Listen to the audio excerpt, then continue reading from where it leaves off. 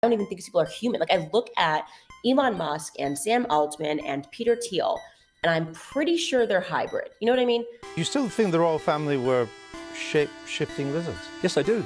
The government is essentially run by these evil demons who are trying to depopulate America and ruin people. Don't mention the reptiles. I am floored. Are you floored? Because this is just goofy. Truth. What is it? Is truth given to us by scientists, or from the words of a book some Roman priests hastily glued together from a bunch of different guys from West Asia 2,000 years ago? Or is truth what you get when you take a bunch of facts, proven by decades or even centuries of science, sociology, and history, stack it all together, and then, rather than coming to conclusions based on that big stack of knowledge, you just ignore the actual facts that the data led you to and write something like, I don't know, hybrids on it in big letters? The next person that we should worship, the establishment of Hollywood. It was all cults. They were all Aleister Crowley proteges who were just kids and summoning demons, and demons are real. If that is indeed truth to you, dear viewer, you might be one Candace Owens, the former Daily Wire host, who got away with saying some of those batshit anti-Semitic conspiracy theories for years because she didn't criticize Israel in specific, and then was let go from the Daily Wire, not because of those conspiracy theories, or because she openly praised literally Adolf Hitler, but because she decided it was also prudent for her to start criticizing Israel. You see, the most important thing to know about Candace Owens as a communicator, and the most dangerous thing about her, is that she is there to act as a bodyguard for the actual people causing all the world's problems. She will change her narrative when society seems to be going a certain way, as long as she never has to blame the real people who are making the planet worse for everyone. Namely, capitalists and the system, capitalism, that upholds their power. Candace Owens is there to spot people who are outraged at the state of the world and say just enough to entice them towards the far right instead. Recently, she's been doing very well on social media for being one of the few voices on the right that will openly criticize Israel's horrific actions over the last 2 years. People who might not be on the right, but are rightly outraged about what is happening, watch her for a bit, and some stick around. Those that do will be pulled away from the truth, to a world where capitalism is not at fault, where imperialism is not at fault, but some other vague, unnamed group of people are. Candace Owens, you see, has found the true reason why the world is falling apart. And the people representing this threat are billionaire tech oligarchs like Peter Thiel and Elon Musk. USA! USA! They are, of course, alien lizard shape-shifting monster hybrids. No, I'm not joking. Leading people into AI, I have always sensed this demonic because I'm telling you, I don't even think these people are human. Like, I look at Elon Musk and Sam Altman and Peter Thiel, and I'm pretty sure they're hybrid. You know what I mean? Like, they just look like an Apple software that I should be able to download at night, you know? Like, my phone's getting an update or something. It's something in the eyes. Like, I don't know. I'm like, I don't know I'm human, but I don't know if if you bleed, you know? I'm not gonna but I don't know if they bleed all the way. I think a battery would fall out, you know what I mean? And I just get that sense. I've always known it was demonic. And people just get on board because, as we talked about in this book, they are using science and this idea of technology and this idea of transforming society for the better to indoctrinate us into accepting this. And it's wrong and it's backwards. And the main component of all of this is psychology, right? They're able to do it because of psychology, making you think that society has gotten better. So we should just accept that Elon Musk is a genius because, like, all the writers who are obviously indoctrinated into the occult are telling us that this is the next person that we should worship. The establishment of Hollywood. It was all cults. They were all Aleister Crowley proteges who were just kids and summoning demons, and demons are real. So at the same time that they're summoning demons, they are making us all believe that faith is not real. And it allows them to further tether us to their reality and to their God, which is money. Same thing. I look at Sam Altman, I'm like, look, I don't know, but I know. It's not a droid, obviously. I am floored. Are you floored? Because this is just goofy. On the October 25th episode of her podcast, former Daily Wire heavyweight and current terrifyingly popular far-right grifter Candace Owens made the claim that Elon Musk, Tesla CEO and Hitler salute giver Sam Altman, CEO of OpenAI and that app that's just TikTok for AI slop, and PayPal founder and man who refused to deny that he was the Antichrist, Peter Thiel, that they are all hybrids. Not fully human, with nothing behind the eyes and a dark demonic presence. Now, while I also think these people are demonic and dead behind the eyes, it's for very different reasons than those given by Candace Owens. They're billionaires whose entire lives revolve around making millions suffer and die so they can buy a third private jet. They're not hybrids, they're humans, unfortunately for us all. And we have to come to terms with the fact there are a class of people whose entire purpose on this earth is to grind the working class into a fine paste through endless labour on pitiful wages, while everything they need to live gets more and more expensive, driving them more into destitution. Life would be much easier if they were alien hybrids. At least then opposition to them would be easy to articulate to those who refuse to understand the fundamentals of socialism. But that's the point, isn't it? It's easy. Class consciousness is real, but it's hard to understand for those who've grown up our whole lives without it sometimes. And the knowledge of it is a true threat to the rich and the powerful, and therefore it is dissuaded. The alien hybrid conspiracy theory is easy, and it doesn't hurt the rich and powerful. In fact, it throws those who are their class enemies off their scent. Now, this claim itself, that the world is run by lizard people, will be familiar for those of you who are, like me, a bit obsessed with the conspiracy theory grift sphere and how close-knit it is with the modern far right, including the Trump regime currently in power in the most powerful country on the planet and the global hegemon. In fact, it has its origins in England, both in its current form and as a conspiracy theory about hybrids trying to bring about a new world order, and in its secret original form, hundreds of years ago, as a horrifyingly evil anti-Semitic conspiracy theory used to justify the exile of an entire people from the island of Great Britain. So, if you want to hear about all that terrifying shit, then stick around! I'm your host, for whatever the fuck this is, Bridget Empire, science and culture correspondent for the Daily Telegraph, the only newspaper in Britain that predates that particular dark chapter in British history, which we only survived through because back then the whole newspaper was written in vellum. So by the time we'd gone and hunted the deer, skinned the deer, made the skin into vellum, written on it, dried the ink, got the marginalia of the little penis men painted on, and bound it, the whole affair was frankly over. We should have done more. We are here to take accountability, and personally I blame Dan. And I blame me for this particular anecdote. There's someone I know that is a big fan of Candace Owens. This person was a Trump fan in Croatia, which is, well, the vibes are off. Let's say the vibes are off. And trying to make that make sense is interesting. Nevertheless, this person was a Trump fan until his second term started, and it was clear he was the bastard everyone else already knew he would be. He didn't stop the invasion of Ukraine, and he actively exacerbated the horrors in Gaza. Speaking of which, as well as being a big Trump guy, despite basically living in a part of the world that has socialism to thank for most of what works there, he was also a big Charlie Kirk fan. When we talked, he would raise talking points I recognised as coming from Charlie Kirk. He proudly used to watch Charlie Kirk and absorbed American culture war issues as if they were relevant to his own life, despite them being entirely irrelevant and only making sense in the context of the United States. But I say he was a fan of Charlie Kirk because, once images and video of Gaza from the past 2 years started to come out, and he noticed how gung-ho Charlie Kirk was for defending the inhumanity so apparent to us all, he became disillusioned with Kirk, and he moved on to Candace Owens. Now, I'd heard this, I knew how he felt about this, and when I saw him after Charlie Kirk's passing, being transgender, I braced for him to have a newfound sense of anger towards me, since the right-wing media, the Trump administration, and many far-right influencers were working overtime to try and pin Charlie Kirk's death on the trans community, despite us not being involved at all. The only alleged trans person even tangentially related was the perpetrator's roommate, and they fully cooperated with the police. And I'm sorry, you lose your trans card for cooperating with the police.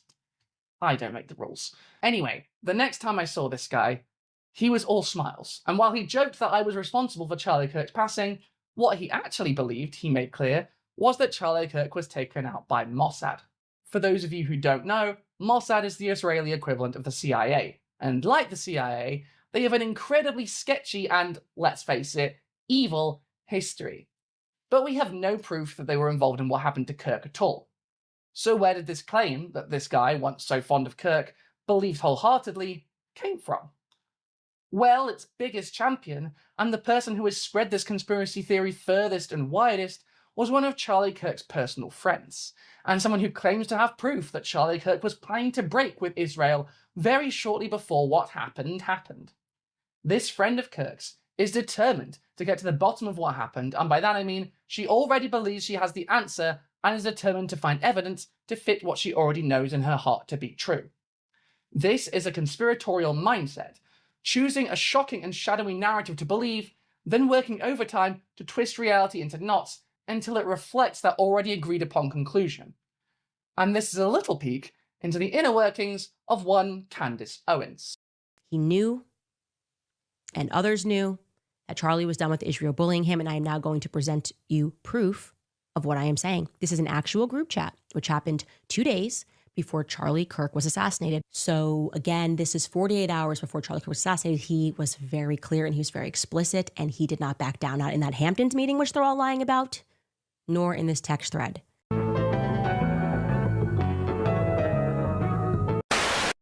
For those of you blessedly unfamiliar with the subject of this video, Candace Owens is a far-right political commentator, conspiracy theorist, and whack-job transvestigator. In part, that's why they're coming after me. It's like the process is supposed to be the battle that I have.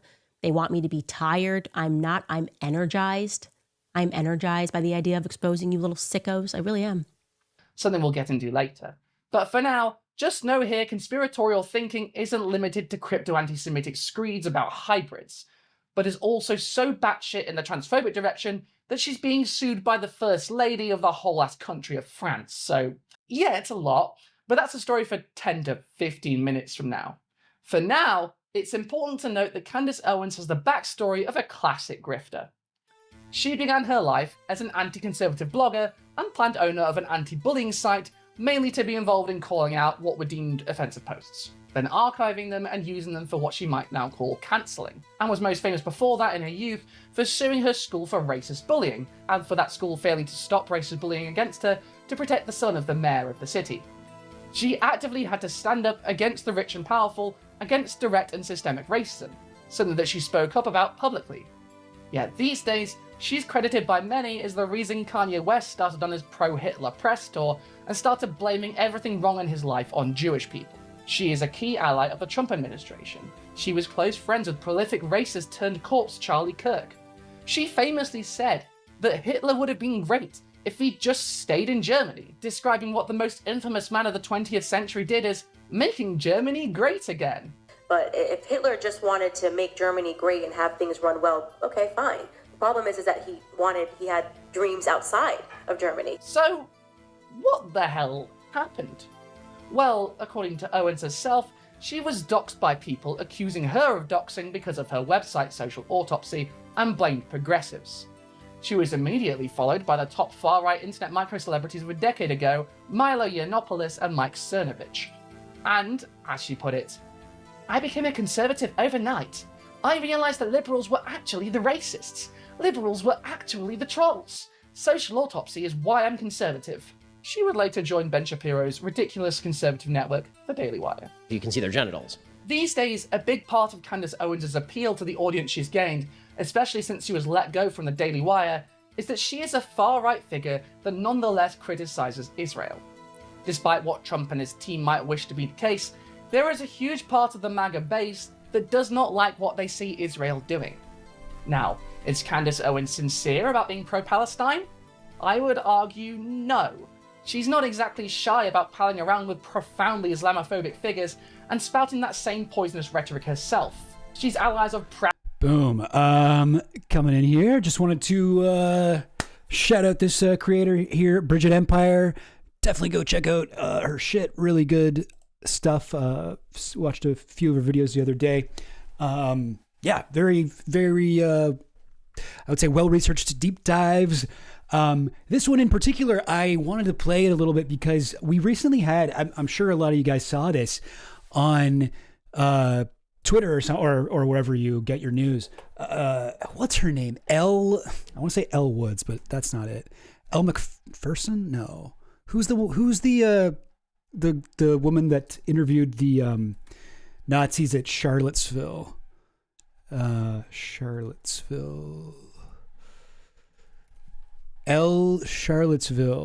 Reeve. She said she used to be at Vice. Now she's at CNN, laughing at the Skeletino. Me about scat artists. Definitely go check out their shit. It's like really sexual and hot. Sorry, kind of ruined the vibe here, but no. Elle Reeve. She recently did an interview with Candace Owens where she was like, "Oh, I'm going to like call her out on her like anti-Semitism," which good thing to do. And she did it in a really, I would say, unfortunate way where she was trying to get Candace Owens on like the Zog stuff, or like Zionist occupied government, ZOG. And like, man, I just think it was an unfortunate line of attack because, God, if there's anything that these guys can really like the problem with the reason why anti-Semitism actually is like massive right now, with like the rise of guys like Fuentes and shit like that. It's not because these guys are like geniuses at promoting themselves all of a sudden.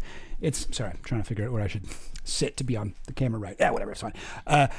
It's there's Israel's doing a genocide, and like, you know, the fucking Israeli state has done more to grow fucking anti-Semitism than any like single Nazi or even all Nazis combined, really. It's having a moment right now. And there are definitely some ways to go after people like Candace Owens, like Bridget Empire does in this video. But going after, like saying like, oh, you're using Zog, which is a Nazi dog whistle. And it is. Like Zog is people who say Zog, I think, you know, you got to look at them with suspicion. But also, that's not really a good argument because, you know, I'm not going to go so far as to say that Zionists have occupied the government, which implies that Israel is the one that controls the U.S. and that they are the one who saw this opening in the U.S. and were like, we got to get a bunch of politicians elected so that we can take over the world. Like, you know, that is not what Israel did. That's more of an Opus Dei thing. No, this is not a DraftKings shirt. This is from Queen's University, my girlfriend's alma mater. But I like it because it says, it looks like I'm like a QAnon guy. Yeah, Canadians say Zed too. Yeah, we do. Zed. There's a lot of Canadian things where we're like, Canada from A to Z. And it's like A, like EH. And it's like, yeah, Canadian. Anyway, sorry. I'm trying to make my long meandering point here about Candace Owens. But yeah, like it was an unfortunate way. You know, maybe I'll just friggin' find it. Elle Reeve, Candace Owens. Hopefully I can find the frickin' clip that I'm talking about here. Charlie Kirk debates. Maybe this one. Oh. Okay. I imagine this is going to be the part. No, it's about Charlie Kirk's death. Dang it. Not what I wanted. Oh man. Okay. Zog. So I type in Zog. No. This is a pretty, annoying moment for me because I know exactly what I'm looking for. I just can't find it easily. I wasn't planning to get into this, but anyway, I'm sure a lot of you guys saw. No, I should find it. Sorry, guys. Sorry. Let me look it up on Twitter. Elle Reeve. I bet I can find it. People have been posting this one clip quite a bit. Elrive.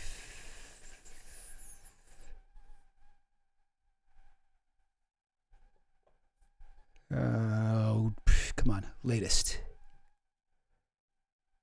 The Quartering. I think this is it. Charlie Kirk was... Oh, still Charlie Kirk. Oh, wow. Yeah. Oh, wait, here it is.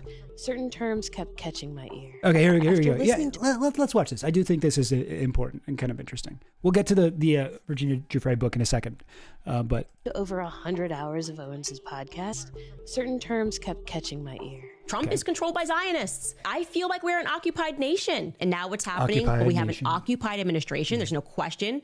Trump is occupied by Zionists. Okay. He's completely impotent. He's completely powerless. He cannot say anything that goes against Israel or Bibi Netanyahu. He's letting them do whatever they want.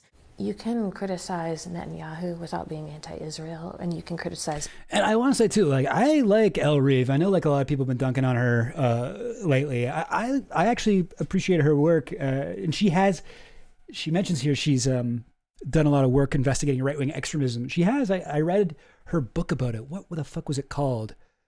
I forget. Something about white supremacy in, like, on the internet, in the internet age. She did a lot of research into... incel movement, 4chan, 8chan kind of shit. And I do think she's a smart person, but I just think this was a unfortunate and like ill-conceived strategic mistake to go after Candace Owens for this thing. Israel without being anti-Semitic. But yeah, you can criticize Israel without being anti-Semitic. True. Some of the themes, talking points, concepts you've used in your criticism of Israel, I'm very familiar with from covering white nationalists for 10 years. It's very unsettling for me to hear things like you saying our government is occupied by Zionists, Trump is occupied by Zionists, we're an occupied nation. Because like, there's literally a term that's like an 80s, 90s term from white nationalism, ZOG, Zionist occupied government. It's their idea that Jews control the world. And yes, like I get what she's saying. Like she is right. This is definitely something that Candace picked up from like white supremacists, white nationalists, whatever you want to call them, from Nazis, from neo-Nazis. And it's just the reason why it's such an effective tool for them is to say fucking Zionist occupied government in a world where like if you go to the fucking Track AIPAC website, you can see all of the US politicians that are receiving money from AIPAC or other, pro-Israeli funding shadow groups. It's like fucking everybody. It's like everyone in the US government is funded by Israel. So it's just like her saying this as the spokesperson for CNN, she comes off so badly here. It's just, anyway. And I'm wondering, like, are you intentionally referencing those kind of themes? Wait, just to slow this down. Are you accusing me of white nationalist rhetoric? Because I do have to have a little bit of a giggle about that first. Well, to me, I'm also like, they'd be no fan of yours. It's silly. But this is one of the things where I feel like it's such a... Oh, it's just so easy for her to respond to this. It's so easy for her to respond. She's just like, you're accusing me of white nationalist. There's so many fucking areas for her to respond to this. And just like giving her this question, I'm like shaking my head, She's like, first of all, I'm black, so it's impossible that I could be white supremacist. Second of all, I'm not whatever. Oh, here, let's just... ...a lesson for CNN. This is why nobody watches it anymore. I mean, it's like you're sitting across from a black person. You're like, I've learned about white nationalism, and you're using white nationalist rhetoric. I know them. I've been to their rallies. I've read all their texts. I get it. I know. I'm so glad you're educated. But this is when it's like... And she actually is educated. She does know shit about white supremacists. More than most people. In a book, and anybody will say it. It's like, it's just, at a certain point, you have to use your eyes and go, is Candace Owens promoting white nationalist rhetoric? Okay, immediately. Yes, she absolutely 100% is. Like, don't call her out on the Zog thing, because it takes too long to fucking explain why it's bad. And also, everyone is fucking infuriated at all of the Zionists who are in government. You know, like it's, God, it's just such a missed opportunity to me. Immediately no. So what else could it be? Could it be that actually Zionism is what it actually represents? What does that mean? Like, we're literally Zionism is occupied? a political philosophy. Okay? Zionist-occupied government. If you look into the history, yes, I believe we are a Zionist-occupied government, and we're not the only one, okay? Yes, and I take it to the bank. If you need to walk out of here and... Take it to the Zionist-occupied bank, Candace Owens. But, yeah, it's just like, oh, God, you didn't have to... You didn't have to say that something that Candace Owens is, at least on the surface, one of the few things that she's correct about is a sign that she's a Nazi. Again, to be clear, I don't like. I think the problem for me with Zionist occupied government is the word occupied, because to me that has a certain implication. But there are Zionists in the government, of course. And the U.S. support of Israel comes from how useful Israel is geopolitically for American corporate interests and American, hegemony. But Nazis will use this sort of like this term to pill people. And I can't help but think that this attempted like gotcha moment on Candace just made it more, just made more people become fans of Candace Owens, because, oh, God, she looks so good here. Say Candace Owens is a white nationalist for you to be able to digest it, then that's fine. You have to deal with that in your own time. But what I will say... Blind Pringles, it seems like she assumed Candace is accidentally being anti-Semitic and just needs to be educated. Yeah, which is, like, she's like, do you know that you're saying that? You're repeating that, like, natural... Blah, blah. And it's just like, oh, my God. Like, but, I mean, yeah...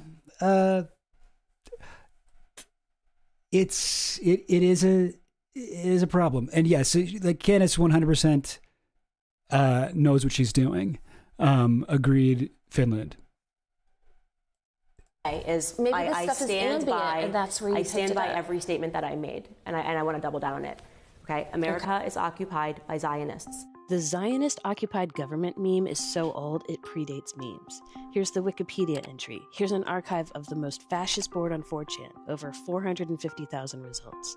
Here are the results from the old-school white nationalist message board Stormfront.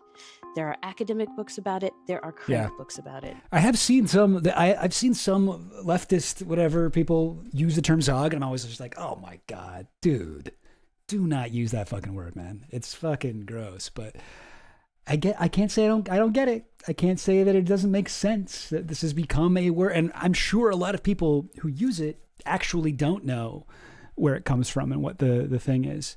It was mentioned in a congressional hearing in the 90s. Did they define what they meant by Zionist-occupied government? The government of the United States of America. Occupied by whom? The Jewish community. Yeah, anyway, it's unfortunate. It's unfortunate because you don't need to go to Zog to say that Candace Owens is anti-Semitic. Talk about her defending Hitler. Talk about her fucking cozying up to Nick Fuentes. Talk about the shit she's saying about the fucking Brigitte Macron being a trans demon, like member of the Illuminati. Like Candace Owens is like, she's hit upon something really lucrative, which is to be like fucking David Icke for women. She's like combining the Women's Network with fucking InfoWars, and it's a lucrative fucking grift for her. And she's also like a lunatic. She's crazy. She's kind of going down the InfoWars path, saying shit that is just like, what the fuck? It's so crazy. Like, people might be watching and be like, well, why would she say this if it wasn't true? But the whole thing where she's like, the Macron stuff, I mean, you gotta check that out. What is it? Let's see. The Macron's legal bid to prove the French First Lady was not born a man. Ms. Owens propagated unsubstantiated claims the First Lady was born male and used to go by the name Jean-Michel Trogneux, who in reality is Ms. Macron's older brother. Oh, but it's even weirder than that.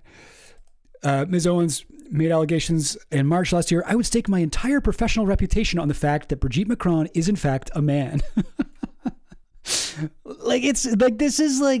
is out there stuff. This is not just, neo-Nazi shit. This is not even fucking like Turning Point shit. This is fully pilled, fully like tinfoil hat. We are through the looking glass, people. And it is weirder than even this article is making it seem. Very crazy shit. Oh, you read a book about the 5% movement by the one white 5%er? I kind of like the 5%ers. I'd like to know more about them. They seem kind of cool. Is that weird? I think they seem interesting, and I think it would help me understand 90s hip hop references better. All right, guys. Okay. So, I think that's enough about Candace Owens, a story that I did not prepare for and was not planning to talk about. But I did have some shit all ready for you today. So, if you guys are familiar with this stream, if you've watched the stream before, you have heard me talk about the Epstein client list. Actually, that was my first ever stream. I was like, there is no Epstein client list, but like, why don't we try and make one based on what we know? Why don't we try and put together based on what we know, who is likely to be on this client list? Who did Epstein traffic girls to? And that was my first ever stream on, when I started this kind of the Extra Chill Goblin brand, let's call it. And I went through the list and did some stuff. And this book by Virginia Giuffre, who is the most prominent, or I should say, who was the most prominent accuser of Epstein, without whom, I think it was Finland Station mentioned last week, that without, or is Candace Owens one of the celebrities secretly trans kind of people? She's fucking like, she is everything. She believes any conspiracy theory she comes across, or at least she pretends to. I don't know. Who knows what she actually believes? But I believe Finland Station mentioned at one of our recent streams something along the lines of like, if it wasn't for Virginia Giuffre, we wouldn't know like anything about Epstein. Like, she was like the one that came forward and originally was getting interviewed, Daily Mail. She had evidence, she had proof about her claims. She's the one in that famous photo of with her as a 17-year-old girl next to Ghislaine Maxwell with Prince Andrew, the Andrew formerly known as Prince Andrew, with his arm around her waist. That's Virginia Giuffre.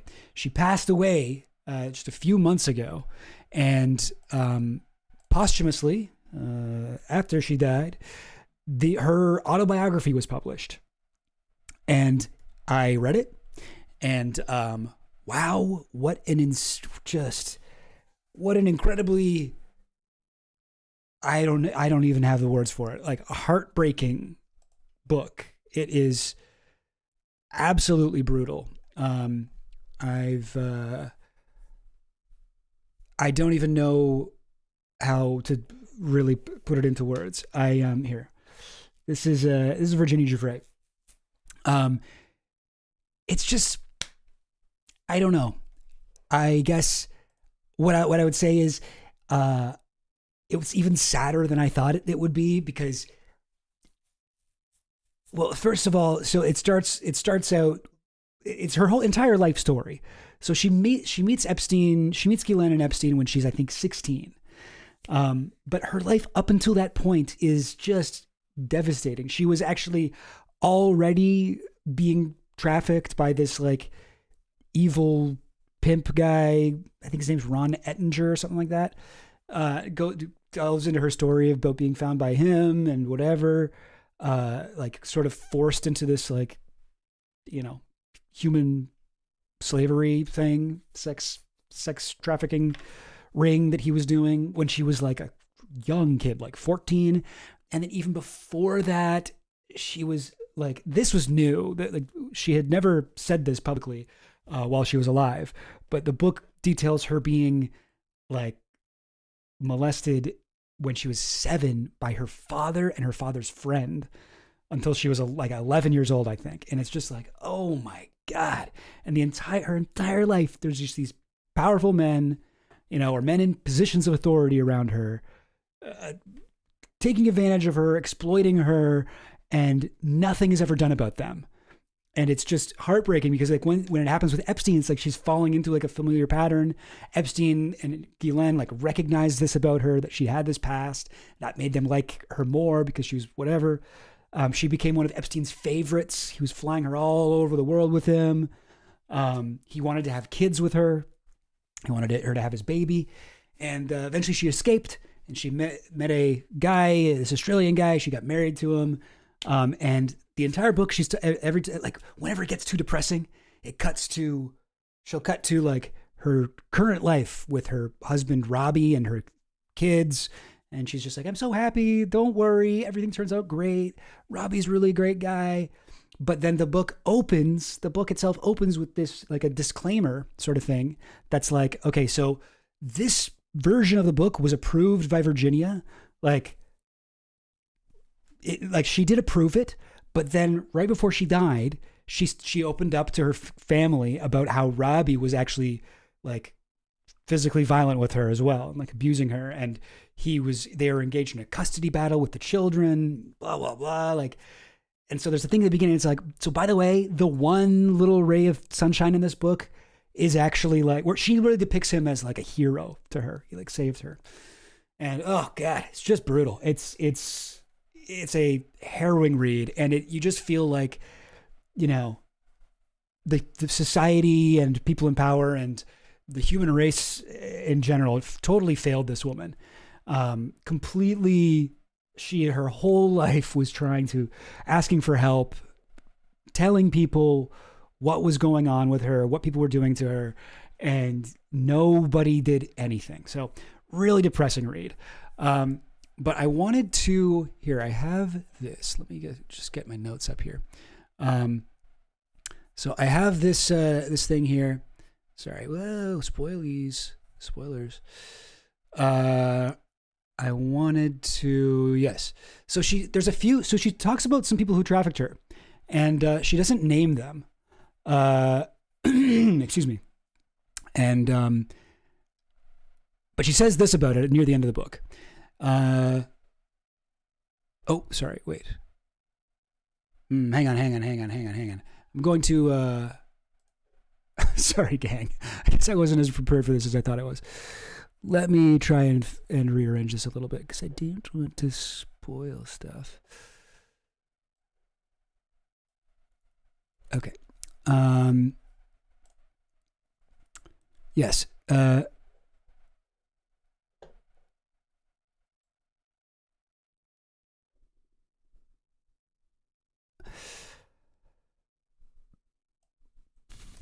Okay, just doing a quick little editing.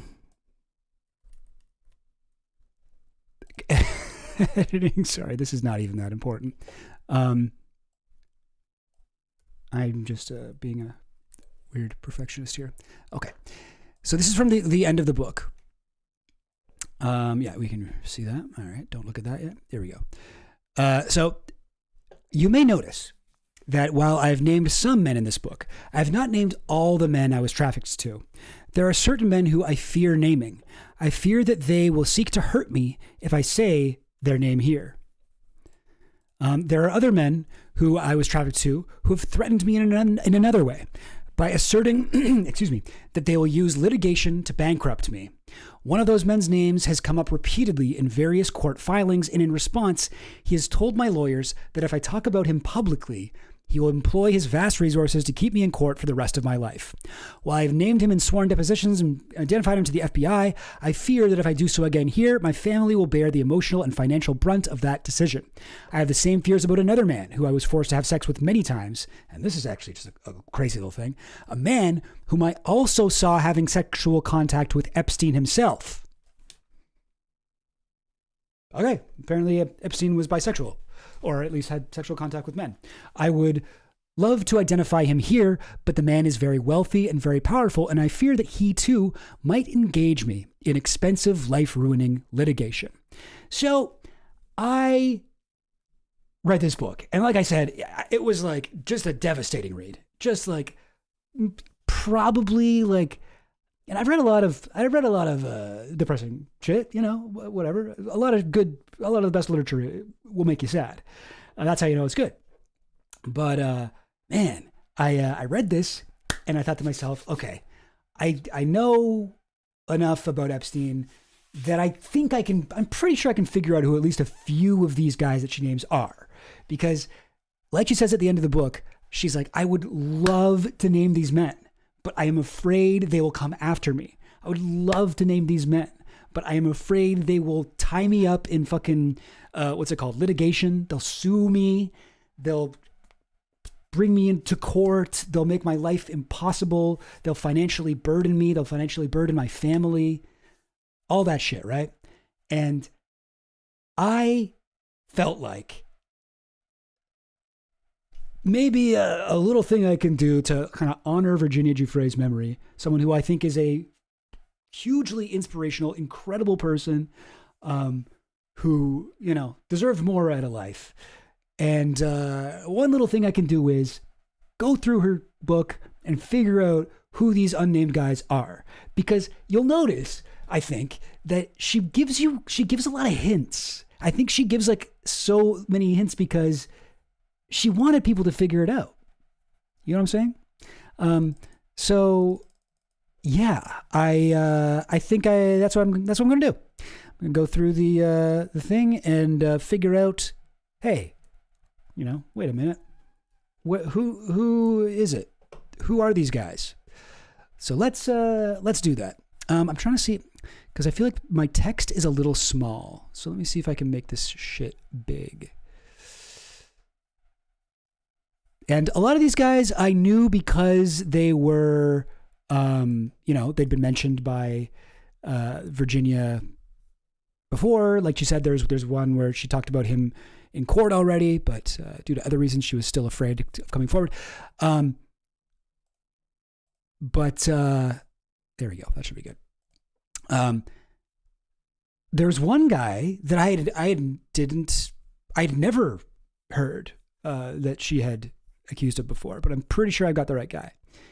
So here we go. All right. Boom. Okay. There's some other things, you know, maybe I'll read some of this too before we get to the trying to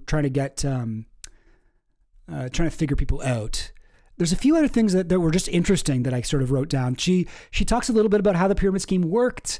They would go to the nightclub and tell her to pick up girls. So Epstein's sort of empire has been described as a pyramid scheme of abuse, where he would get these girls and then he would get them to get him other girls, and then get those girls to get him other girls. That's how he was able to successfully, you know, molest thousands of girls, of young girls. So I had already been told his criteria: recruits were preferably white with wholesome girl next door looks that made them appear between 12 and 17 years old. No piercings, no tattoos, and definitely no call girls. But his key requirement, other than looks, was vulnerability. Recruits had to be enough on the edge, as Epstein and Maxwell put it, that they would submit to sex in exchange for money. The script that I would soon be using myself with shameful regularity. So she'd go up to a girl, she'd see a girl that fit that description. She'd say, I work for a billionaire who has a taste for beautiful young girls. He has contacts in the acting, modeling, art worlds, and he'd love to help you make your dreams come true. Come meet him. And it's just like, I don't know, I feel like I keep hearing about all this stuff and I'm always kind of like, oh, is it people are like, you know, you often hear these girls say stuff like, oh, Guylaine was so good at like talking girls into this. And I was just like, wow, like you have to be like pretty like charming to be able to recruit all these young women. But no, it's just about money. This is just about the power imbalance between people who have money, where it's just like, hey, you're like starving or struggling or, you know, in a bad situation, you know, as they said, recruits had to be on the edge, you know, to be like, they desperately needed money. And they would go up. I work for a billionaire who has a taste for beautiful young girls. He has contacts in the acting, modeling, art worlds. Love to help you make your dreams come true. And it's just like, oh yeah, of course that would work. Of course that would work. Money makes the world go around. And there were a few things she mentioned about blackmail, Giuffre. I'll just read this. Once Maxwell and Epstein had started trafficking me to strange men, I often wondered what they stood to gain. One theory is that they trafficked girls to some of their powerful acquaintances in the hope of being owed future favors. My impression of many of these men is that they didn't know how to pursue women. Awkward and socially immature, it was as if their big brains were missing the ability to interact with other people. By giving them obedient girls, Epstein eliminated their need to persuade or entice potential sexual partners, and they were grateful for it. Another theory, which is supported by the fact that Epstein's houses were all outfitted with video cameras in every room, is that he wanted to record men in compromising positions in order to blackmail them later. I don't know if that's true, but I do know that Epstein kept a huge library of videotapes that had been recorded inside his houses. In the Manhattan townhouse, Epstein himself showed me the room in which he monitored and recorded the camera feeds. He suggested to me that those videotapes he so meticulously collected in the bedrooms and bathrooms of his various houses gave him power over others. He explicitly talked about using me and what I'd been forced to do with certain men as a form of blackmail, so these men would owe him favors. Could it be that someone who feared exposure by Epstein had found a way to exterminate him? I know that the official findings, including an Inspector General's report issued in June 2023, say this is impossible, but I will never be entirely convinced. Interesting. So Virginia was one of the people who did not think that Epstein killed himself. Okay, here we go. So this is the story. This is how Virginia writes about her first, what's it called? The first man she was trafficked to. And this is how she describes it. My need to feel nothing only grew stronger when Epstein and Maxwell began lending me out to their friends. My need to feel nothing, meaning like she's traumatized. She's in an ongoing situation of abuse. She's trapped in. She has nowhere else to go, and she wanted to feel nothing. She becomes addicted to Xanax and all kinds of drugs. As a lot of victims of this type of abuse are. And that's what she means by my need to feel nothing. So the first time, Epstein made it sound as if he were launching me on an exciting new phase of my massage training.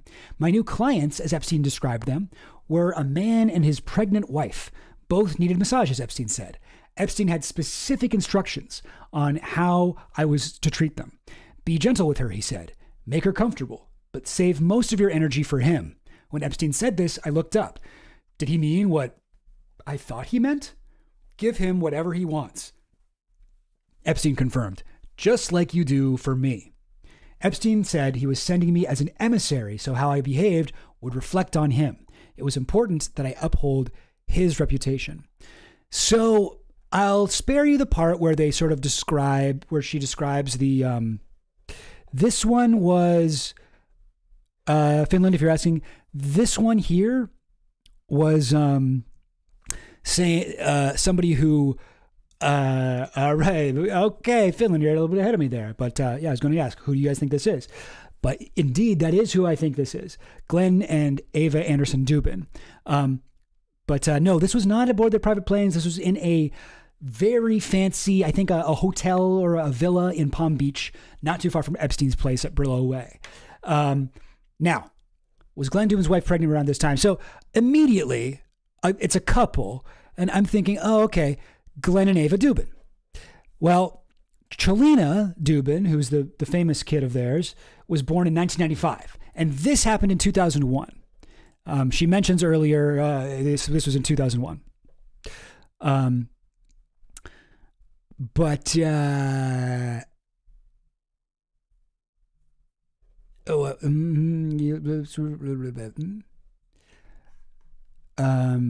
Wait, why would it disappear?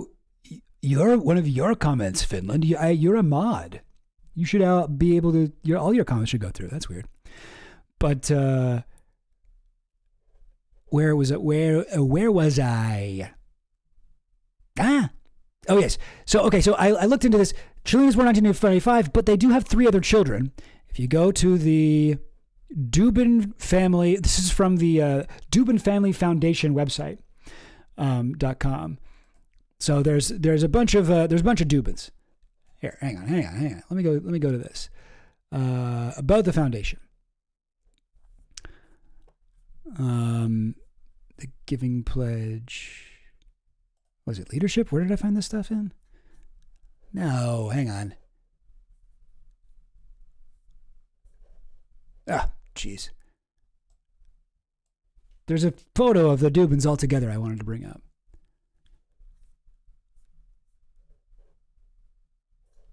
About the foundation. What is it? I feel like this is different than it was 1 minute ago. Okay, well, here we go. So here's the Dubin family. There's Ava Anderson Dubin, Epstein's former girlfriend in the middle there.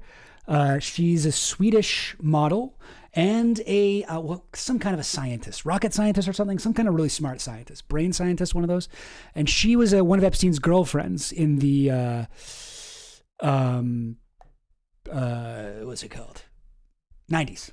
And in 95, she married another one of Epstein's friends, Glenn Dubin, a hedge fund billionaire, Glenn Dubin. And they have 3 kids together. These are their 3 kids. This is Chelina Dubin. This was the girl that Epstein said was his favorite person in the world. She called him Uncle Jeff. He wanted to marry her near the end of his life. He was like, what if I marry Chelina? Then I can give her all of my money in my will. This is Chelina Dubin. So I've just learned about their other 2 kids, Maya Dubin over here on the left, and this guy over on the other side. What's his name? Oh, he's another one of the Dubins. And let's take a look at who is that. So here we go. The Dubin Family Foundation. We've got Glenn, Ava, MD. Okay, Chelina Dubin, MD. Jordan Dubin. All right. Now, I don't have a birth year, but remember, this is supposed to take place in 2001. Jordan Dubin. Here's the guy. Look at this guy. Looks like a businessman. Looks like he knows what he's doing. Looks like he knows a lot about business. Jordan Dubin. Jordan graduated from Harvard Business School in 2025. Okay, he graduated from, that's grad school, 2025, so, all right. Before returning to Cambridge for his graduate studies, Jordan was a private equity associate at L. Catterton and previously held a similar role at Garnett Station Partners. He began his career as an investment banking analyst in both the healthcare and financial sponsors groups at Goldman Sachs. Jordan is the co-founder of Guild Garage Group, a repair and maintenance platform that serves as a preferred partner for business owners in the garage door industry. All right. He graduated in 2019 with a Bachelor of Arts in Sociology from Harvard College, where he was a wide receiver on the Harvard football team and a member of the Financial Analysts Club. Okay, so he graduated from Harvard in 2019. Oh, so now I'm thinking, I guess this isn't him. Okay. You know what? I should have read this more closely, because my theory was that he was born in 2001. But it looks like if he graduated from Harvard in 2019, he would only be 18 years old, so he couldn't be graduating from Harvard then, right? Okay. All right, maybe not him. But then down here, I just thought this was funny. In 2004, Jordan, along with his sisters and friends, created Robin Hood Lemonade, an initiative that encourages young people to raise funds for Robin Hood by hosting lemonade stands, across the New York City tri-state area. 2 decades later, Lemonade is still going strong, raising over $1.5 million to help elevate low-income New Yorkers from poverty. Anyway, I just thought that was funny. But so Robin Hood is one of their philanthropic, one of Glenn Dubin's philanthropy organizations. And I just thought, when I thought he was born in 2001, I was like, okay, so he was 3 years old and they're putting this on his resume. They're like, and another cool thing he did when he was 3 is he helped create a Robin Hood Lemonade. And I looked into it. Robin Hood Lemonade is still a thing.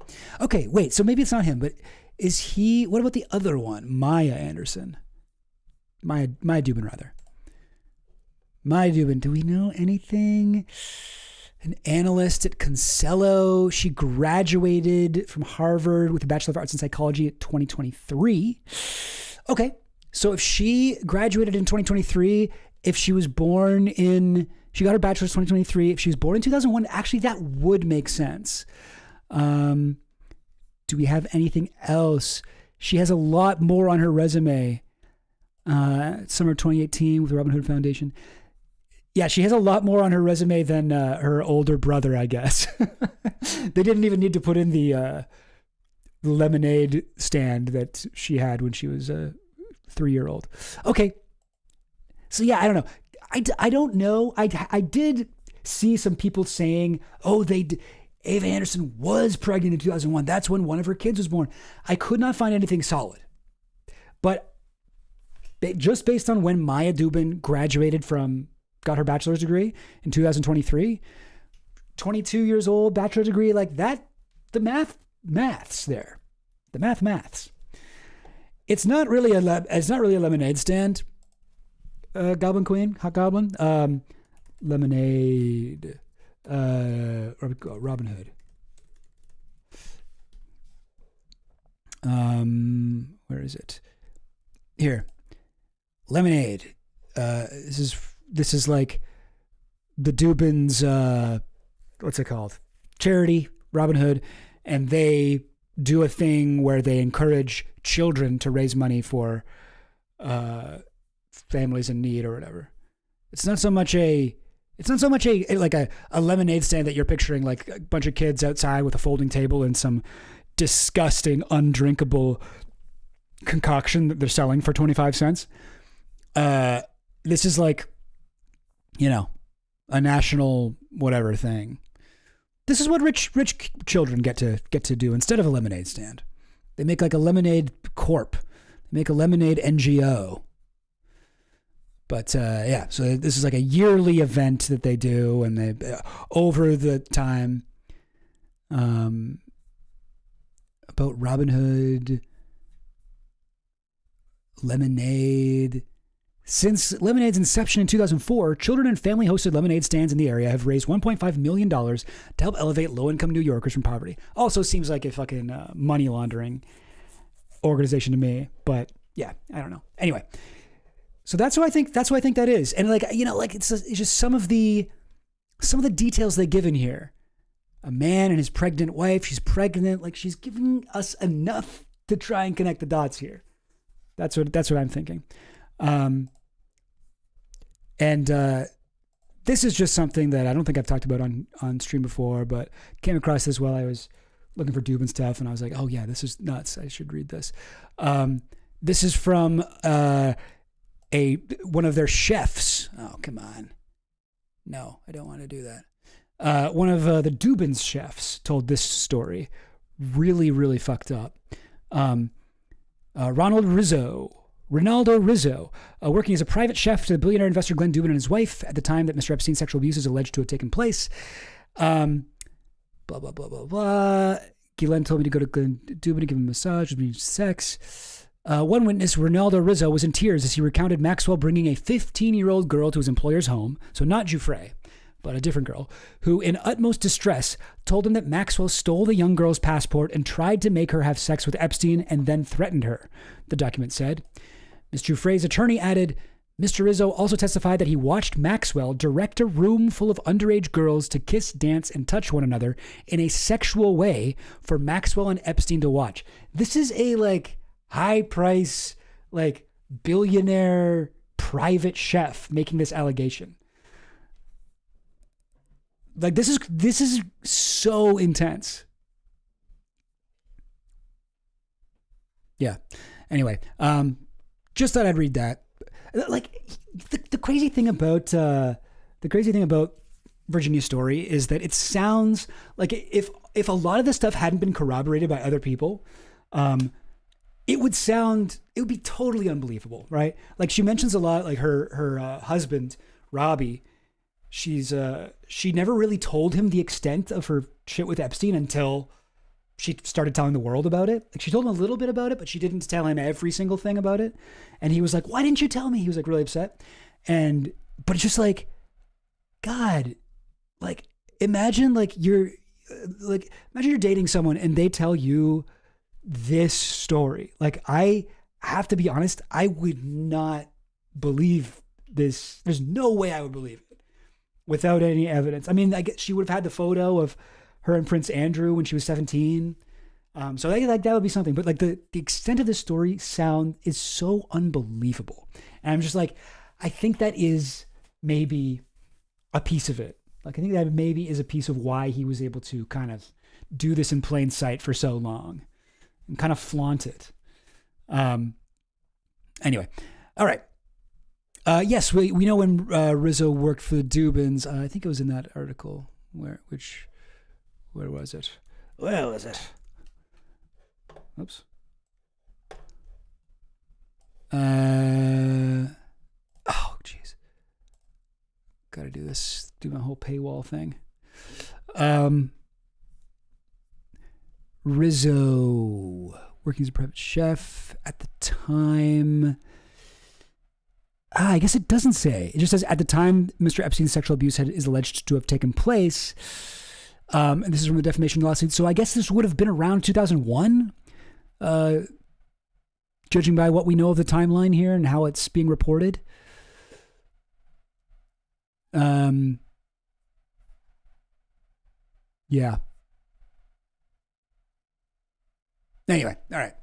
That's a weird little moment there. All right, moving on here. Second person. So this is the one that I actually didn't know about. The second person I was lent out to was a psychology professor whose research Epstein was helping to fund. He was a quirky little man with a balding pate of white hair, and from his nervous affect, it seemed he wasn't used to being with women.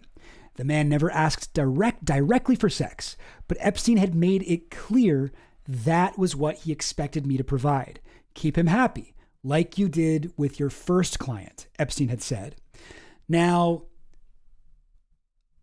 anybody have any guesses on this guy? What do we know about him? Psychology professor. Epstein was funding his research. Balding pate of white hair. Awkward, nervous, wasn't used to being with women. Yeah, that's our little checklist here. And if you don't know, I don't blame you. But here's a little clip I got from the Harvard Crimson about a guy named Stephen Kosslyn. Kosslin's research received $200,000 from Epstein between 1998 and 2002. And Kosslyn was a psychology professor. He was actually the head of the psychology department at Harvard in 2005. But this would have been, 2001 around. Pinker, that's so interesting. That's so interesting you say that. Yeah. So this is the thing. I think this is going to make sense in a second. Yes, no, Pinker isn't balding. Pinker's got all his hair. Pinker's got too much hair, if anything. So, and then I looked up. So this new book is there's a lot of new stuff in it, but a lot of it is sort of repeated from, not all of it, but a lot of it is repeated from this manuscript for an unpublished book she wrote called The Billionaire Playboys Club. I think that was what it was called. And I looked up the story in that book to compare and check it out. Oh, by the way, here, I'll show you. I got to show you a picture of this guy, right? Stephen Kosslyn. So this is the guy. A balding, how'd you describe it? A balding pate of white hair. Is this him? And now I want to also, here, I'll copy and paste this into the thing here. Stephen Kosslyn. Now, similar passage in Billionaire Playboys Club. So this might be what you're thinking of, to the Finland. 2 weeks later, as if Giuffre was trying to lighten my spirits, he told me I would be going to his island to meet a new client. He is a Harvard professor named Stephen, redacted last name. I would be spending 2 days with him, showing him around the island, dining with him, and treating him to a massage whenever he wanted.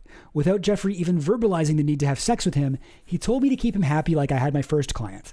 I packed my suitcase with island apparel, kissed TJ, that's her boyfriend, goodbye, who had at least offered me a warm embrace upon the news of my miscarriage, but none other than that, knowing it wasn't his. Okay, that's another part of the story. Don't have time to get into. Stephen was a quirky little man with white hair and a mad scientist look about him. We arrived separately, and I greeted him when one of the housekeepers picked him up from the airport and arrived by boat instead of helicopter as Jeffrey. So in the original one, we have his first name. Last name was in the original one, but it was redacted because we only got this through a court filing. Now, I think maybe what Finland was talking about when you were guessing Pinker was this, because I remember reading this years ago and being like, that's got to be Steven Pinker. He's got mad scientist hair with white hair and a mad scientist look about him. Because if you don't know Steven Pinker, this is Steven Pinker. White hair and mad scientist look, like everyone thought of him. But I will point out, the spelling of Steven is different. This is Steven with a V. This is Steven with a PH, Steven Coslin. So this is Steven with a PH. And yeah, I mean, like, he looks like he just got freshly groomed for this photo shoot next to his best friend in the world, a model of a brain. I can imagine that, like, a lot of times this guy's hair is kind of crazy and mad scientisty. You know what I'm saying? The beard is kind of mad scientisty, if we're being honest. Odd way to shave a beard. Anyway, so yeah, I always assumed that was Steven Pinker. My apologies to Steven Pinker. I don't feel too bad for him. He did help Epstein out a lot. He did help Epstein out during his trial, specifically. There was a little thing he was tangentially involved with. But yeah, no, so this is a psychology professor. And also another thing, found this article, from another university that Coslin taught at. I think Coslin was a founding member of this university, which doesn't seem to exist anymore. I don't know. This is from Minerva Quest or whatever. I don't really know. I don't really know what Minerva is.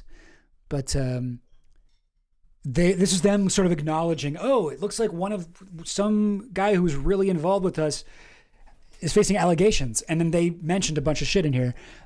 Former Harvard psychology professor Stephen Coslin received individual funds from Epstein, named him a visiting fellow at the university. Oh, yes, I forgot to mention. Or maybe I did mention this. Oh, yes, I did mention it. So he got $200,000 from Epstein during the exact time that Virginia says he became her second man that she was trafficked to. Although Coslin is no longer working at Minerva, the revelation of his blah, blah, blah. So they say Coslin mentioned that he'd been funded by Epstein and that Epstein was a key influence on at least one of Coslin's psychology papers. Really? That's embarrassing. In 2005, Coslin named Epstein a visiting fellow in the Harvard psychology department, which is weird because in order to be a fellow, you have to be like another professor, which Epstein was not. Epstein was a high school dropout. Epstein has neither the doctorate degree nor academic experience with psychology required to apply for that position. So weird that I did that. And visitor logs show Coslin meeting Epstein in prison in 2008. He visited Coslin in prison twice over a weekend in 2008. They spent a total of about 10 hours together in jail. Keep in mind, Epstein was allowed to leave jail like 6 days a week, 10 hours a day. So, yeah. So this is, Reddington. The real important people, probably not in the book, is probably heavily edited. Well, like, keep in mind, like, she does name some people, notably Prince Andrew. She details 3 meetings with Prince Andrew, 3 separate times she was sexually assaulted by Prince Andrew using his name. And coincidentally, Prince Andrew was stripped of his royal shit like 2 days before this book came out. So that something did come of that. But there are people that she mentions and she talks about and she tells you about them. She even describes them, right? Like she's saying, oh, he balding white hair. You know, she's giving you physical description. I feel like she's giving you enough that you can track them down like this. All right, moving on here. This is just more about the people that she was trafficked to, not really specifically naming someone, but the same level as degree holding, or Epstein thought of himself as the same level as degree holding innovators and theoreticians, and because he funded many of their research projects and flew them around on his jets, he was largely welcomed into their fold. Then Epstein offered some of them a bonus: sex with one of us girls. In the coming months, I would be told to service many men whom I'd later learn were illustrious in their fields. On any given night, Epstein would tell me to wait in the massage room until one of these strangers entered, clearly expecting sex. Scientists weren't the only people Epstein used his vast resources to win access to, which is how I came to be trafficked to a multitude of powerful men. Among them were a gubernatorial candidate who was soon to win election in a western state, and a former U.S. senator. So that has got to be Bill Richardson and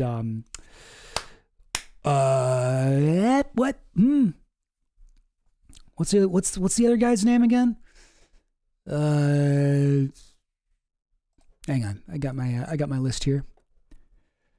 Epstein affiliations. So this is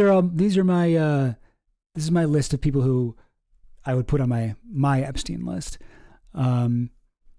We've got Bill Richardson, and who was the other one?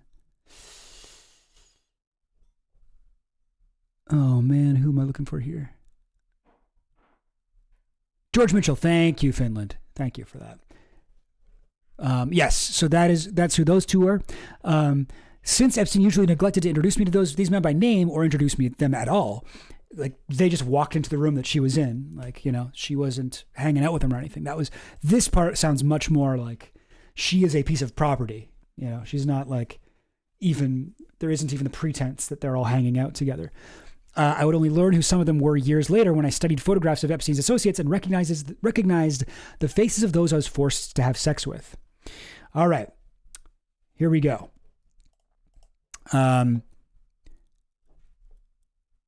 Naomi Campbell's 31st. In May 2001, Epstein, Maxwell, and I flew to the French Riviera to attend the model Naomi Campbell's 31st birthday party, which was being held on a yacht. That night, I wore the same outfit I'd worn when I first met Prince Andrew. The shiny jeans emblazoned with horses, the tight-fitting pink top. So we actually have photos of this from Getty Images. Here's Naomi Campbell. Okay. Good friend of Epstein. A lot of suspicious ties to Epstein. Flew on Lolita Express constantly. In the modeling world, Ford models. Also connected to Epstein. And there is a young 17-year-old Virginia Giuffre. She's actually wearing the exact same. I think I have that photo here too somewhere. Yeah. This photo you've seen of Prince Andrew. We've got, she's wearing the exact same tank top and like colorful pants. Here she is again. This is also at the Naomi Campbell party. There's Epstein next to her. There's Naomi Campbell there. This is another photo here where you can see Guylaine, and you can actually get a better view of her Virginia's pants. She's wearing the same outfit here. This is just slightly after. Yes, they're on a boat in Saint-Tropez in France.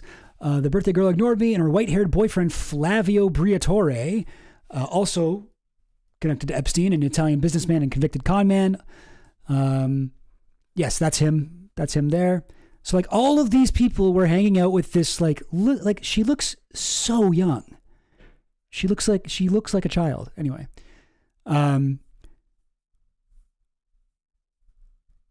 so after this party, oh, by the way, I forgot to mention, the first guy that we're guessing is Glenn Dubin. She calls him billionaire number one.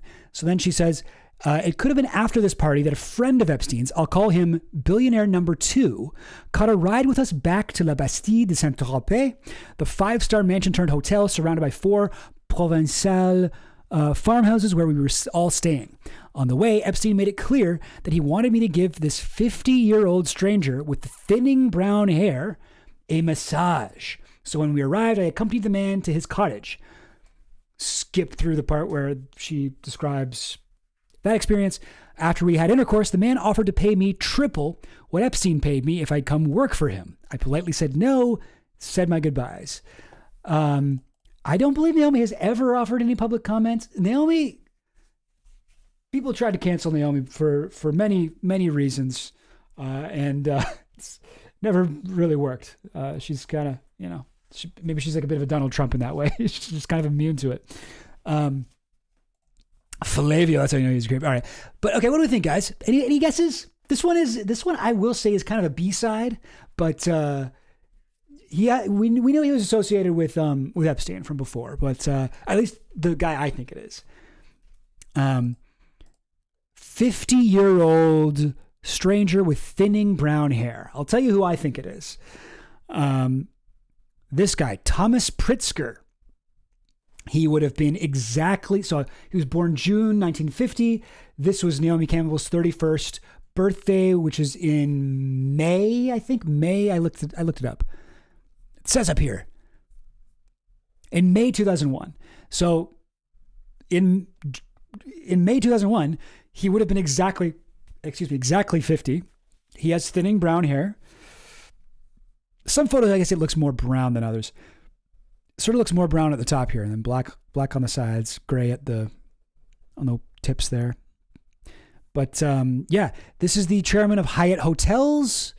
He was also accused by Giuffre before in this deposition. I looked up the part here where he sexually trafficked to anybody else on the list.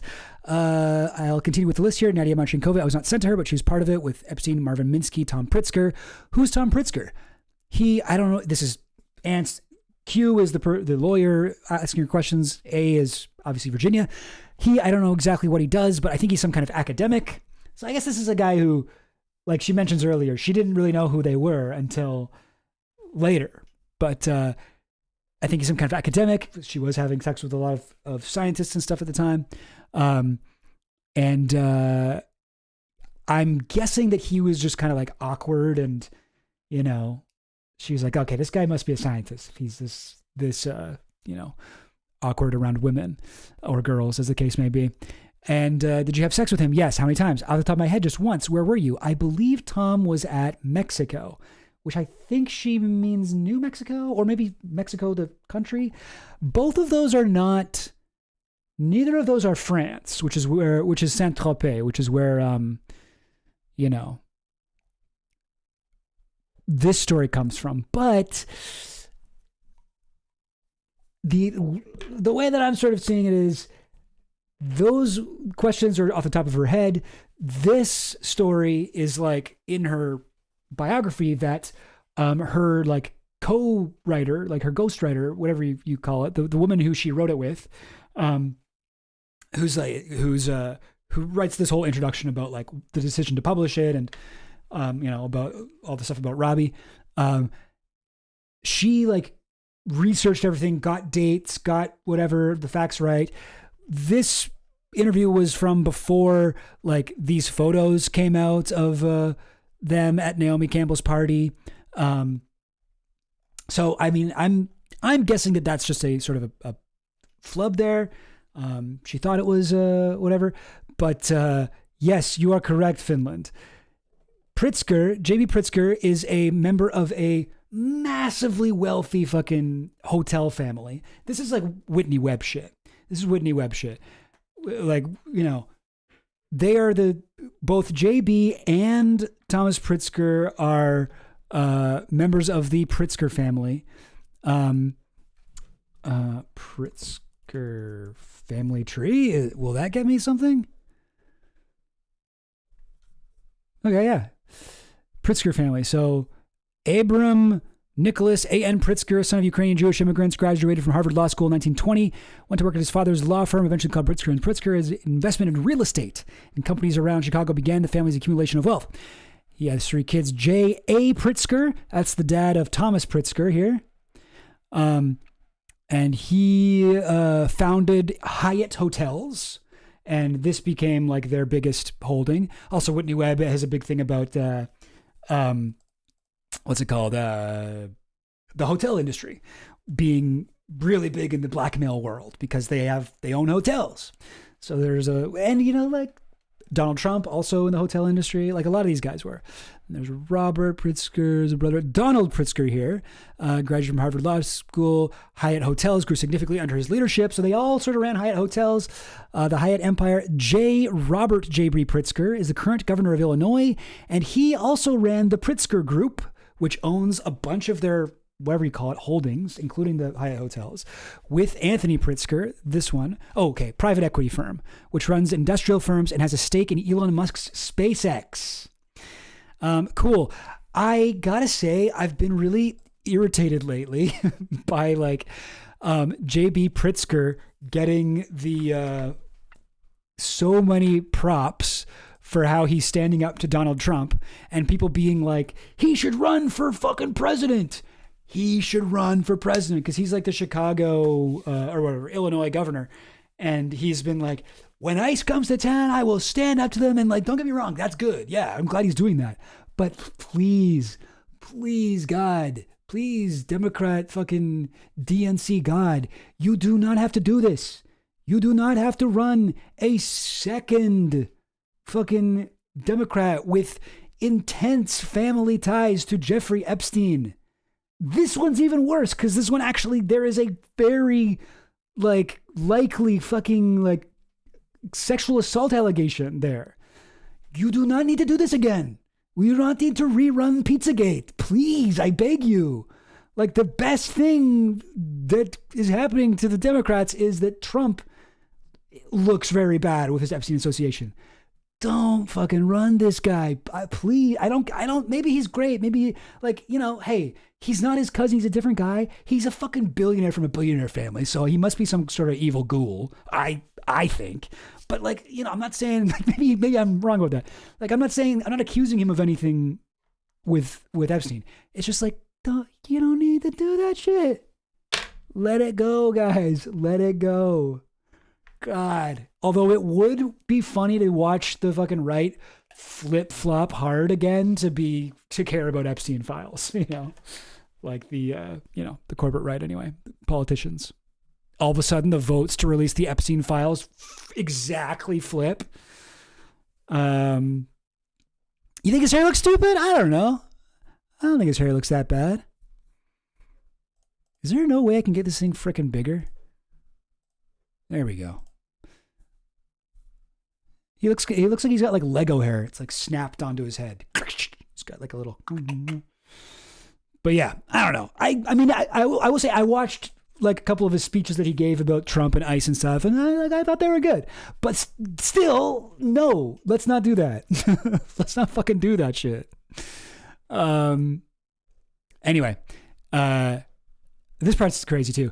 After we had intercourse, the man offered to pay me triple what Epstein paid me if I'd come work for him. I politely said no and said my goodbyes. What a bizarre guy. Billionaires, eh? Yeah, they both do. Both those guys do.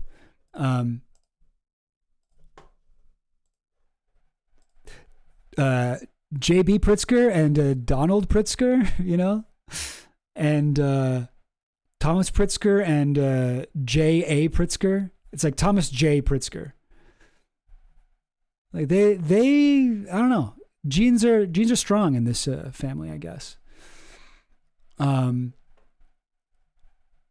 This guy, Penny Pritzker was also in the Obama administration, Secretary of Commerce. Yeah. Donated $100 million to Harvard. To Harvard. That's interesting. That's weird. The SpaceX connection here too. Like, you can see how people really lose their minds. You can see how people completely lose touch with reality and get fully noided, fully pilled. I looked for that stuff. Finland. Any evidence Thomas Pritzker was in France for Campbell's birthday or that he knew her? I looked through a bunch of photos. I found this one. This is actually with the Prince of Monaco, another piece of shit, I understand. And I was like, is that him in the back? No, I don't think so. I don't think that's him. That's just another guy with a brutal hairline. But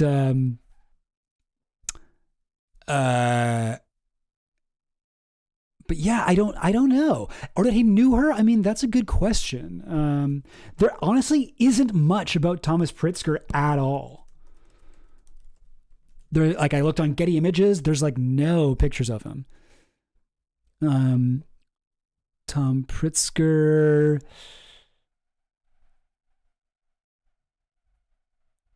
billionaire Hyatt. Okay, look at this. Okay, I didn't even see this, but this further cements my theory here.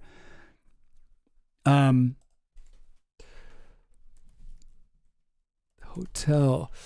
Further into the testimony, Giuffre recounted an experience with an unnamed owner of a large hotel chain in France for Naomi Campbell's birthday party. Yeah, owner of a large hotel chain. We got from the what's it called? Testimony. Plus thinning brown hair, billionaire. Like, it's getting more and more and more. Okay, here's the thing. We can actually look at the testimony here too. Were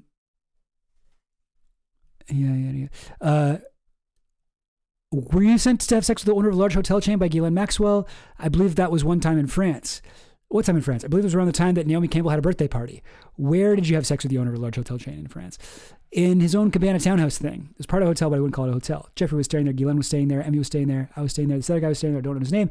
I was instructed by Ghislaine to go and give him an erotic massage. So she used the words erotic massage. No, that's my word. The word massage is what they would use. That's their code word. Yeah. I don't see him anywhere here, but there's not that many photos. There's not that many photos. He might be in the background. There aren't that many, honestly, that I could find. I just looked on Getty. There are other pages to look for like celebrity photos, but I don't know. For now, I am saying I think. Sorry, no, I know what you're talking about. Not 50th. Yeah, Naomi Campbell's birthday. Yeah. I looked. I couldn't find anything. Closest I could find is this dude, but I think that's just some drunk guy. All right, now. This is the darkest part of the entire book. Well, maybe not, but oh fuck, honestly, there's a lot of competition. This might be one of the darkest parts of the book. She says, you may notice that while I've named some of the men in this book, I've not named all of the men I was trafficked to. There are certain men who I fear naming. The man who brutally raped me towards the end of my time with Epstein and Maxwell, for example. The man who I've called the former prime minister in court documents. I know his name, and he knows what he did to me. Even though when others have sought comment from him about my allegations, he has denied them. I fear that this man will seek to hurt me if I say his name here. So I read you this quote earlier, but I sort of cut out the part about the prime minister because this comes at the end of her time with him. Oh, okay. You know what? Yeah. I don't even really want to like read you any more of it because it's just so honestly horrifying. It's like, it's the absolute worst thing. It's like, she was obviously sexually assaulted by many, many guys, many of Epstein's friends. This guy, she was sexually assaulted by him 3 times. And the first time he was like hurting her. Like she thought she was going to die. She describes how he made her bleed, how she cried in pain, and that just made him more aroused. She was trying to escape. She couldn't. She was just blah, blah, blah, like looking down at her with these dark eyes. I think, you know, you called it earlier. Can't imagine being afraid of Tony Blair. Yeah, it's hard to picture that. But you mentioned earlier, the very first chat in this entire stream. Yeah, here, I'll get it. I'm going to go ahead and guess one of them is Ehud Barak. And that is who I think this is. So Ehud Barak, very fucked up individual. Little bit about Ehud Barak, former prime minister of Israel, one of Epstein's late in life friends, all the way to the end, business partner of Epstein, would like was doing all this international shit and Russia and Mongolia with Epstein, all this fucking international spy shit. His emails recently got leaked. So many of them to go through. Please follow Drop Site's coverage of it. Really good stuff. But another thing about this guy, he's very awkward, like a lot of the men that Epstein would traffic girls to. He's not really like a people person. He's not necessarily the most charming guy. How did he become prime minister of a country? Well, he is also he's Israel's most decorated soldier. He's gotten as many or more awards as any other soldier in Israel's history. I believe that is the case. Barak shares with two others the honor of being the most highly decorated soldier in Israel's history. That's not even just IDF. That's like any soldier. So this dude, this is a dark man, okay? This is a guy who is, like, even for Israel, was an especially brutal soldier. I don't know. I mean, what more can you say? Like, this guy's a dark man. And she describes him. I fear that this man will seek to hurt me if I say his name here. Fun fact. Also, here's a photo of him. This is Ehud Barak visiting Epstein in 2019, right before Epstein went to jail. And these are four women who also were visiting Epstein that day. So, girls, maybe I should say women or girls.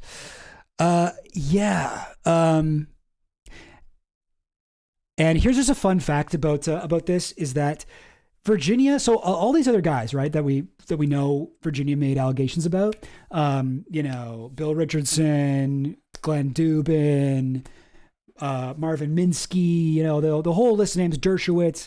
These are people that she named in court. But funnily enough, Virginia has never named Ehud Barak in court. The only reason we know that she accused him is because of, Dershowitz, Alan Dershowitz, during one of his depositions with, between him and, not depositions, what's it called? Court filing. I don't know. I don't fucking know anything. In his most recent court filing, so this is his, defamation suit against Virginia. And this is him writing. Giuffre is also alleged she was forced to have sex with former Israeli Prime Minister Ehud Barak. And then he names a bunch of the other guys: Bill Richardson, George Mitchell, Marvin Minsky, Thomas Pritzker, Glenn Dubin, Jean-Luc Brunel, an unnamed prince, foreign president, and owner of a French hotel chain. But we didn't actually know who that Ehud Barak is. We didn't actually know that because that, again, was redacted in the book, in the Billionaires Playboy Club or whatever. It was redacted wherever it was. But Dershowitz saw it, and he decided to fucking put it out there. He decided to let people know. So yes, I think, foreign president might be Andres Pastrana. So I don't think so. I think that the foreign president is Ehud Barak, because she's also saying an unnamed prince, owner of a French hotel chain, and like he already has Prince Andrew and Thomas Pritzker in this thing here, right? So this is Dershowitz, the fucking lawyer that does not give a fuck, just figures out the fucking point and argues the shit out of it. No one, I don't think anyone owns a French hotel chain here. I think this is misreading her testimony, because there's the part that we read earlier, right, where she says, Tom Pritzker. Oh yeah, I was trafficked to Tom Pritzker. And then there's the part later, where did you have sex with the owner of a large hotel chain? That's still Thomas Pritzker in France, meaning they were in France for Naomi Campbell's birthday party. But Dershowitz saw it and was like, the owner of a large hotel chain in France, and maybe he even knew who she was talking about here, but he was just like, I need to like add a bunch of other stuff because adding all of these people makes Virginia seem, number one, it makes her seem more crazy. Like, really, oh, you were assaulted by a prime minister, a president, blah, blah, blah, blah, blah, blah, this guy, all these famous people, really, it makes your story more unbelievable. And also, I think Dershowitz's strategy here was, I mean, he named Ehud Barak. This is how we know about Ehud Barak. Not from anything Virginia said, from Dershowitz. He names Ehud Barak here because I think he's like, if I get Ehud Barak's name attached to this, then I'll have more of these powerful men fighting on my side, trying to say that she's a liar. Like, that can only help me. So yeah, sorry, Ehud Barak, I'm going to blow up your spot a little bit. Yeah, that is what I think. Dershowitz is naming Andrew Thomas Pritzker and Ehud Barak twice. I don't know if he's doing that intentionally, but I think maybe it would make sense to me knowing what a scumbag he is. And he's doing it to make her seem crazy. So yeah, this is Julie K. Brown, one of the main Epstein journalists, the original one that kind of blew up. And she posted this in 2020. New lawyer Alan Dershowitz in his most recent court filing reveals former Israeli PM Ehud Barak is among a number of important men who have been accused by Giuffre as being part of Jeffrey Epstein's sex scheme. It's the first time Barak, an Epstein friend, has been named. So yeah, Barak saw that and was like, thanks, Dershowitz. Fuck. Dude, what the fuck, man? God damn it. But, I mean, they knew he was visiting Epstein. Yeah. So, yes. So that is my final name that I was able to scrounge up. I think that the unnamed people, we got billionaire number 1. I think that's Glenn Dubin. Billionaire number 2, I think that's Thomas Pritzker. The nerdy scientist, Stephen Koslin, and the former prime minister, Ehud Barak. I believe that is what that is what she was saying. And I think, like, I don't know, maybe this is wishful thinking or something, but I do believe that the way that she sort of talks about them, she's like, I would love to name them, but I can't. And also the intro where before she died, she messaged her co-writer and was like, even if I die, this needs to get out. I want this book to be published. I think she was intentionally trying to give people enough information that you would be able to figure out who she was talking about. Combining her book with her testimony, with other things we know. Like, I think there's that. Yeah. Oh, yeah. Just muddy the waters and confuse people as well as me. Yeah, I mean, that is part of his fucking MO. That's what he does. Muddying the waters. He's trying to make her seem unbelievable. He's trying to make her story sound crazy. He's trying to get other people involved. He's trying to intimidate her by, like, you can tell from how she writes about Ehud Barak, presumably, in here. I fear this man will seek to hurt me if I say his name here. And she's always been like that.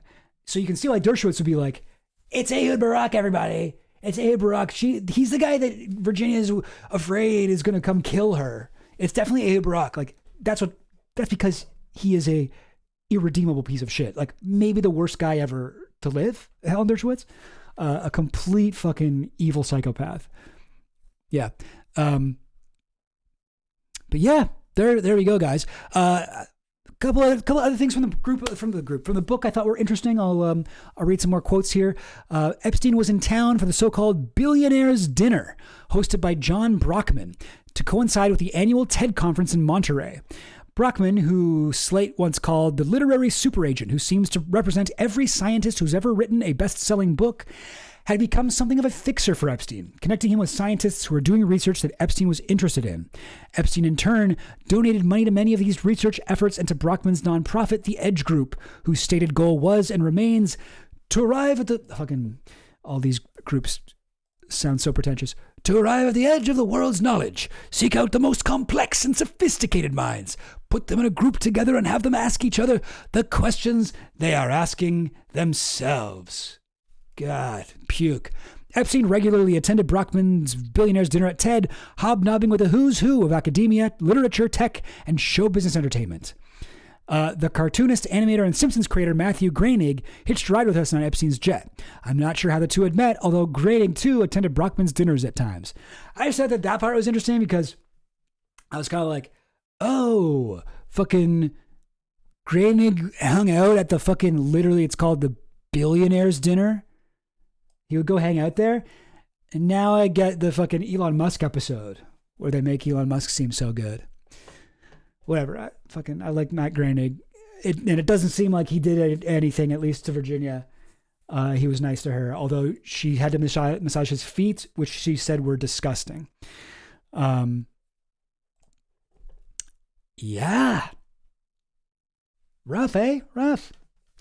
Yeah, she gave him a foot massage. Yeah. And it was like, it seems like it was pretty rough.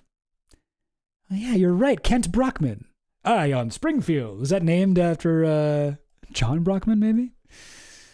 Yeah, who is John Brockman? I'm not familiar with this guy, but he seems like very important. John Brockman. Edge Foundation.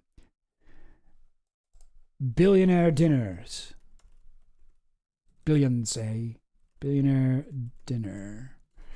There's photos of Epstein with, check it out.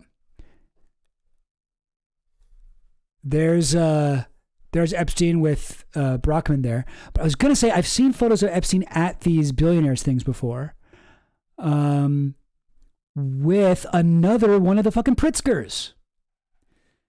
I believe. Wait, am I mistaken there? There's fucking Bezos.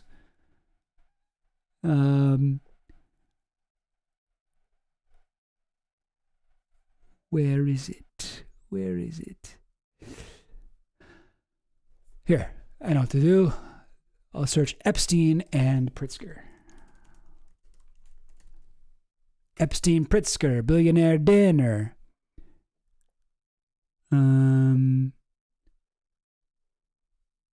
Oh, maybe I'm wrong.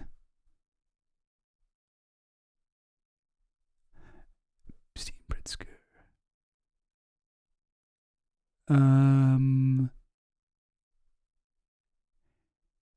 Can't find anything. Nathan Myhrvold and Epstein at the billionaires dinner. 2000. You'd think I would have found it by now. Where is it? Oh, wait, that's the Pritzker I'm thinking of. No, wait, I don't know. He's a bald guy. Maybe I'm bald people racist. I just see another bald guy. I'm like, oh, that's got to be him. Okay, I'm not going to find it here. Maybe on the Epstein Reddit. r/Epstein. Oh, yeah, definitely there. And let me just search Pritzker. Pritzker now.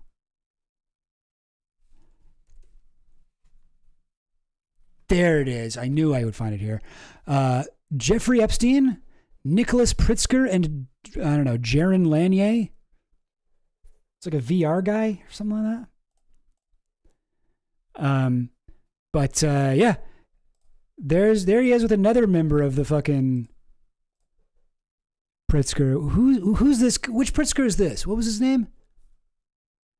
Nicholas Pritzker. Who's he? Nicholas Pritzker.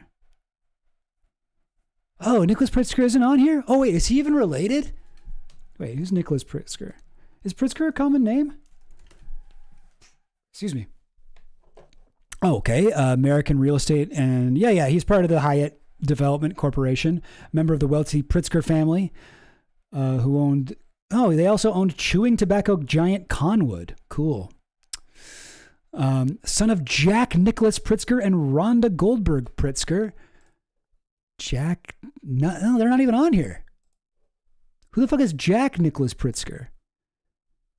Son of Ukrainian Jewish immigrants Annie P. and Nicholas... Oh, so wait. Oh, wait. Oh no. Wait. Sorry. Sorry, I stopped saying wait. Nicholas J. Pritzker. So there's another wing of the family that we're not even getting on here. Jeez. Yeah. And I mean, again, hey, listen, I don't want to be too hard on this guy. He's a billionaire. That's obviously a member of the most oppressed class on earth. This is a marginalized group that a lot of people have some very unkind things to say about. And I don't want to pile on to him. All I know is that he sat next to Epstein at the billionaire's dinner, which is a normal and cool and fine thing to have. And that his cousin or someone related to him is a fucking, I don't know, rapist. Allegedly. But yeah, maybe second cousin, who knows? But yeah, the Pritzker family, they're big.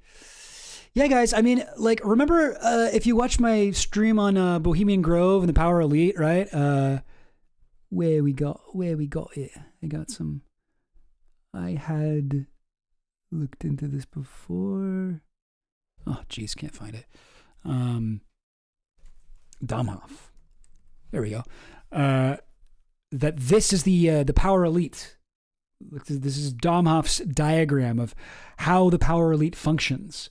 Where you have the social upper class, which is this sort of cohesive sense of class unity that the upper class feels with each other. They hang out together. They go to the fucking billionaire dinners. They ride on each other's planes. They party together. They go to fucking whatever, Naomi Campbell's birthday or whatever you want. These are the socialites and jet setters. And then you have the corporate community and the policy planning network. And what you see with fucking Epstein is all three of these. Epstein was firmly in the center of this Venn diagram, right? He was kind of, he was on a bunch of different boards. You know, guys like Glenn Dubin. If you look into Glenn Dubin, this dude is on fucking every board as well. Glenn Dubin. Co-founder of blah, blah, blah, blah, blah, founding board member of the Robin Hood Foundation, which, you know, non-governmental organization, not a thing. So we're talking about those two bottom circles, the two bottom balls, career, fucking retail stockbroker, fucking co-founded capital management, an early fund of funds businesses, multi-manager hedge fund portfolios. Fucking all these people get fucking billions of dollars just by moving fucking numbers around. It should not be legal. JP Morgan, another thing that's connected to Epstein. Invested in it as a joint venture in the Louis Dreyfus Group. That's funny. You know the Louis Dreyfus Group? You guys know about this? You guys know about the Louis Dreyfus Group? Founded by, it's a Dutch multinational merchant firm founded by, what's his name? Oh, geez, holding company. Come on. What's the guy's name? Okay, Leopold Louis Dreyfus, I guess. This motherfucker. And you know who he's related to? Is Julia Louis Dreyfus, his great-great-granddaughter, Elaine from Seinfeld. Maybe the only billionaire that I like. Maybe the only billionaire who I think is cool. Who I respect and would hang out with. Yeah, she's a billionaire. You guys know this? Yeah. The Elaine's father from Seinfeld, the insane stabbing psycho guy. Anyway, really nuts. But sorry, I'm getting off topic here. But these are I just wanted to show I wanted to show how many boards this dude sits on. Okay, let me just look up board on his Wikipedia page. Board. Because I remember after he retired, he's like, he remains a member of the board of directors of Morgan Stanley's global oil merchanting business. Retired from the hedge fund industry after 4 decades to focus on private investments and philanthropy through his family office, Dubin & Co. That is, of course, both, like, that's not retiring. What the fuck were you doing before? You were just sitting on boards and, like, moving money around then, too. So, you know, I do think about this diagram quite a bit because it does make sense. Like, this is how power works in the United States. This is how these are the three overlapping groups that control everything.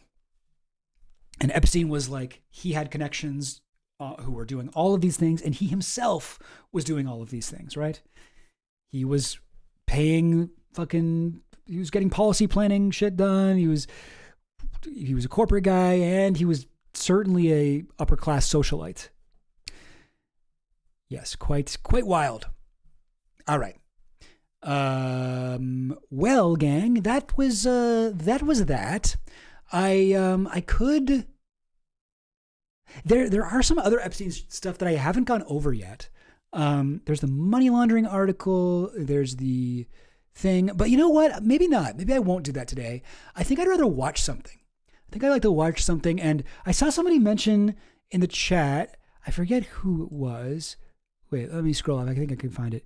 Yeah, Skeletino. How's the chat feel about that one conspiracy YouTuber Coop? So, all right. I've watched a bit of this guy's stuff, and I always sort of find it like...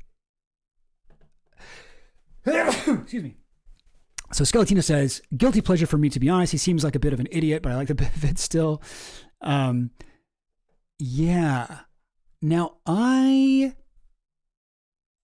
okay, they're so long. I say they're long. My videos are like extremely long.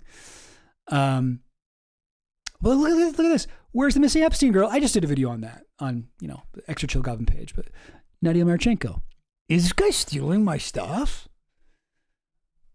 But I did watch this, A Definitive Guide to Pizza and Gates. It's like I myself have been, working on a Pizzagate video for fucking 8 months now. I'm so close to being done, guys. It's going to be up on the Patreon any day now. Like seriously, very soon. But like I've been sort of like obsessing over it. I spent way too long researching it, way too long just kind of poring over it, filming it, editing it, blah blah blah blah blah. And I was like, oh, this guy's putting out one on Pizzagate too. And I watched it, and I thought it was really not good. I thought it was really poorly put together, poorly researched, not a good source of information. I wasn't into it, but I didn't see Pizzagate Part 2. Maybe you redeemed it with that one. But I wouldn't mind watching, why don't we watch the Nadia Marchenko one? Because we have been, we've been talking about this lately. We've been talking about Nadia and her thing. You can watch my video, the clip of my stream on it on this channel if you want. But for right now, I'm going to go and grab myself something to drink. So why don't I throw on a little something for you guys to watch?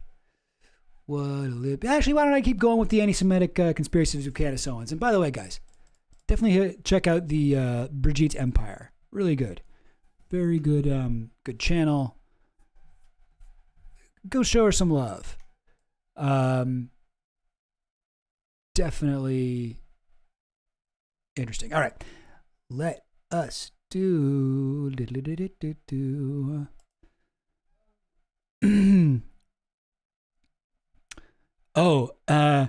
should do some streams on some of the foundational and not entire kooky conspiracy books. Oh, I mean, wait, I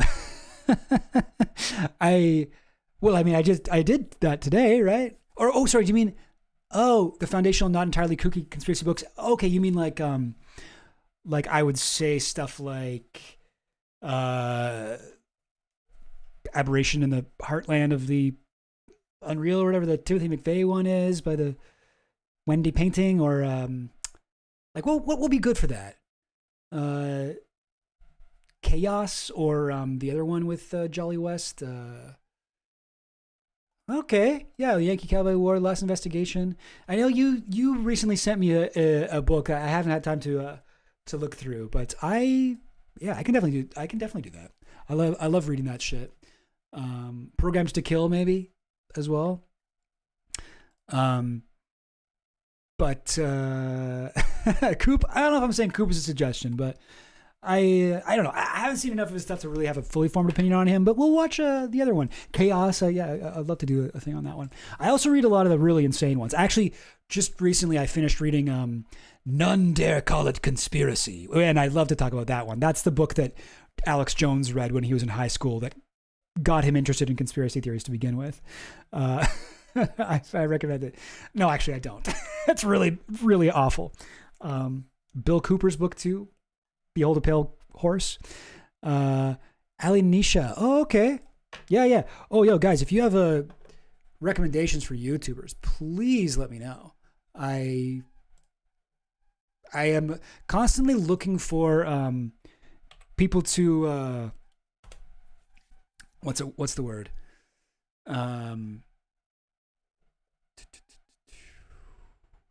Wait, is this the right person? Ali Nisha? Nisha Ali topic? Maybe I'm not looking for I should go view by Ali Nisha. Nisha Ali? Nisha Ali Khan? Nisha Ali topic? Don't think that's right. Yes, I did Finland. Or I don't know if this is the one you're talking about, but I read Pale Horse Rider, which is sort of a really in-depth examination of his life and his beliefs and, the contents of his most famous book, Behold a Pale Horse. Sean Munger, YouTuber? Is this Nisha Ali? I don't know if I'm looking at the right person here. Ali Nisa. Okay, Ali Nisa. This person? Oh yeah, okay, cool. Yeah, no, I'm into it. Why liberalism can't stop tyranny today? Hell yeah, I'll check it out. Cool. I was very confused when I thought it was this person. Oh, okay. And you thought I would like this? I mean, it's okay. Not usually totally into this stuff, but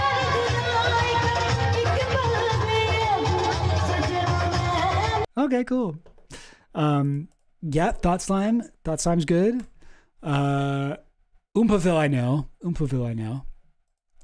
Yeah, Oompaville does some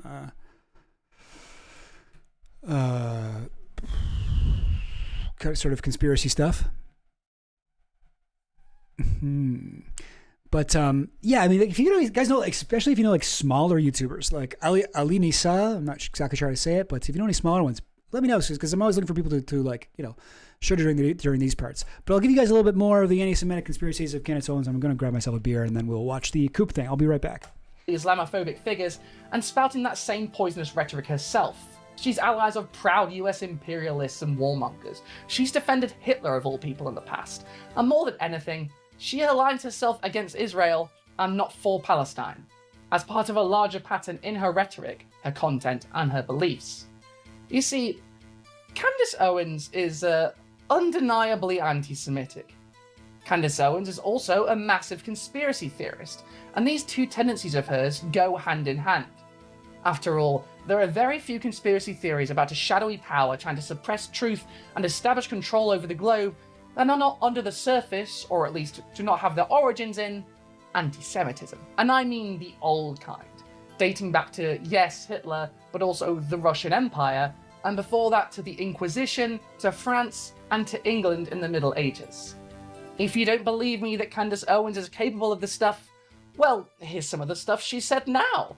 So I was trying to reconcile the Jewish people that I grew up with and who I love and who are my friends and who are my ex-boyfriend, I guess you would say, with this sort of DC Jew who was using these words not because they believed that what they were hearing was actually anti-Semitism or Jew-hating, but to basically silence people.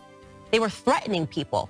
These individuals are evil Marxists. They do underhanded things, underhanded tactics to freak people out and to ultimately cause division, right? Their goal is that they are willing to hurt regular, hardworking Jewish Americans so that they can gain political power. I don't hate Jewish people. I hate bad people. And these people are bad. We all should have the right to weed out bad people in our community. We all should have the right to weed out bad people. In a recent X livestream, former Daily Wire host Candace Owens made inflammatory statements about the origins of Israel and alleged criminal activities tied to a group she referred to as a cult of Owens claimed that this group, which she linked to the early Jewish sect of the Frankists, founded Israel and was involved in heinous crimes against European Christians during Passover. Owens asserted that the Frankists, followers of Jacob Frank, were not true Jews, but impostors who engaged in various criminal acts, including ritual murders and She further claimed that Leo Frank, a Jewish factory superintendent wrongfully convicted of the 1913 murder of 13-year-old Mary Fagan, was both a Frankist and related to Jacob Frank. According to Owens, Fagan's murder was part of a ritualistic event timed with Passover, and she accused Frankists of targeting Christians during this Jewish holiday. Historical records suggest that Leo Frank was likely innocent, with a posthumous pardon issued by the state of Georgia in 1986, acknowledging the failure to protect him from his murderers. Despite this, the case has been co-opted by neo-Nazis to fuel anti-Semitic rhetoric. Owens also alleged that Theodor Herzl, the founder of modern Zionism, was a Frankist, and the State of Israel was established by Frankists. She went further to claim that President John F. Kennedy's assassination was orchestrated by Mossad, Israel's intelligence agency. In her livestream, Owens warned that if anything were to happen to her, it should be attributed to Zionists, emphasizing, "Anything that happens to me, blame the Zionists, like 1000% blame the Zionists." So, that's very worrying, isn't it? You see, for Owens, and for many people in the current Trumpist far right, conspiratorial thinking and politics as they practice it go hand in hand. There is no separating their far-right beliefs from their anti-Semitic conspiracy theories or other conspiracy theories. They build one on top of the other, they inform each other, and this is important for the far right, because conservatism itself has no answers for the problems facing the world today. Only the offer of scapegoats. And the one thing conspiracy theories are really good at is creating scapegoats and finding reasons why they are at fault. I'm in danger! The world is a cruel and oppressive place sometimes. Millions go to bed hungry, are forced to live on the streets, and die in pointless and cruel wars that only benefit billionaires and despotic heads of state. For decades, scholars, politicians, and scientists have puzzled over how to stop this cruel cycle, to prevent Armageddon, to lift up the populace, and finally bring happiness and peace to the world. But there is one class of people standing in their way, flush with cash, employing millions, and therefore in control of how massive portions of the population eat, sleep, and live, of massive influence over politicians and governments through the power of bribery, lobbyists, and the ideology that keeps them in power. They are, of course, the lizard people. Sorry, why was that written there? I meant capitalists. It was capitalists. But do you see what I did there? It is true that there is a parasitic class of people keeping billions in poverty, people starving.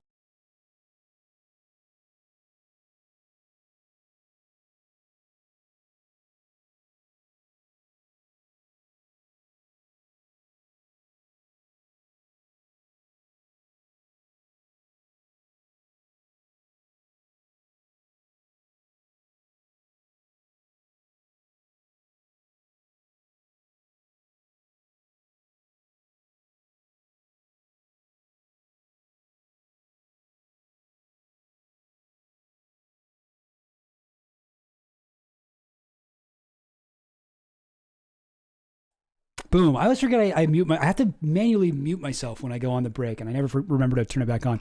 All right, I'm back. Hey, listen, guys. Oh, you didn't log off, did you? But yes, no, I was commenting on Bridget Empire's video here. This is a real case of, the German Social Democrats used to say, anti-Semitism is the socialism of fools, where you are correctly recognizing that there is a overclass of, powerful elites with wealth and money that they are hoarding, and they are oppressing the underclass of us. You have correctly identified that, as all socialists would agree with you on that part. But then you are making the stupid, foolish leap to believe that that group is not a economic group, but a ethnic or religious group, the Jews. Anti-Semitism is the socialism of fools. It's a good phrase, you know. And I think about it more and more every day now that anti-Semitism is so fucking huge, but on the right. But I would also say if anti-Semitism is the socialism of fools, then lizard people conspiracies are the socialism of foolish weirdos, I guess. Because that's pretty much the same thing, except for then they're like, and yeah, there is a group of powerful people that control everything, and they're all, and you're like, yeah, you're gonna say Jews. I know you're about to say Jews, and they're like, no, I'm not about to say Jews. They're all lizards who are also Jewish, but they're lizards. Like, you know, it's like there's something on that. Oh, Tim on Toast is so sick. Yes.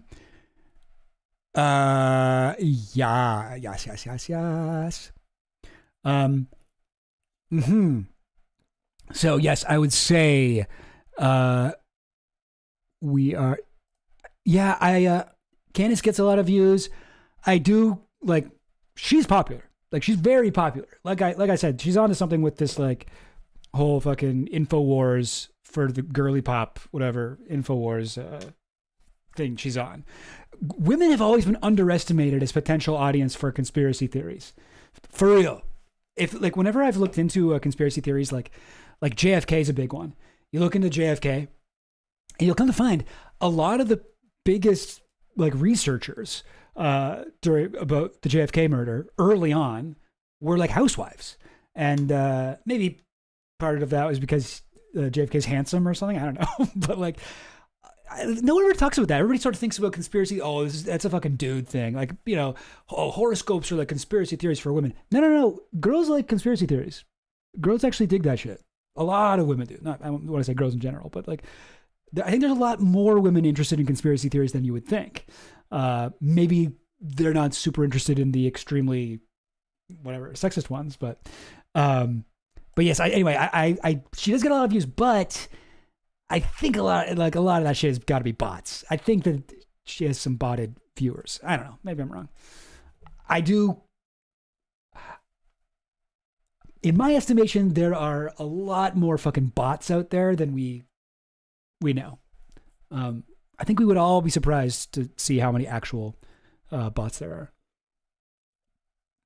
are. Yes. Wanted to briefly say here, yes, turn them shits up. Wait, how do I, why isn't it? Oh, there we go. 132K live viewers. Damn. If all of those people subscribe to Chill Goblin, I would finally be able to make a living at this. How sad. Yeah, she does have a kind of a, she's like likable, I guess. If you don't, like, if you're so ignorant that you think that she has knowledge to give you, I can see how you would like her. My girlfriend was like, yeah, I watched one of her streams. She's actually like, kind of like, I kind of get it. Like, she's sort of like, she's getting mad. I don't know. Goblin Queen, you in the chat? Did you have anything to say about that? She got to be shopping for conspiracies. Yeah. Trumplers are a cult.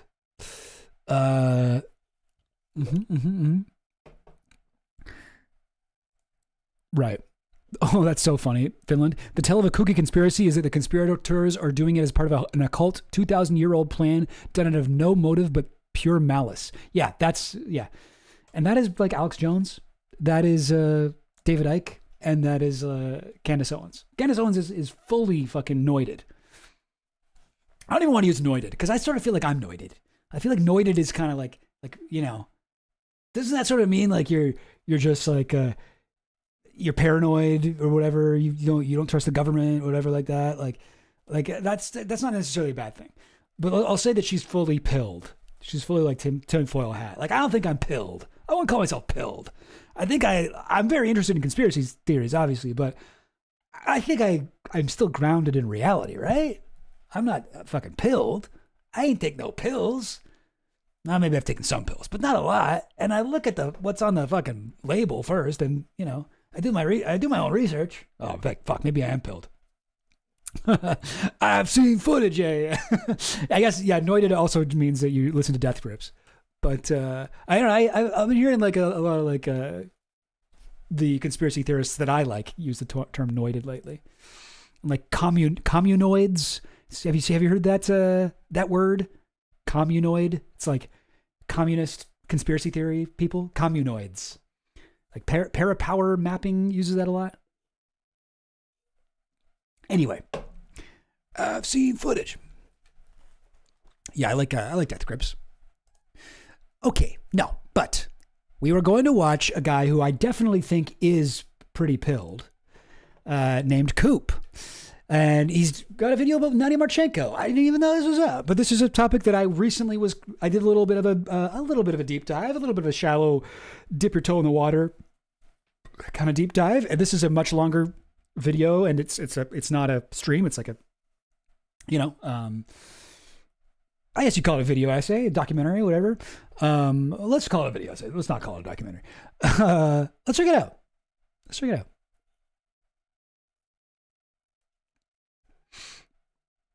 I totally agree, Finland. You haven't seen many other right-wing streamers if you think Alex Jones and Candace Owens don't have something most of them don't. And you know who else? Fucking Fuentes. Fuentes has got the juice, too.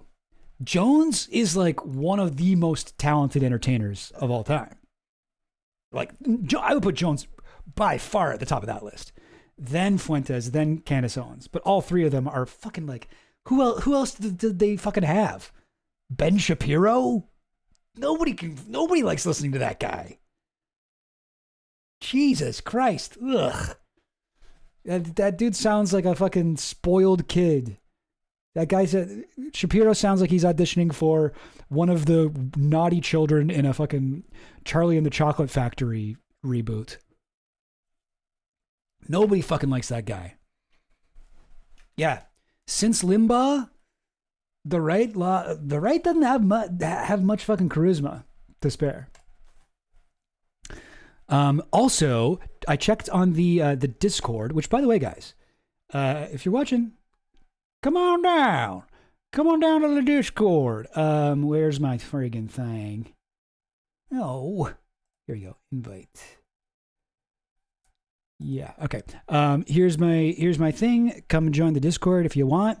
But I saw the Discord. Scum is saying you can't get your things. So I tried switching it over to live chat. But yo, Scum, if you're there, say something, and I'll see if I can make you a mod like I do with Finland. Because then I don't know why they fucking wouldn't do that. Oh, you think Coop is a tip of the hat to William Cooper? Yo, maybe. I don't know.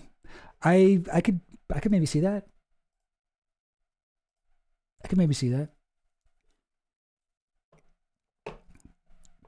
Could be. Oh, Professor Dave. Yeah. Professor Dave's good. I watched a lot of his shit on like Brett Weinstein, Eric Weinstein. Definitely Trump has got the riz. Trump definitely has got the riz. Alex Jones tried to be Bill Hicks so bad and failed. I mean, I've talked to conspiracy guys who truly believe that Alex Jones is Bill Hicks. They actually think that, not as a joke. They think that he really is. Bill Hicks faked his death and became Alex Jones. Because Bill Hicks was also a conspiracy guy. He had a bunch of shit on JFK, a bunch of shit on fucking Oklahoma City, or what was it called? Koresh, the Branch Davidians. What is that fucking called? Waco. He had a bit on Waco. He talked about watching the video of Waco burning. Anyway. All right, gang. Scum. It's SSCUMM. Okay, cool. Scum. Let me do it. I think I can do it. I had it set up a minute ago. Scum. Oh, come on. Isn't there like a period in it or something? Yeah, it's not coming up for me. Is Scum commenting and I just can't see, or? Yeah. Well, if I see you, I'm all ready to add you into the thing. But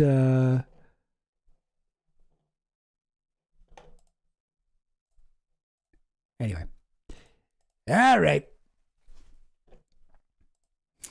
Eric Weinstein is also like just as stupid and evil as Brett, but much funnier.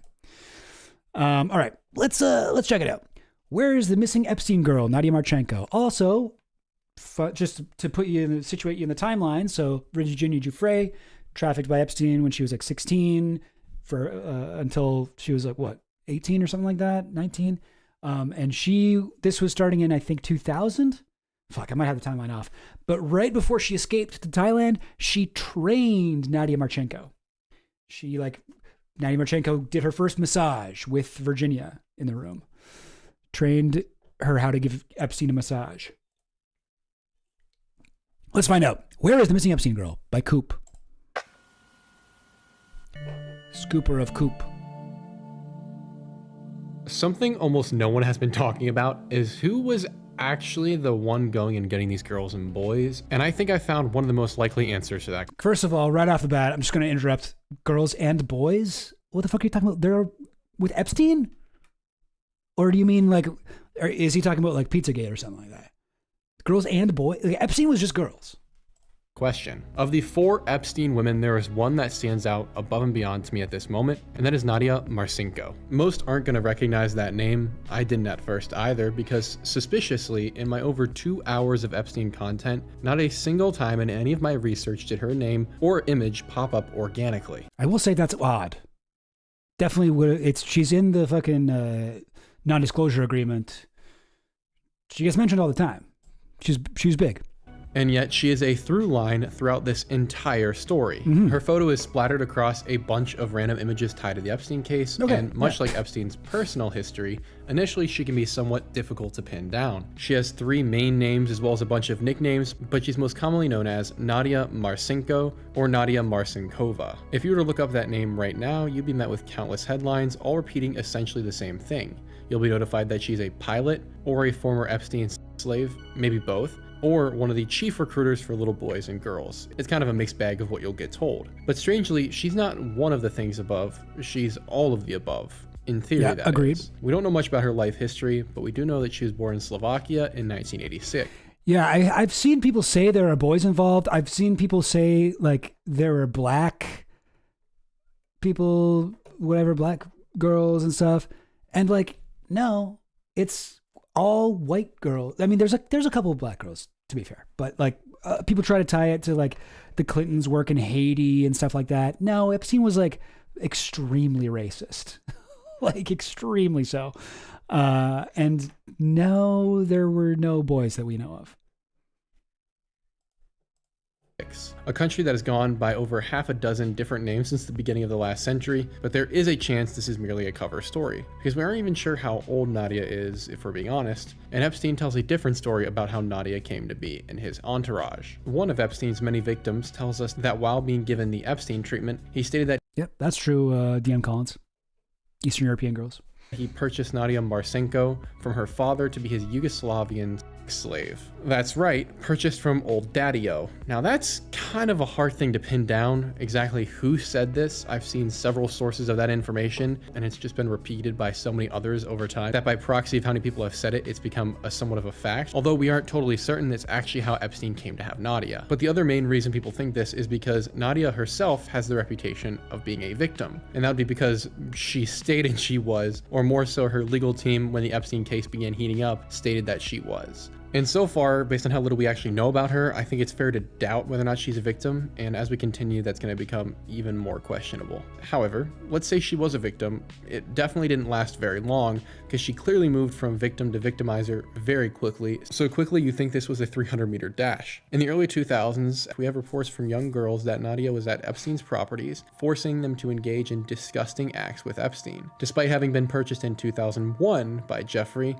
therefore only 2 and change years after she became his quote-unquote slave, she was already deep into violently abusing kids, which is a little too suspicious for my taste. We also have it on good authority based on victim testimonies that Nadia was raping these children herself. And one specific testimony disgustingly describes how a 16-year-old was forced to perform sexual acts with Nadia to, quote, completion, at which point Epstein began raping her. Yeah, I can definitely see that. And I mean, to be fair, Virginia even says in her book that she witnessed one like extremely powerful man and Epstein having sexual contact. But I do not believe that they had, I do not believe there's any evidence that Epstein had male, masseurs, whatever you call them.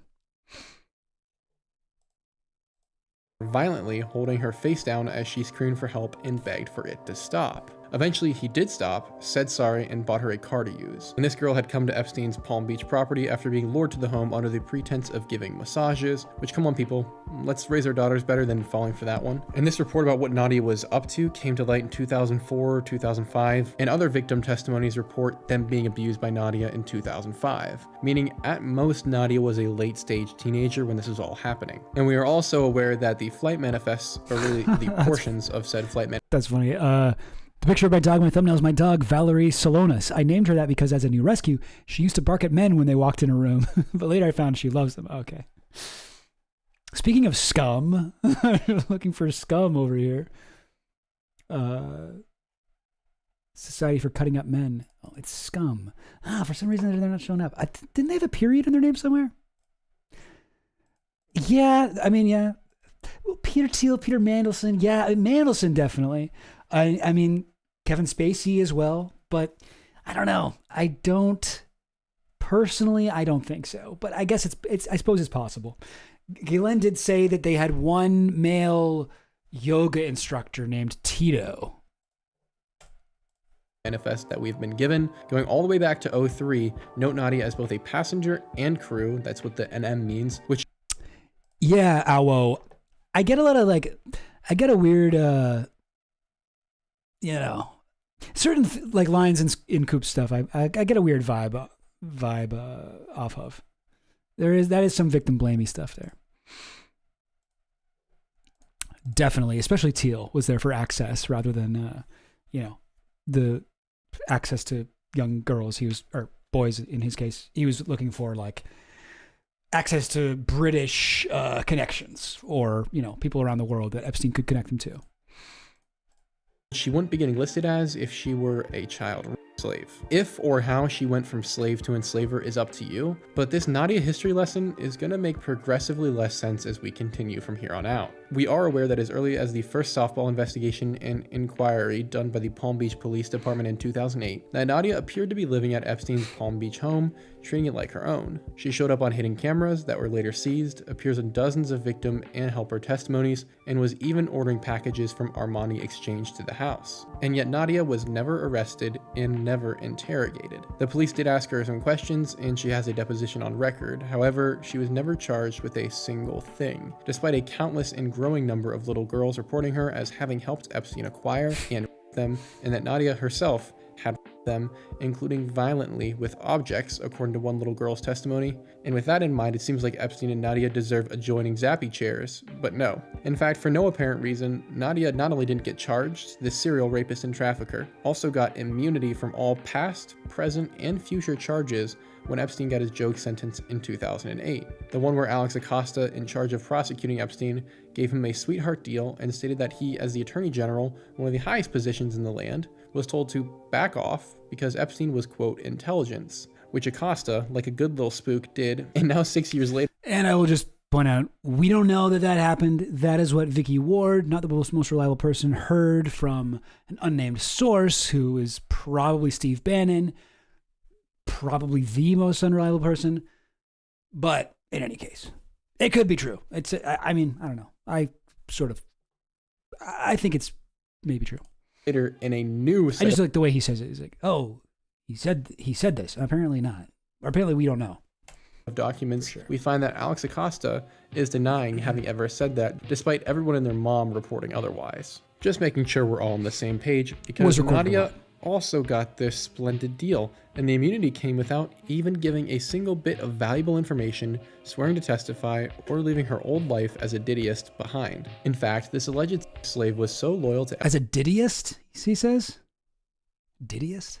Epstein that she pled the fifth anywhere from 42 to 90 separate times when being deposed. We would know for certain if we actually possessed the full deposition, and that document which contains the deposition is interesting because despite being over 2,000 pages long, including eyewitness testimonies, the depositions of Ghislaine and other people who were related to the incident, and obviously Nadia, it would appear that when you get to Nadia's section, you notice that a lot of chunks are missing, and it doesn't seem like we actually get the full thing, which that can't be right, just some food for thought. But it is because of that I'm not really able to tell you exactly how many times she pled the fifth. We just know that it was a lot, and for basically every question except for what's your name. And as an aside, if there are any lawyers watching this video right now, I'd be curious and be grateful if you could comment below if it's even possible for a foreigner to plead the fifth. Who knows? Before I get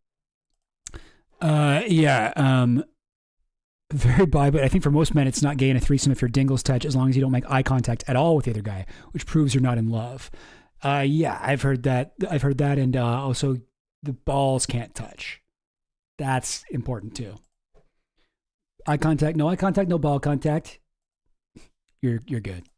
Get off track though, let's veer back on course. A further reason to question just who Nadia is and how she got to Epstein is that any idea who the man Virginia says she saw Epstein have sexual contact with? No, I don't know, but I would guess Les Wexner. I know. That would be my guess.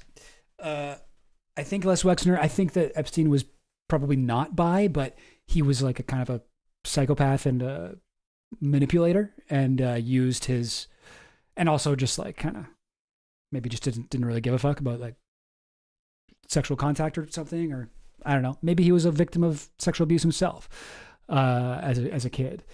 A lot of people speculated that, including Virginia in her book. She says that she saw kind of signs of it, but nothing concrete. But yeah, I do wonder if that was something that he did when he was a kid, or not when he was not a kid, but when he was coming up, and when he acquired Les Wexner as his like his only known billionaire kind of client at the time. Yeah, I do think that there's some credibility. I don't know. There's some merit to those ideas that they were in somewhat of a relationship. Despite having this immunity, she not only pled the fifth all those times in her deposition, but she also has yet to give a single name, a location, address, or even the tiniest bit of information. Even 16. If it ain't slapping, it didn't happen. That's awesome. I love that. If the balls ain't slapping, it didn't happen. Years after being given immunity about what was going on, and who the perpetrators are, or who the girls are, how they got them, what went on, where the lists are, or where and how the bodies were disposed of. That's another level of evil, as she is probably one of only a handful of people outside of Epstein himself who knows each person on the list and could help us all out a lot in uncovering who was involved. But she didn't. Nadia remained loyal to Epstein, visiting him over 70 times, which is a minimum of once a week, while Epstein was supposedly serving a prison sentence, but was actually just hanging out in his custom-made wing of the Palm Beach Police Department back in 2008. And 70 times is more than Epstein's other top conspirators combined and multiplied visited him. Nadia was then with Epstein all the way into what was likely his staged death in the Manhattan Metro Correctional Facility, visiting him and calling him there and being among his final phone calls. After so many of his former friends had abandoned him and left him to his own devices in 2019, Nadia stuck by his side. That's the kind of loyalty one would expect to see from a band of soldiers lost in the jungles of Vietnam in the 1970s. Not what you'd expect for a girl who was brutally abused for a decade and had been given immunity from all crimes she was accused of. I do think that there's like a pretty big misunderstanding of like abuse, like how that fucks up your brain, and how like I've seen people be like with the Virginia wearing the same clothes to when she was assaulted by Andrew, and then months later when she went to the Naomi Campbell party. I mean, like most women, if they get assaulted, they throw away the clothes they were wearing why would she wear the exact same outfit again? It's suspicious. And it's like, what the fuck are you talking, dude? This is not. So first of all, would never really be the case. But also, these are not people who experienced like one assault and then recovered from it immediately. These are people who are like trapped in a situation with their abuser over years Like, this is not this. It becomes part of their everyday life, being abused, being trafficked, whatever. Like, you can't be like, oh, it's a little bit weird that this sort of loyalty that she's showing is like, what were they, like fucking Band of Brothers? Were they the characters from the movie Tropic Thunder? Why did they like each other so? And it's just like, I mean, like, I'm not saying Nadia Marchenko's a good person, or like we should forgive her for if she assaulted girls, but that is actually how abuse works, though. Like the way that you're saying it doesn't. Even stranger, despite all this time by Epstein's side, supporting and continuing to facilitate him, Nadia managed to remain mostly out of the limelight. And like most people, myself included, as discussed, they likely didn't even know this chick's name until 2024, early January to be more precise, when a host of Epstein and co-related documents were released. Obviously, Nadia's name was... Any evidence of her having contact with Epstein in 2019? I don't believe so, but when Ghislaine was on the run, and there's no evidence that they met up, but they were in the same area. They're staying in the same area. They're staying in where Ghislaine was like found, where she was eventually like discovered, was in the same, I don't know, town or at least state as Nadia Marchenko was. I can't remember the details on that one, but yeah.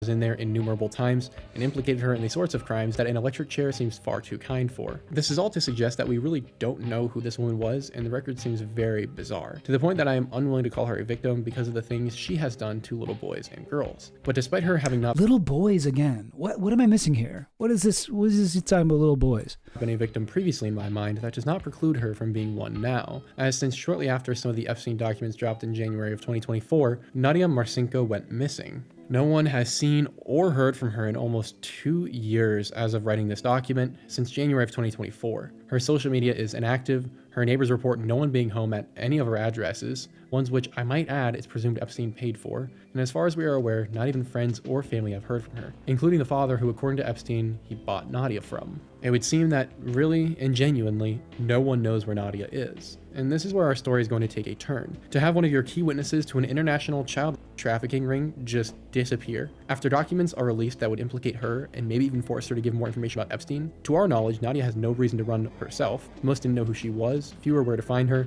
and even if a judge did want to subpoena her, she's been wrongfully granted immunity. And yet, despite such a prominent figure going missing, related to a massive criminal enterprise, there's been no search, no questioning, and no investigation. Indeed, it would appear that the mainstream slot media decided to go no further than to say that Nadia is missing, and then let the story rest. Which makes me suspect that she is either wherever Epstein and friends are today, or she was silenced as she knew too much. And I'm beginning to wager more and more that it's the second. If we review Nadia's bizarre timeline thus far, a number of red flags drop on the field, but the biggest one is how can one purchase a child from someone's family? That's despicable. To sell your child, are you insane? What is wrong with you? But there's really no other path to take here, because the alleged father, who I'll pick bones with shortly, claims that it's untrue. However, one must also ask in the same breath, what other possibility is there for your 15-year-old little girl to go missing or to disappear, and you file no reports? One can realistically only assume he was involved. And if the father was involved, then for none of the family or friends... There are other things that you could assume. I mean, try and find her is beyond strange. And yet that seems to be what the prevailing narrative is suggesting as relates to the father and how Nadia ended up with Epstein. He didn't sell her, don't worry. Nadia just somehow ended up in Epstein's hands.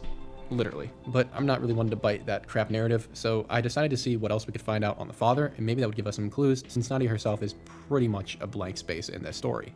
And considering I'm not Slovakian, I am limited to what I can do here and find online. However, I noticed some discrepancies even despite the language barriers, and what I came to, as we'll discuss, is that this supposed father seems like a figment. His name is Peter Marcinko and is an architect in Prestov, Slovakia, or so we are told, because his entire online identity seems kind of contrived. If we look at his business contact address, following it to Google Earth leads us to a random Slovakian art gallery. He supposedly owns it, but it's also listed as the office for his architecture business, which just doesn't really make sense in my mind. And so I tried to find out more, only to notice there are very few photos of the man, which tends to be a sign that we're onto something, especially when his Facebook has hundreds, maybe even 1,000+ photos of buildings, many of which look like stock images, but only a handful of photos of him. The work history suggests that someone named Peter Marcinko has done some building and has completed some buildings, but I can't really tell for sure because everything is in Slovakian. So any Slav viewers, I would be grateful to know what you find. There are also evidently no pictures of Peter with Nadia on his Facebook, despite there being hundreds of photos, and despite pictures of this Peter fellow's son and his grandchildren being on his Facebook profile. Moreover, some people online claim to have found photos of Nadia and her dad together on his Facebook, but these shots that I've seen came from a distance, and it's somewhat hard to tell if it's actually Nadia or not. Moreover, I've combed through all the photos on Peter's Facebook,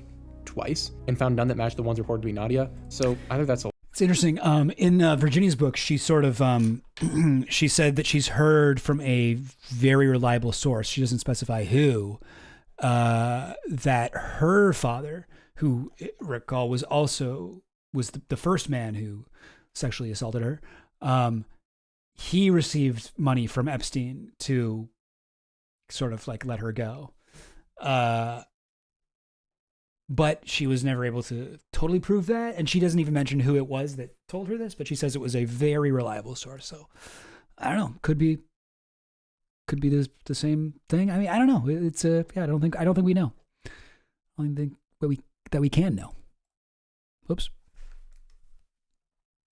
a lie, or they've since been taken down, which is kind of strange either way. However, what got me most though were two things. One, there's an article published that claimed the father's address was X, I'm obviously not going to give it, and it had a picture of the property, or at least it supposedly did, but when one pulls up the picture of the property, it's not of anything but a street and some random Slovakian warning sign to drivers, so not really evidence. No, Finland. She doesn't mention Katie Johnson lawsuit. Evidence that he actually lives there, mostly because there isn't a there. And reason number two, all the profiles online for Nadia's dad use the name Peter Marcinko, which may not seem weird at first, but on a second glance, we have to remember that that's not Nadia's real name. Her actual name is Nadia Marcinkova, so why then is her father listed under the fake name that Nadia took on after she was allegedly sold to Epstein? That doesn't really compute there, matey. And if we choose to believe that Nadia simply vanished into the ether, which I don't know what other option there is here, based I think, yeah, I don't know. I feel like that might be maybe that is a Slovakian thing, but like his name is Marchenko. Like he didn't change his name too. His name has always been Marchenko. I don't know. Is that like what? Let's look it up. Slovakian last name Ko. Zona. Okay, this is maybe not going to give me anything. Surname preferences show regional variations. While Horvath dominates in Bratislava, Trnava. Okay, this might not be. Slovak names. Give a name and a surname. Oh, jeez. I don't know, guys. Ko? Oh, derived from profession. Okay, well, that's just Koren root. Komar. Okay, let's say Slovak names ending in Ko. Come on, AI. You got me. Oh, they're diminutive forms or affectionate nicknames. Janosko, Jabiko, and Dedko, which reflect a familiar or endearing relationship. Okay, there you go. So it's Marchenko is just like, basically like, you know, Marchenkito or whatever. Like it's like, you know, you're the little Marchenko, or sorry, Marchenkova. Oh fuck, I looked up the wrong suffix. Whoops. Oh, that made so much sense. I'm annoyed. I meant to go va, not ko. They both have ko. Va. A feminine. Oh, okay. Va indicate a feminine form of a surname or given name. The male surname Krejki, meaning Taylor, becomes Krejkova for females. And is that, so do they change their name? So that's why. Yeah, I knew it was something like that. So her dad's name was always Marchenko, and her name is Marchenkova because she's a girl. Mystery solved. All right. Well, there you have it. Took on after she was allegedly sold to Epstein. That doesn't really compute there, matey. And if we choose to believe that Nadia simply vanished into the ether, which I don't know what other option there is here, based on the dad saying that he didn't sell her to Epstein, then Peter, while supposedly not knowing where his daughter was, that being with Epstein, changed his name to match his missing daughter's new name that she had taken on while on the other side of the earth, where he supposedly didn't know where she was. Yeah, okay. Clearly that doesn't make any sense whatsoever. Also worth note, Pete likes his creepy art just like Epstein, including that of nude individuals wearing superhero costumes. You know, superheroes, the things for kids, and we're talking about Epstein, aren't we? Huh, not a weird quinky dink at all. My overall conclusions here, though, is that it seems like someone wants us to find this account. So much fucking conservative conspiracy theory shit is just like, they don't like art. They don't like art, and they're like, yeah, bro, did you really have to censor these? Did you? Like, I see the part you didn't censor, and it looks pretty abstract. I think YouTube would have been okay to depict whatever it is that you're upset about here. Let's look it up. Peter Marchenko art. Peter Marchenko. I mean, don't really see anything. Okay. What about here?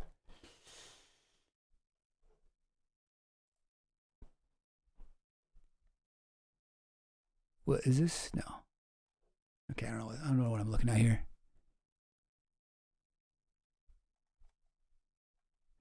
Peter Marchenko Instagram page? Oh, this is not him, and it's private.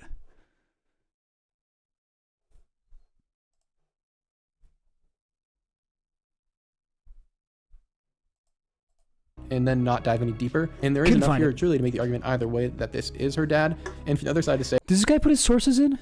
Oh, he does. Oh, okay, but it's all very... Oh, man, I can't even read the full fucking... Oh, God. Maybe worth digging into this, but geez, I wish it was easier to read.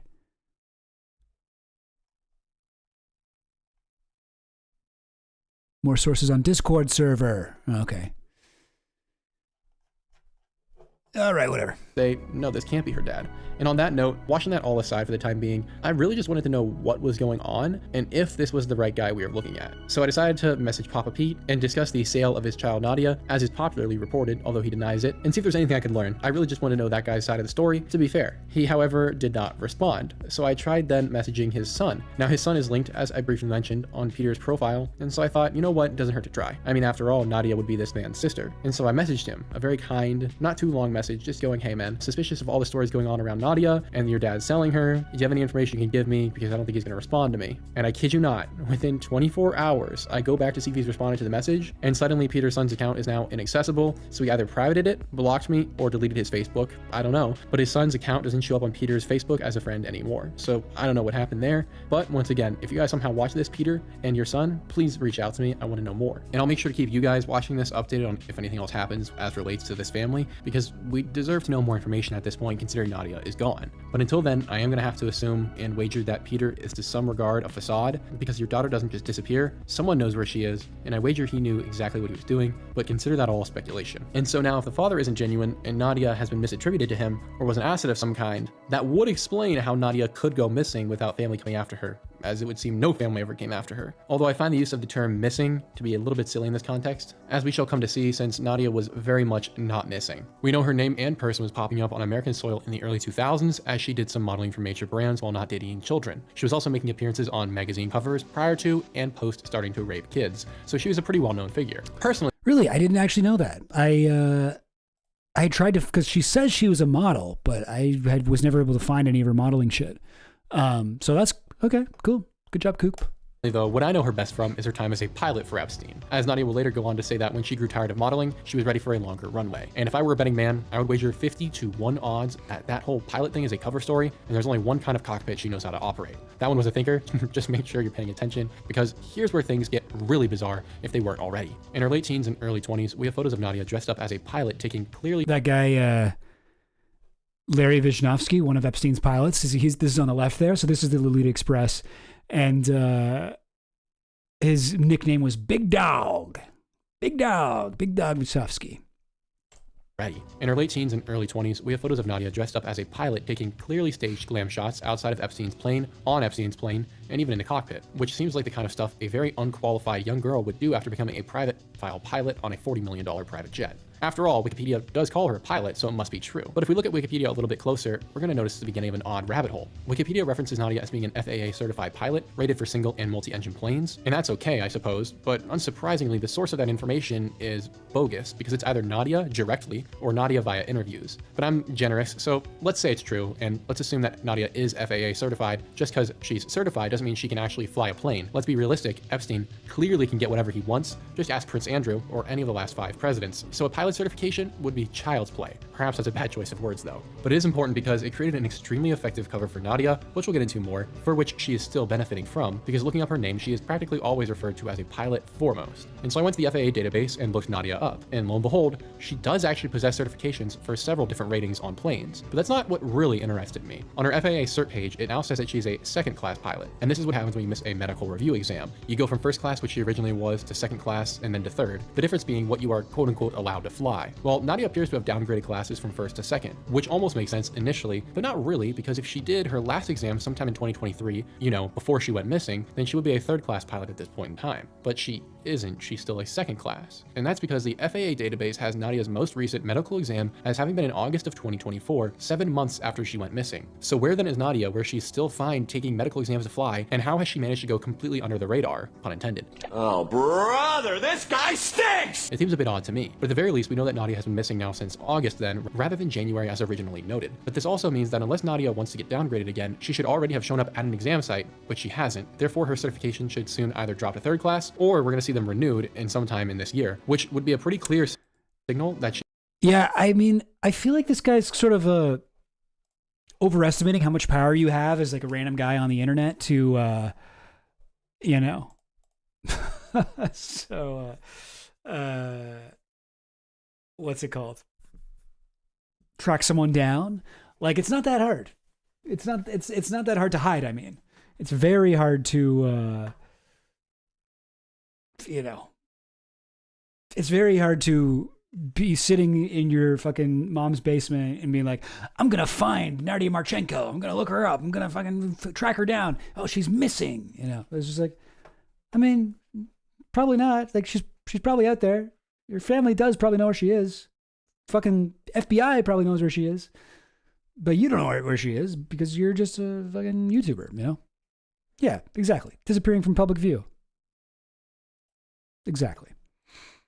She is no longer with us if she doesn't, or she's not maintaining the pilot facade anymore, or on the other hand, that she is still alive somewhere in hiding, perhaps with Epstein and company. And as we've discussed for the previous reasons, this pilot facade is extremely important for Nadia, but it's far more so for the following reasons, because Nadia has an interesting online history. As in the early 2010s, Nadia was best known by her alias Gulfstream Girl, generating a following as a pilot of a Gulfstream jet. I know, very clever. And obviously we know that Gulfstream belonged to Epstein. The name Gulfstream Girl continued in use until 2013, when Gulfstream sued Nadia for copyright infringement and profiting off of their trademarked name. The two parties settled outside of court, and Nadia transitioned to the name Global Girl. And around that same time, Nadia founded a company named Aviloop, which is externally at least how most presume that she made her money. Ostensibly, Aviloop is a hodgepodge of weird excuses phrased as a business. They sell you pre-existing marketing plans, help you design your own marketing plans, help plan events, tailor ads for your audience, charter planes, set up booths for flight events, and sell flight lessons 59% off. And all the marketing, mind you, is for aviators and aviation companies only. See what I mean? A little weird. But even stranger is that Aviloop positions itself via its advertisements in a very disturbing way, to say the least. In 2012, there was a promo reel depicting their stewardesses wearing Aviloop uniforms. These uniforms were very unique, is one way to put it, and seemed like costumes in all honesty.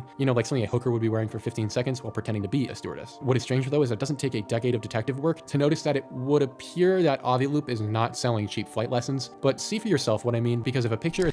Yeah, Coop's done a few videos on Epstein still being alive. I did a few videos about Epstein's death on this channel, Extra Chill Goblin, and I got a bunch of comments every time being like, you gotta watch Coop's thing, he explains it, Epstein's still alive, he just escaped. Which is like, oh, wow. That's why this guy's like a little pilled. He's a little bit too pilled for me. Is worth 1,000 words. These videos are each a book's worth. Welcome to Aviloop, your collective buying website for anything aviation. We offer deals on flight lessons, pilot accessories, fuel, FBO services, charter flights, and even small aircraft. Our deals are usually 50 to 90% off. That means whether you want to learn to fly, charter an airplane, or to see more girls like me, Aviloop can help. You can even vote for your favorite deal attendant and win special prizes. Our membership is completely free. Our deals are unbeatable. And there's no catch. So what are you waiting for, Captain? Subscribe to our newsletter and get in the loop. Hi, welcome to Cole's Flight School on Aviloop.com. My name is Ashley and I'm your deal attendant. Anyone who claims that humans were not meant to fly never experienced the thrill of their own successful landing.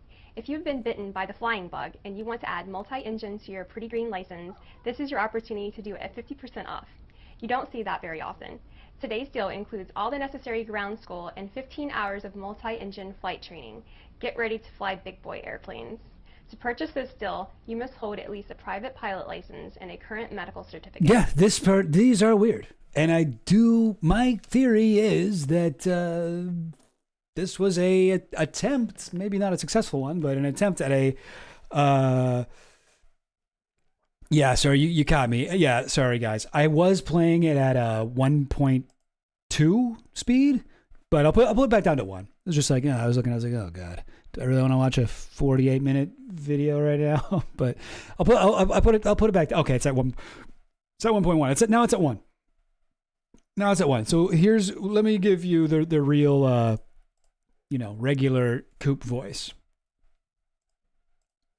Don't miss out and click on that big blue button. You know you want to. Hi, welcome to Classic Flight Training on He's really just going to play all these videos in a row. Okay. Well, I can skip ahead a little bit. Yeah, they're. Would you like to see more girls like me? Reasons should be obvious. Hang on. Then I might add motivation. Where does he come in? Fitzgerald. Where does he come in again? I think 2 things. Oh, jeez. Okay, here we go. So what are you waiting for, Captain? Subscribe to our newsletter and get in the loop. All right, now that we've all lost a bit more confidence in the goodness of man, I think 2 things are obvious. This is a weirder, grosser, pseudo-sexual reference to disturbed sexuality than the bottom of this printing of the 118th page of F. Scott Fitzgerald's The Beautiful and Damned. What I'm trying to say, though, is these girls are, to my observation and many others, clearly the item for which is being sold, and I might add, perhaps are even unknowing of that fact at the point of recording. I wouldn't say clearly the item, but I agree that it's probably the case, yeah. Rather than the deal on flight lessons being offered at face value. The reasons should be obvious. I mean, we all have eyes and ears, but I'll highlight. No, they weren't offering flight lessons. They were the deal attendants, and their thing was, if you are a person in the aviation industry and you want to sell fucking fuel or a plane, or if you want to sell flight lessons, they will do a commercial for you that would appear on the Everloop website. And that was the whole thing that they brought to the table. Oh, this is what makes us different than anyone else you might do this through, is we have models. We have real models. But then also they had a weekly competition, or they claims to have a weekly competition where you could vote for your favorite deal attendant. And then they would, whoever won, if you vote, you enter the thing, and then whoever won gets to meet one of them on an online call. But they weren't, no, those commercials were all just like fake. Like they weren't trying to sell you flight lessons. That isn't what they were doing. That's just a misunderstanding of what was going on the thing. Oh, 100% they are suspicious. Yeah, I agree. Creepy rich guy escort. Excuse me, service stuff. Highlight a few. The girl's demeanor, the inflection, the language, statements like, don't you want to see more girls like me? Oh my God. Or, I should have dressed like one of those flight attendants for Halloween. I cannot imagine a worse Halloween costume in terms of no one will recognize what you are. And then once you explain what it is, everyone in the conversation will feel worse, including you. You get more attractive the more times you fly, or press the button you know you want to, or big boy, or suggesting that you can just spend time with the flight attendants if you want, or just simply watch them. I mean, the list does go on from there. And obviously, no one is selling flight lessons for 50 to 90% off, because how are you making money? A sort of important aspect to business, I might add. But that isn't what they were doing. Again, the guy obviously didn't read the FAQs on the Everloop website. They have an entire page that's like, what the fuck are these deal attendants? Why are these girls so weird? And they're like, oh, those off-putting clips? Well, actually, they're what make us better than our competition. But the questions and obvious implications become deeper, darker, and more disturbing when we begin to ask where these may have been recorded. We know very little from the video itself. Obviously, it doesn't give us much, but I will do my best. First off, the amount of echo in the room. And there is no catch. Suggests it's a larger room, which is fairly to completely barren of furniture, and a fan blowing in the background makes me think it's somewhere warmer. It could be anywhere, but knowing this business, Avi loops right back to Epstein. I would suggest one of his islands, or perhaps Zorro ran. What the fuck? That is fucking hilarious. What a reach.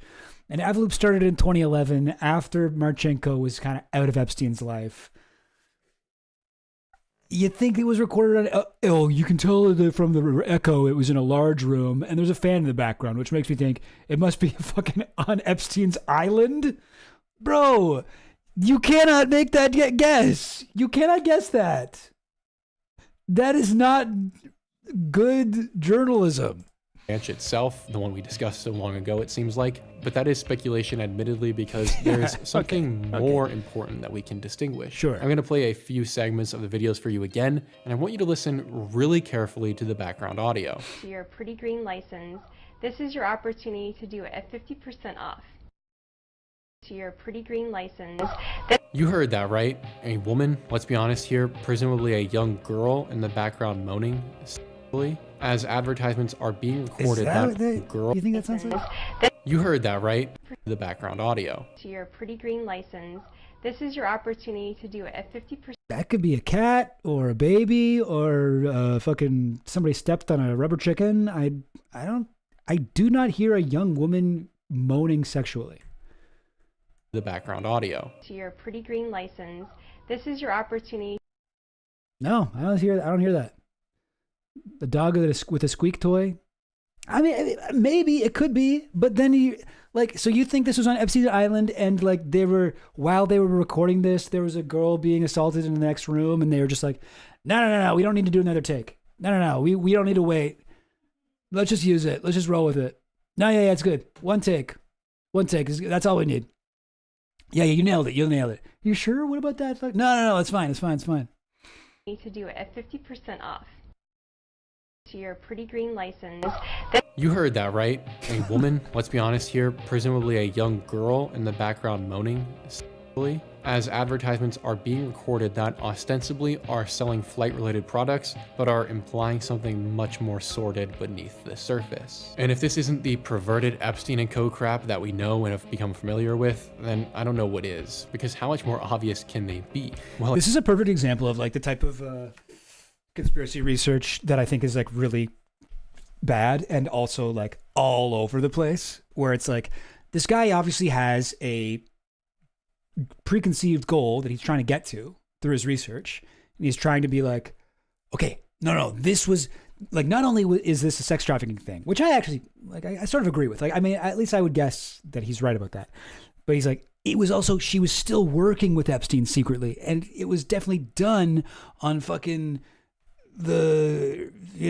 Epstein's Island or in New Mexico Ranch, and it was at the same time where there was actually abuse going on, and it was just like, bro, what? No, man. Look, listen to this sound. It's like, oh, okay.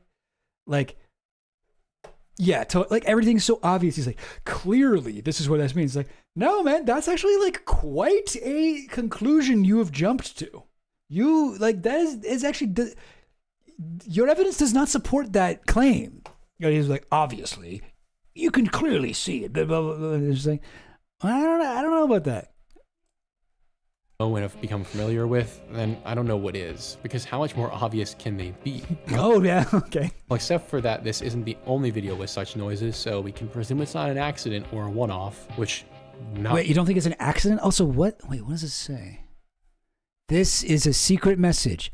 Comment one-off if you're reading this. Confuse everyone. Okay. All right. Okay. 2 off. That ought to throw him off. All right, here we go. Not really something you can have a one-off of, but besides the point, take a listen to this one. That means whether you want to learn to fly, charter an airplane, or to... Wait, I'm going to pause it for a second. I'm assuming that the one we already heard is by far the best one. The one that most sounds like a young girl having sex. This one is going to sound worse and not be as convincing. All right. That's my prediction. All right, let's check it. See more girls like me. Loop can help. Oh, that sounded like a cat. Girls like me. Loop can help. That's a cat. In this video, you can hear... That's 100% a cat. Help. More girls like me. Loop. Bro, have you ever had sex before? Coop? That's not a sex noise. That's a cat noise. Are you having sex with cats? Is this some sort of a furry version of Jeffrey Epstein? Coop? can help. In this video, you can hear what appears to be a dude moaning. This makes it further clear that the girls are what are for sale, and these girls we see, I presume, are just merely a few of a wide selection for purchase. Oh, he thinks that's a dude moaning. I thought it was for sure a cat. Hang on. Help. For girls like me, Avi can. Oh, that's a man's noise. No, it's not. Avi No, it isn't. can help. For girls like me, Avi No, come on, man. That's not it. That's not it. You're meowing up the wrong tree here. Can help. In this video, you can hear what appears to be a dude moaning.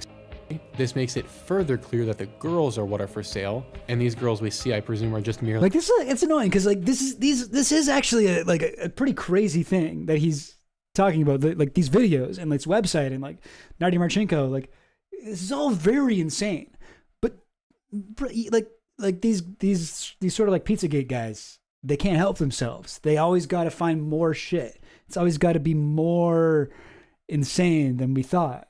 Right? It's very, not like you are looking at something that is genuinely like worthy of commentary. It is remarkable. It should be remarked upon, but you're then his fucking brain dead, like fucking pilled ass, like Pizzagate brain kicks in and he's like, oh, there's a pedophile conspiracy? Okay, what we got to do is look for the secret messages and the code and like we need to play, listen to this, oh, we got to go into this and let's play it backwards. So there's a secret message. Oh, Nadia Marchenkova backwards is Crowdler crew. Oknikramaidan. That almost sounds like I worship Satan. It's like you don't need to do all that. It's already an interesting thing.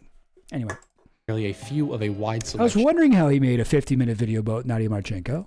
For purchase. Also worth noting that these girls are incredibly skinny, don't look super healthy, and are clearly reading from a script. All things that make me very uncomfortable. Yeah, they're reading from a script. That wasn't the weird part. You're upset that the only thing that you trust is full improv? Like they're not allowed to write things down before they say them? I don't understand. And worst of all, they're clearly reading from a script. Really skinny, don't look super healthy. They're skinny. Healthy, they don't and look are healthy. Clearly reading from a script. All things that make me very uncomfortable watching these videos. It makes me really uncomfortable watching someone read a script. Bro, you ever got to receive the call from a telemarketer, dude? Scripts are everywhere, man. Scripts are all around us. Scripts are hiding in plain sight, bro. You cannot escape them. That to the fact that on the original Avi Loop website, there are archives showing you that you can win one-on-ones with what they call interviews with the girls. Yeah. Oh, so he did look up the website. Okay, so he should know that that's not what... That's not right at all. That's not right at all. I mean, what? Winning an interview? Bro, okay. How though it gets even creepier with what we notice as we continue. I cannot take full credit for this. Some others who have been down this rabbit hole as well noticed this, and there's also a commenter on the video who pointed it out. However, if you look very closely at the blonde girl, who appears taken aback for a moment after the moaning is heard, one may notice that she looks quite familiar. I hope not personally. If so, I am very sorry. But for those into researching mysteries online, she might. Who? Wait. This is going to be something insane. Who do you guys think that he thinks that she looks like? Who do you guys think? Okay, let's go.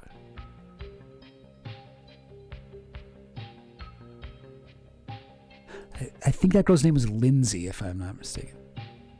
Oh no, it was that. No, it was Ashley. It was Ashley.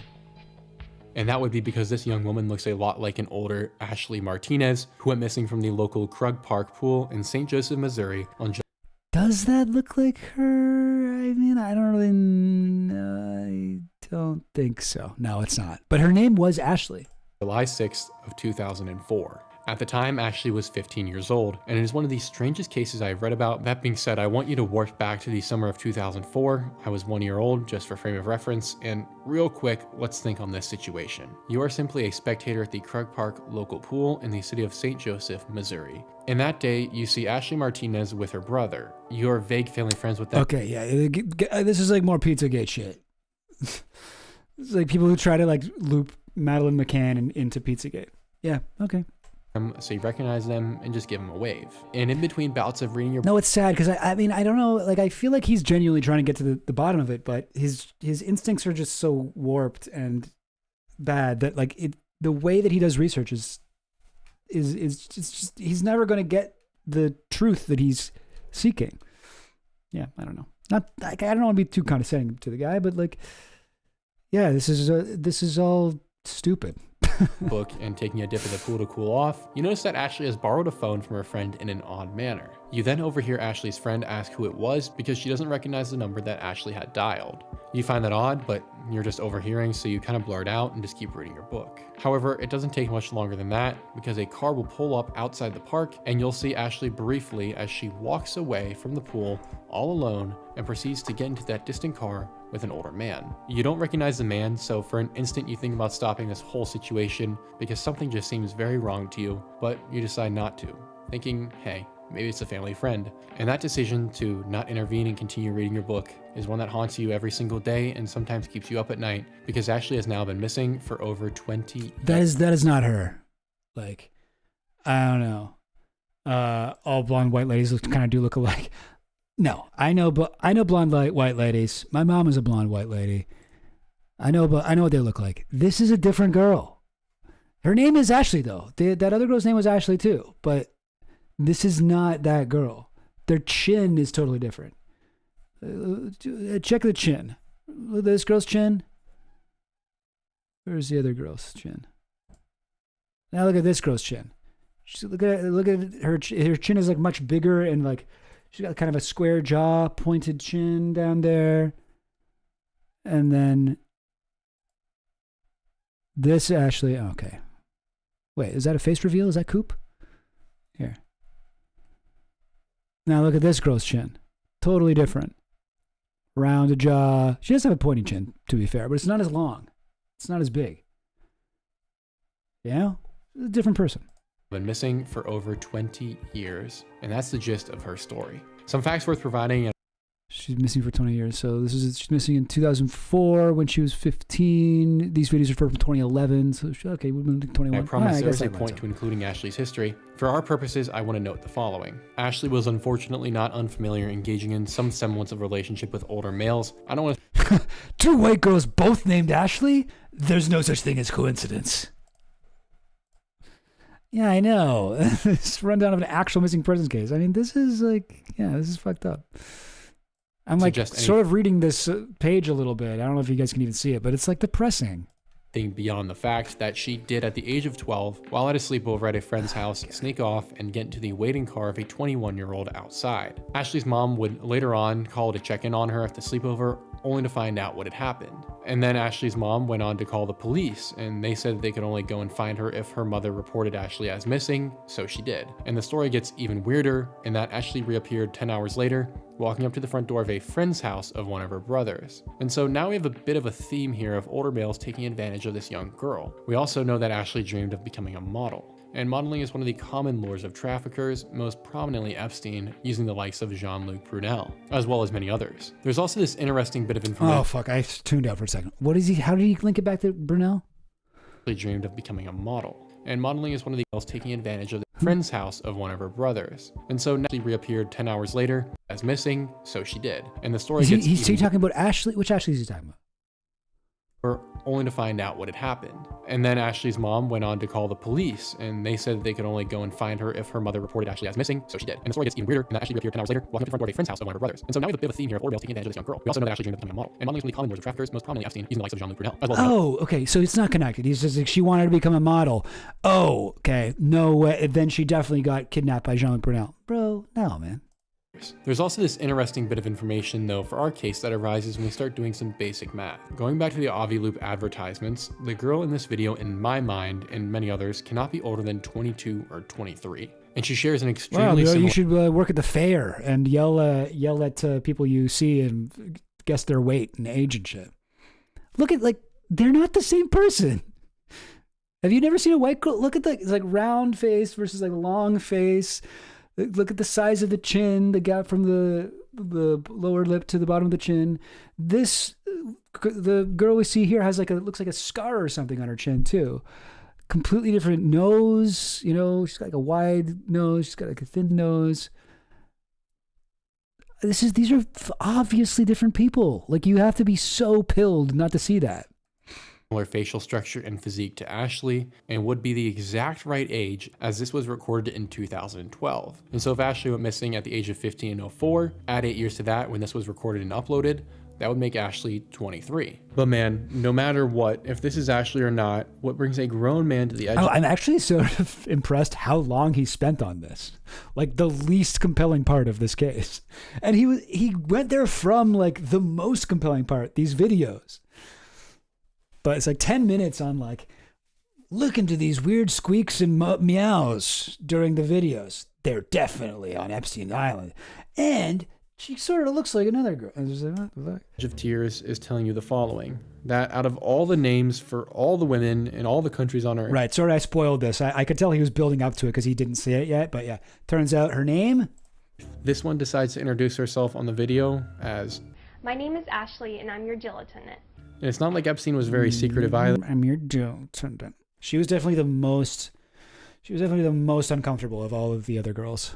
It was pretty much an open secret what he did. And to bring it full circle, let's not forget whose company is being advertised for here. Nadia Marcinko, the model and child rapist who used her connections and time as a model and quote-unquote pilot to lure girls in. And so I dare say a lot of dots are beginning to connect here. So there were two things I wanted to do next. The first was to contact the police in St. Joseph, Missouri with these findings. Okay, I'm going to interrupt here and I'm going to say that I actually ended up getting a call back from the detective. Originally when I recorded this I hadn't. So I want to add that we actually had a really great conversation this morning as of the time I'm editing this. I'm not going to say his name, but he is the detective on this case, so if you look him up you will find him. He seems like a really genuine guy, very curious for what I found and about this video. So I sent it to him and he said was that, okay, this is interesting. They always like to follow up on leads. And he did admit, as we'll get on to later, the girl we can see here could very well be her later on. I mean, we don't really know exactly what she would look like, but they do share a lot of similarities. The fact they have the same name is really weird. And then I asked him for a comment on record, and he did give me one, and that's here for you guys now. What do you think of the video? And if it's her? Yeah, I definitely think that there's some things that we need to look into. This is possibly, 8 years later, we're going to have to match up the facial features and see. But there's always that potential. We're always going to look into these leads when we get them.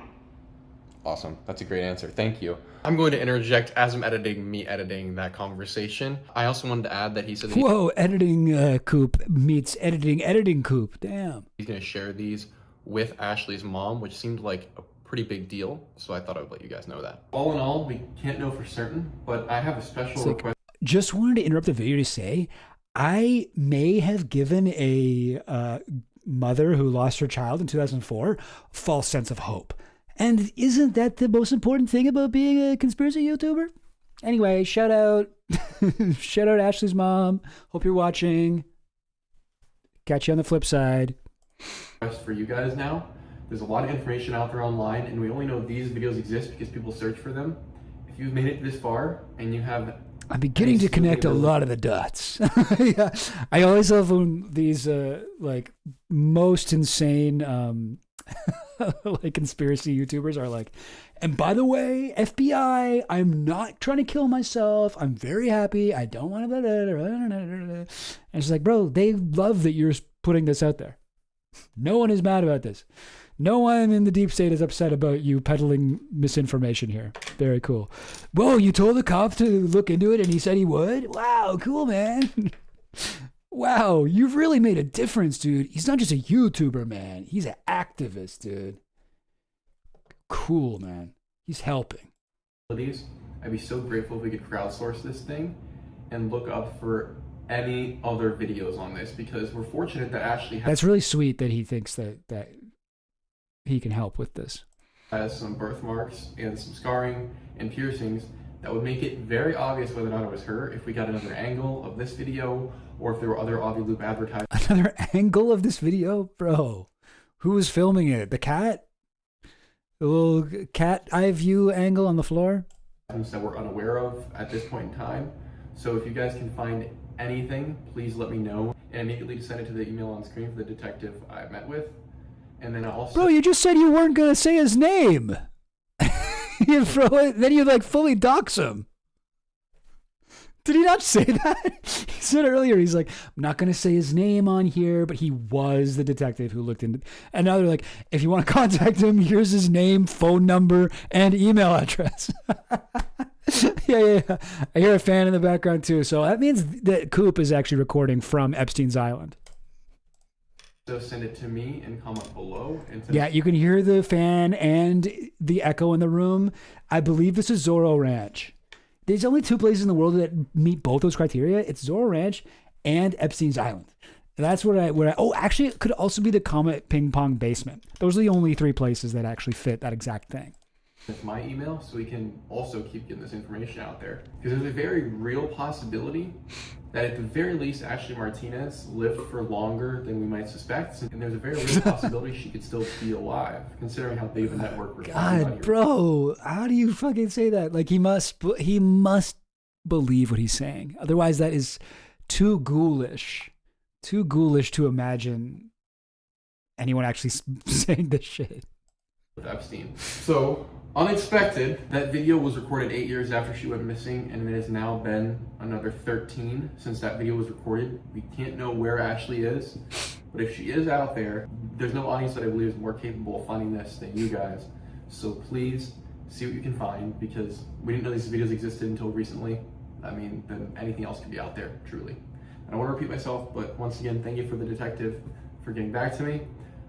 It gave me a little bit more faith in some feds. I want to thank you guys in advance for everything you're going to find. Any tips? Yeah, maybe I do trust the government after all.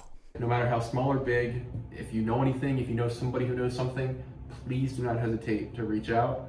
This is the chance to really help someone and their family out. I think we should take advantage of that opportunity. Thank you so much, guys.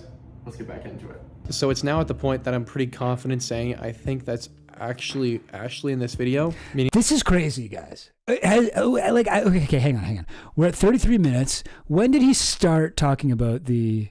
Oh, wow.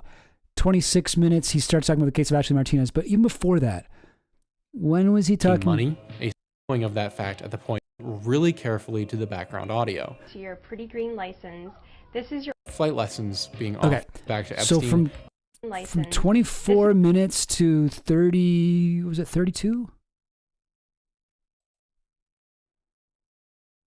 Been arrested for the crime, and that just seems pretty outlandish to me. But I'm not making any accusations, let me make that clear. I do want to hear all of this insane shit.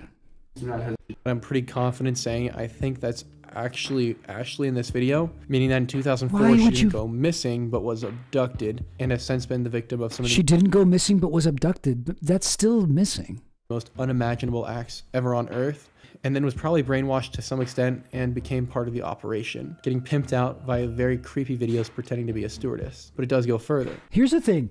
The way he's so confident that like Avaloop was not only a sex trafficking operation, or at least an attempted one, which is what I also think. He thinks it was an Epstein thing. But dude, Epstein was like way more careful than that. Epstein was not putting up videos of his girls doing like things. He was like, as Virginia said, he would traffic them to his well-connected friends, these billionaires and like respected like Harvard academics and shit.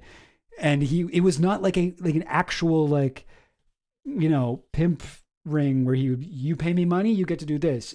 There's much more to it than that. He thinks Epstein did all this. Epstein's like, you know what? I'd like to fucking diversify my assets here. What if we put this out there? What if we made it on the World Wide Web? What if I made it in a fucking aviation website and put it behind this weird fucking deal attendant facade? And it's just like, bro, no, man. This was definitely Nadia's thing. If Epstein did it, it would be a lot slicker than that. He was not putting out videos of that shit. Can you imagine? Can you imagine if Epstein did that? And these videos are still up.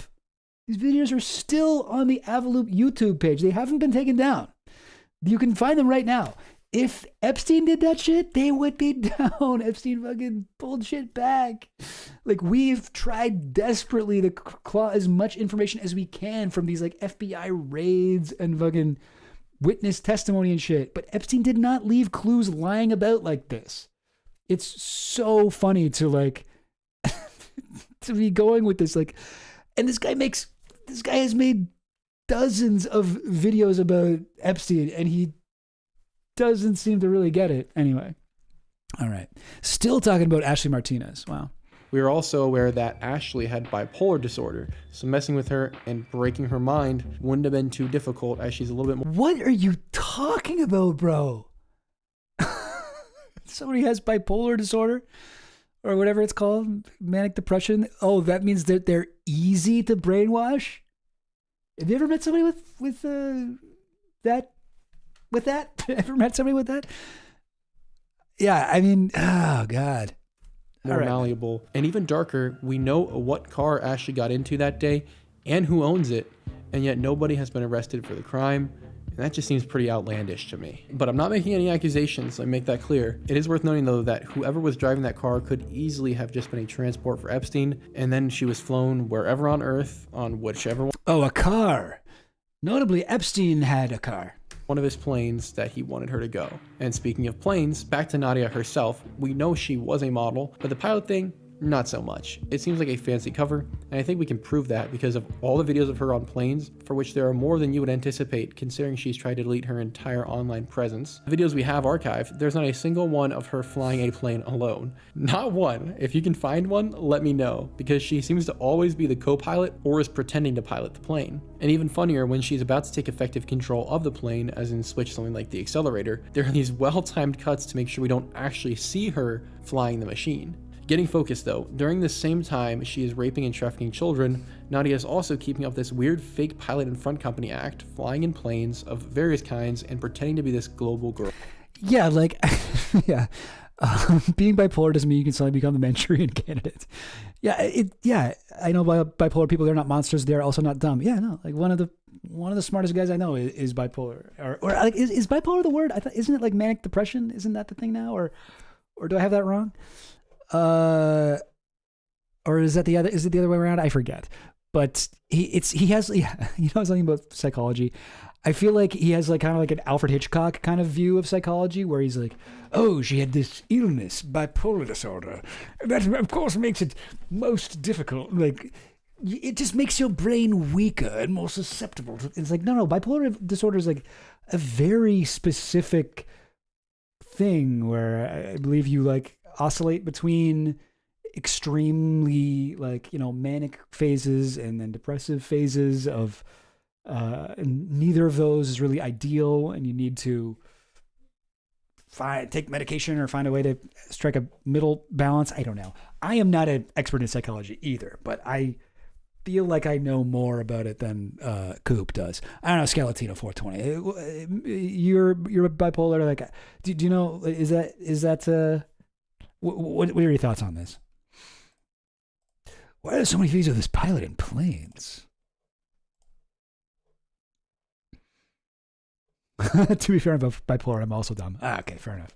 Yeah, it's irrelevant to your actual intelligence. You could be bipolar and really smart, like my friend. You could be bipolar and dumb, like Scalatino in the comments here. Just kidding, Scalatino. I think you're smart. Girl figure. She's doing all these odd things, but what I argue might be the weirdest is she plays this main character role in a really poorly executed pilot prank video, which is also an advertisement. Yeah, we watched this on the other thing. It's very weird. For a mobile game back in the 2010s, where I kid you not, Nadia dresses up like a child and pretends to be unable to fly planes. The title of the video is Nerd, but the kid's jacket and teddy bear and glasses and pigtails, you're not trying to look like a nerd, you're trying to look like a child. And this video, for the few who have seen it, was a little too on the nose, as they're commenting the same thing. It seems to show us, once again, that Nadia certainly is not a pilot. Fly 436, yes. Can the plane shoot? It used to be able to shoot, not any longer. It used to have 6 50 caliber machine guns. Airplane will go 400. Does it have air conditioning? No, it doesn't have air conditioning. You know what? Maybe we ought to just stop. He should like this because it's not people reading from a script, which he says is one of the main things that makes him suspicious about stuff. Here, let's go out and see the airplane. How would that be? Oh. So what is that? It's a really cool video game. See, it's really cool. I can play against other people in real time and do all kinds of cool maneuvers. Well, you'll see it's not quite the same, my dear. My dear, my dear, my dear. And he's just putting the full unedited video in here. Whoa! Stop! Whoa!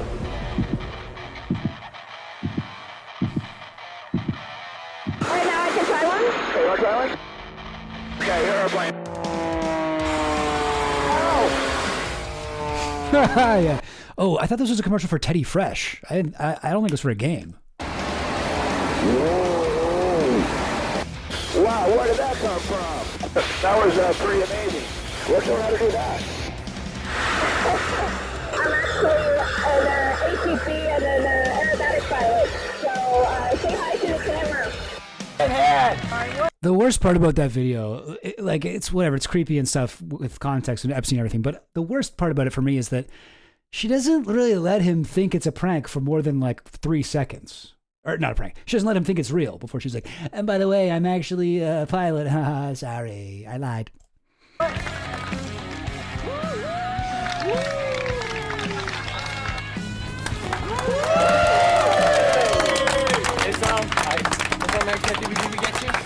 guys got me. I've been had. That's all there is to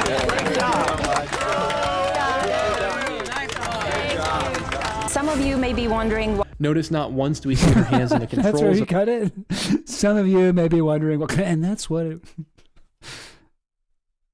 I think this guy, it would be nice if he spent more time researching. I think he should spend a little bit more time editing.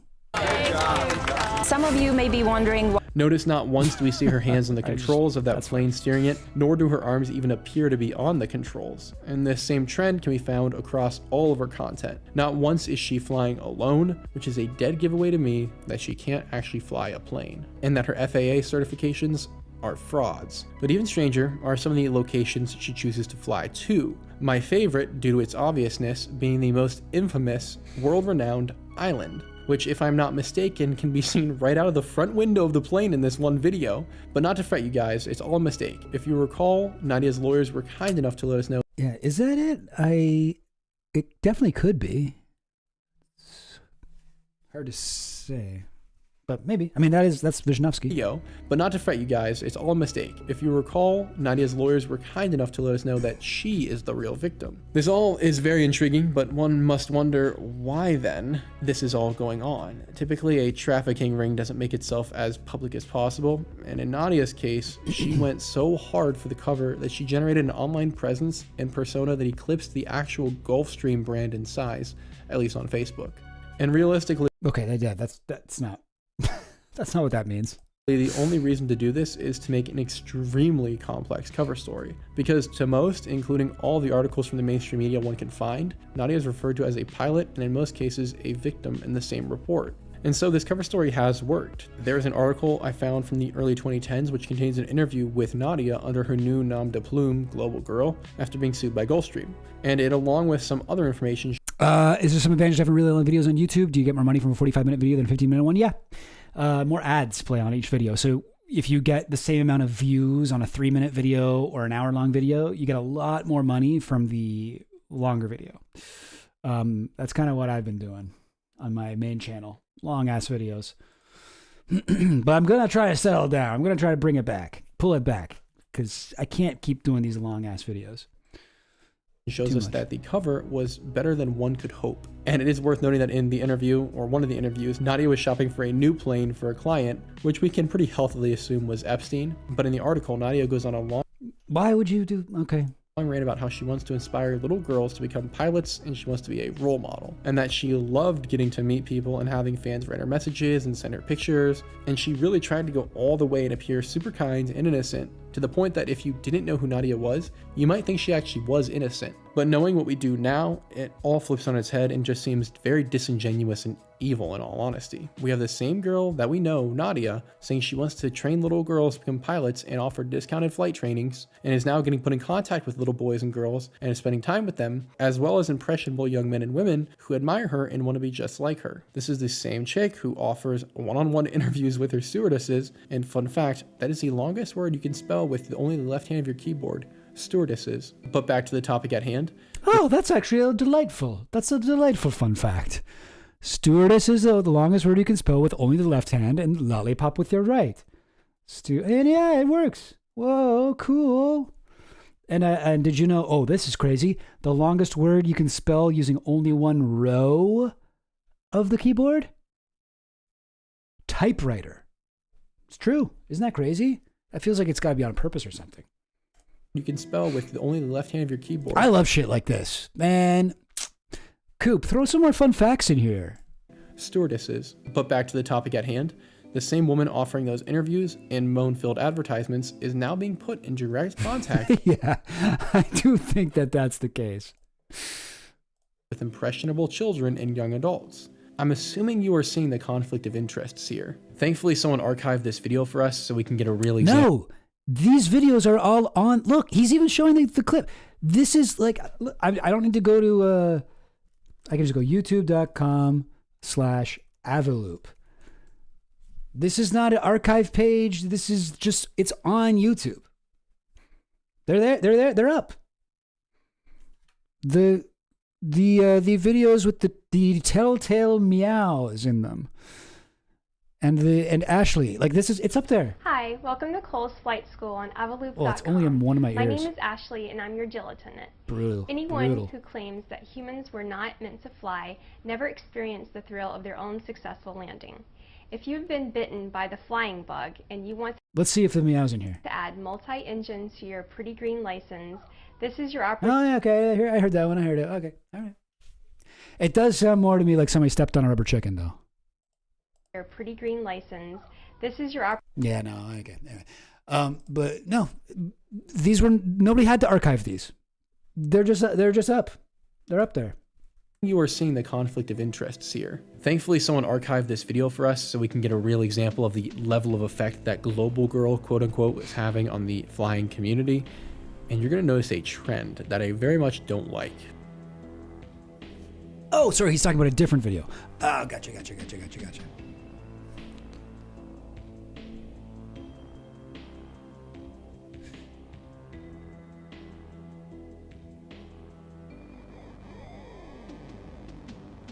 Way too many kids for my comfort. This whole Aviloop thing, though, seems to come to an end in 2019 when Epstein was arrested, and there's been basically no updates or no new information on the site since then. And Nadia's socials are all gone except for the archive posts that we've been looking at. And depending on which Aviloop link you click, you might even find out that the website now says that it's under maintenance. However, despite these setbacks, not the entire trail has gone cold. Aviloop itself stopped operating ostensibly, but not in reality. When researching the business filing information, a second name for the company popped up for me, where although still technically named Aviloop LLC at the end of the day. Okay, actually, and I'll hand it to him. I didn't find this, and this is actually interesting.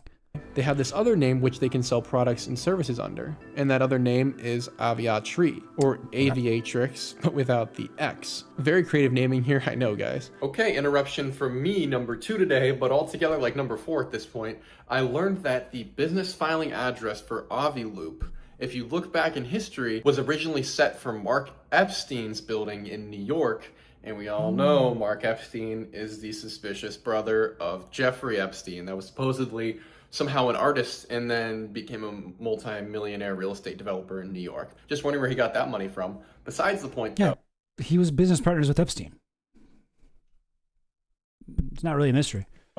Another direct connection back to Epstein and the trafficking. And on top of that is that the same building owned by Mark was also a place where Epstein had rooms and apartments where he would take these quote unquote model girls and have them stay there to take advantage of them. Whole lot of stuff's coming. Yeah, he said he was 1 year old in 2004. So he's like, what, like 27 or something like that? Full circle here. Some of those girls, in fact, many of those girls were in all likelihood supplied by Nadia herself, maybe even through this pilot identity and the model identity. Crazy stuff, you guys. And you should not be surprised to find out that, like the name suggests, this business has been aimed at females, specifically female pilots or females curious about becoming a pilot. And this site, much like Aviloop, offers discounted lessons, flight school help, funding help, free courses. So there's okay, cool. Interesting. Courses and everything in between to help you on your pilot journey. And unsurprisingly, a bulk of the images on here are stock images, including the second photo in this series of a chick wearing little clothing, dramatically walking away from her. What? No way did you have to censor that. You're telling me that, what, she's got her boobs out or something? Let me check it out, because I didn't actually know about this. Aviatry.com, is it? Website under construction. Coming soon. Oh, he explained how he got here, right? Oh, you get a message. And look, there's another girl. Whoa, there's an anime girl. What the? Dang, yo. Aspiring and licensed female pilots. I mean, it could just be like, you know, a feminist pilot school or something like that. It could be that. Wow. Yeah, I mean, that is interesting. That is interesting. How did he get it? Depending on what he said, depending on what site you go, you might find it's whatever, but what? Self, maybe even through. Maybe did he put a link in here? Aviatry. Yes, he did. Here we go. Financing resources. Okay. About us. Okay, these are not clickable. Privacy policy.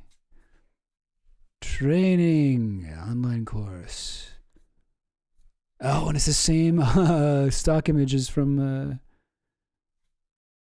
the other site for partners, flight schools. Oh, is this it? No, I want to find the picture I'm trying to find the picture of the lady that he censored out. What is it? Online course. Flight training. We're just going to look at every single thing until we find it. Financing. This was the page he linked to. I wonder why. About.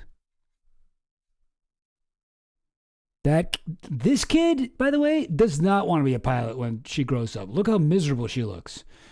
He's like, did you take the picture yet, Mom? Ugh, I don't even like planes. Fuck Amelia Earhart. She's a hack. That looks like Nadia. Maybe. Okay, well, I can't even find it. What the heck? What in the world?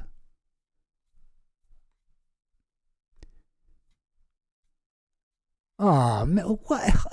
Huh? Oh, wait, is this it?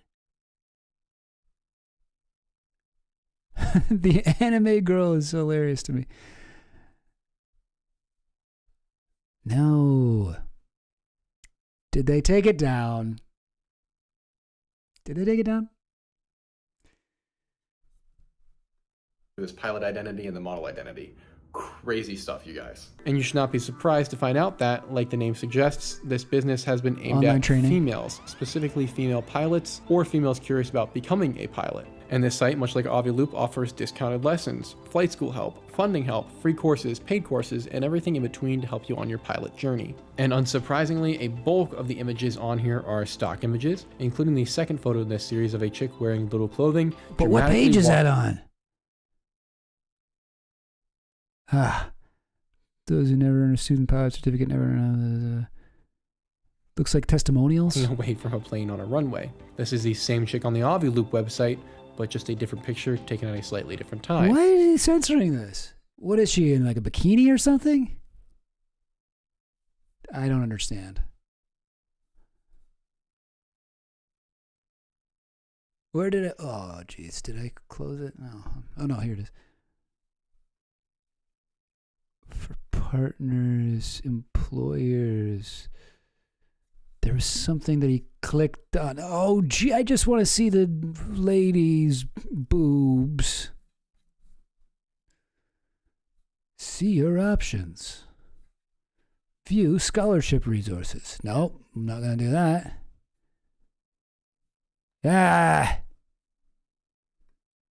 Okay, I give up. However, if that wasn't the giveaway that they are connected directly, Nadia herself appears on this very same website, telling us that this is definitely hers as well, although admittedly the different parts of the site are strewn across the internet, so it made it extra difficult for me to actually confirm this was hers. All this to say though, it would appear that after the Aviloop links were made when Epstein was hit again in 2019, Nadia then hopped onto a proverbial escape raft and tried to cover her butt with this other front company, that being Aviatry. The Instagram for Aviatri is still live, so I thought maybe there's a chance I could learn more. I doubted it, but I still thought it was worth a shot, so I put my alter ego Jesse Hines, the aspiring pilot, and reached out across basically all of their platforms trying to get in contact with anybody. However, despite days of waiting, no one from Aviatri has gotten back to me, which was so rude and forced Jesse Hines back into her shell and former career of selling Fent on the street. In short, Aviatri is another empty front company. I take these business reporting sites. Yeah, I can. Wow, that's interesting. Yeah, I'll give it to him. That's very interesting. I didn't know about any of this stuff. With a grain of salt, but I wanted to also add in here, supposedly it was reported that Aviatri did over $5 million last year in annual revenue. I doubt that's true. That actually means less than $5 million. That's what that symbol means. It supposedly did over, no, less than. Because these are typically wrong, but if it is true, I'm gonna have to wonder where those 5 M's just came from. Let's continue. And at this point, there was really only one more thing I could think of for us to go down to see if I could get all the information possible about Nadia, if she's still with us, or if there was anything else relevant that we needed to know about her. At which point, I went to a website that I won't name and did a quick search I won't describe, and got a verifiable list of Nadia's closest connections via publicly available data that haven't seen the light of day. And you wouldn't recognize these names on CNN or Fox.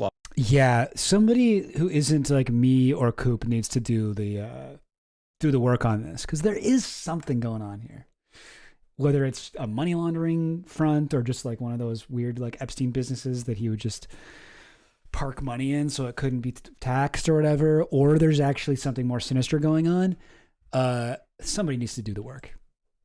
Propaganda. They're not going to mention them ever, and the only one that's seen attention is an Epstein accuser that this platform linked to Nadia. So I decided to take an hour, maybe it was 2, I won't lie, out of my day, whip out the burner phone and call every single one of the people listed. And what I got in terms of responses was rather surprising. So out of the numbers I dialed, about 7 picked up, and out of those 7 that picked up, every single one, without fail, upon hearing the name Nadia, or in some cases before I even got her last name out of my mouth, they hung up on me. And many of them very obviously lied to me because these lists of connections don't lie. The error rate is like 5%, and I've cross-verified most of these people, and I know for a fact that they all seem to also know each other and not just Nadia. And they share many of the same friends, and despite all of this, there were people who were still willing to deny vehemently that they didn't know her, and even got a little nervous at the idea of someone connecting their names. And here are a few of my favorite calls.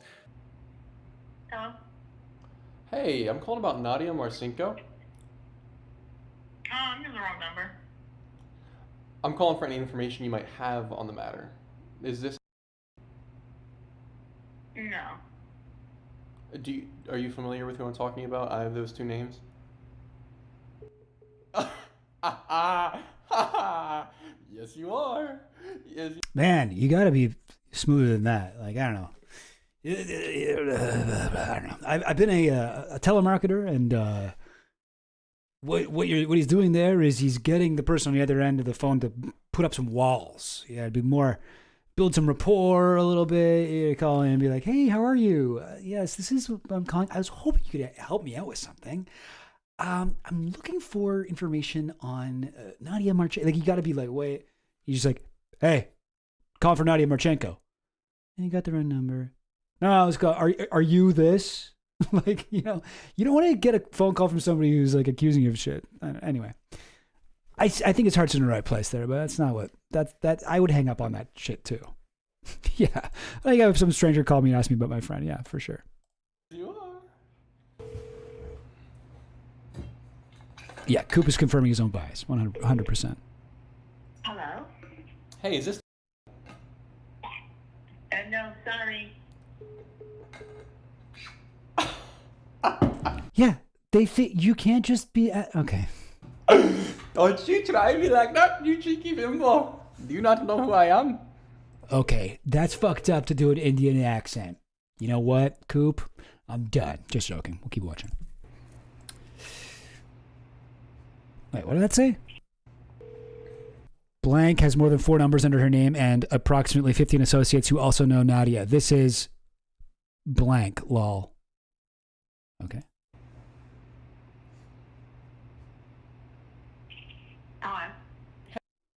This is Roger. I'm writing a story about one Nadia Marcinkova, and I was wondering if you were familiar with her. No, sorry. Can I ask a follow-up question really quick? Sure. Nadia Marcinko, that name. Ho! Yup. He wants to get the clips of people hanging up on him, or he's just bad with people. I don't know. That's what I thought. I'm sorry, I think our call got cut off. That's very awkward.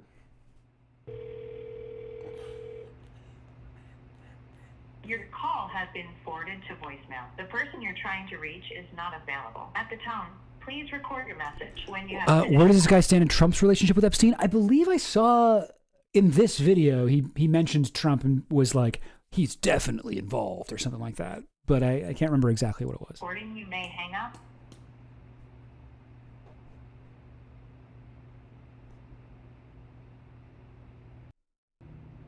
Your voicemail box is glitched or you're on the phone right now. Either way, give me a call back.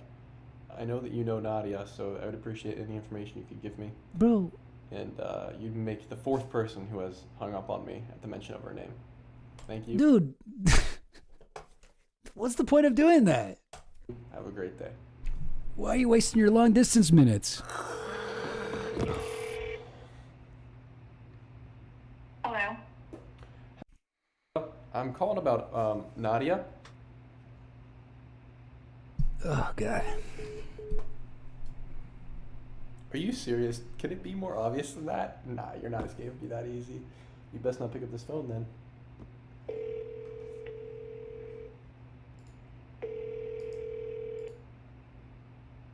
Hello.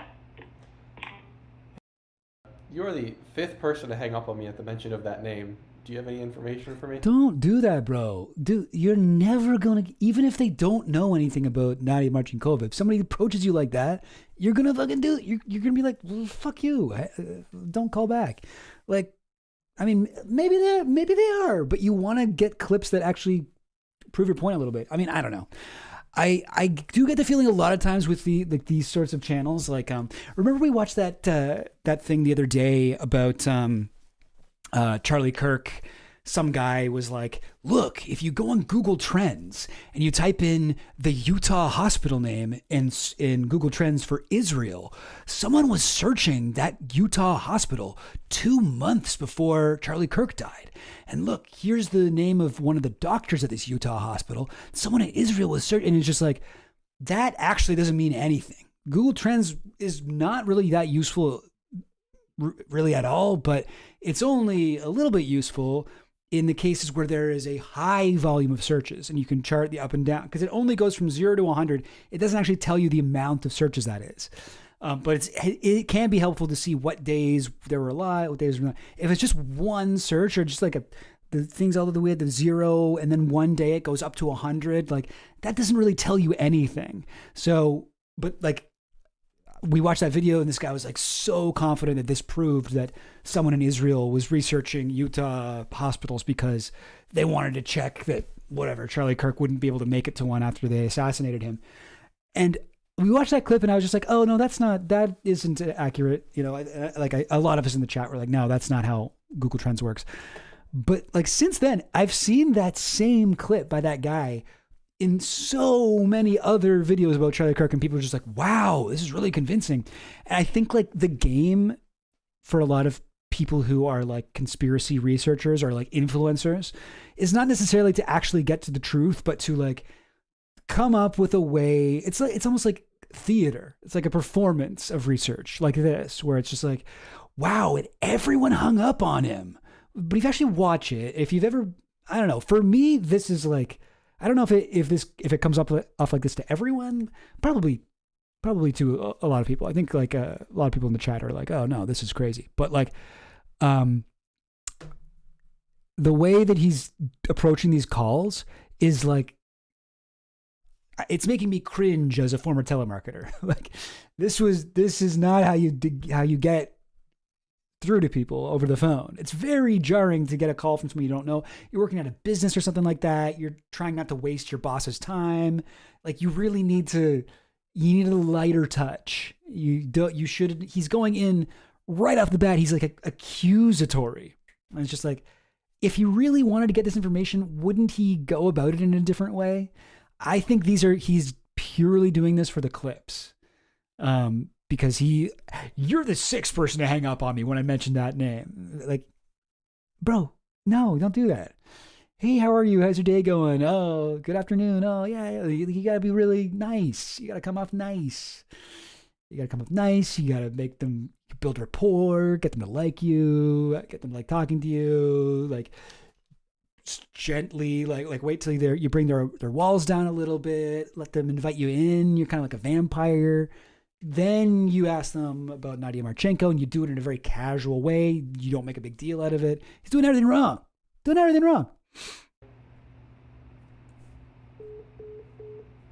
Wow, they hung up. Well, definitely my theory is right. Call you back in a minute there. I think she has something she wants to tell me. Yeah. Hey, what's up? It's Joe Jonas. You have reached the voicemail. In a message, she's not here right now. But make it detailed. Don't forget your name or you're from. Or not what you like to eat. Wow, Joe Jonas made that girl's answering machine? That's awesome. The mailbox is full and cannot accept any messages at this time. Goodbye. Watch him be like, I never expected this. The Jonas brothers are in on this too. Joe Jonas bears a striking resemblance to one of the women in the stock images on the Avatrix website. If we zoom in on his cheek dimples here, we can all agree he's extremely dreamy.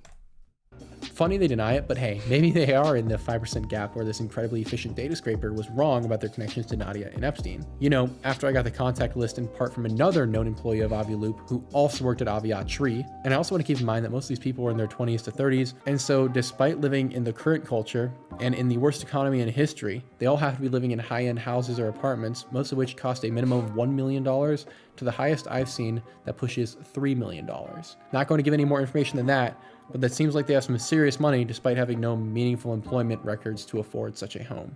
Call me cuckoo though, but Coop thinks something is up. And always follow the money. Follow the money, but you didn't do that. That isn't what you did at all in this. All right.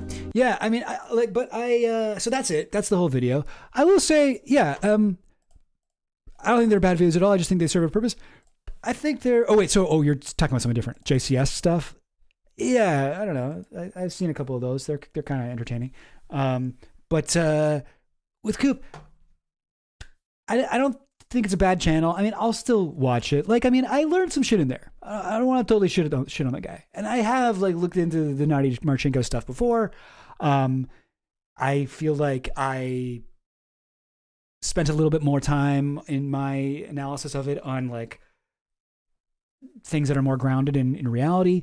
I think he got way into the fucking weeds at certain points, but I did appreciate his research was able to uncover this other website, which indeed does appear to be another version of Avialoop. That's a big deal.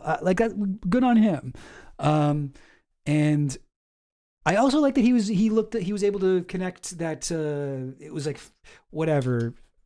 The business was registered to one of Mark Epstein's properties, something like that.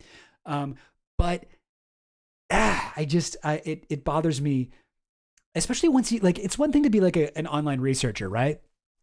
You know, whether it's like conspiracy theories or if you get really into serial killers, like if you get into like My Favorite Murder or something like that, or remember when that podcast Serial came out and everyone got into Adnan Syed, his case, his murder case he was in prison for, and everyone was like, he was innocent, and started looking into it. Like, it's one thing to do all that, right? That's all fun and games.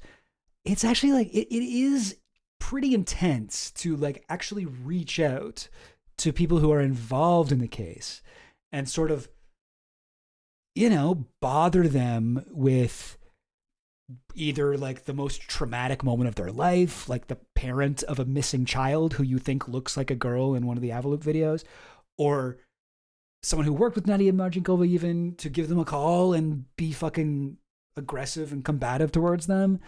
Like, that is fucked up. Like, I mean, obviously there's the risk that maybe these people are, you know, they do have information that we would like to have. And what have you done? You've like scared them away. You've made them more cautious to other researchers who might want to reach out and be more approachable and like not so whatever confrontational. But with the fucking contacting the cop and telling him to call the mom of the missing Ashley, who's been missing for like 20 years, when she was 15, and be like, is this her? To like, bro, like, you can't do that shit, man.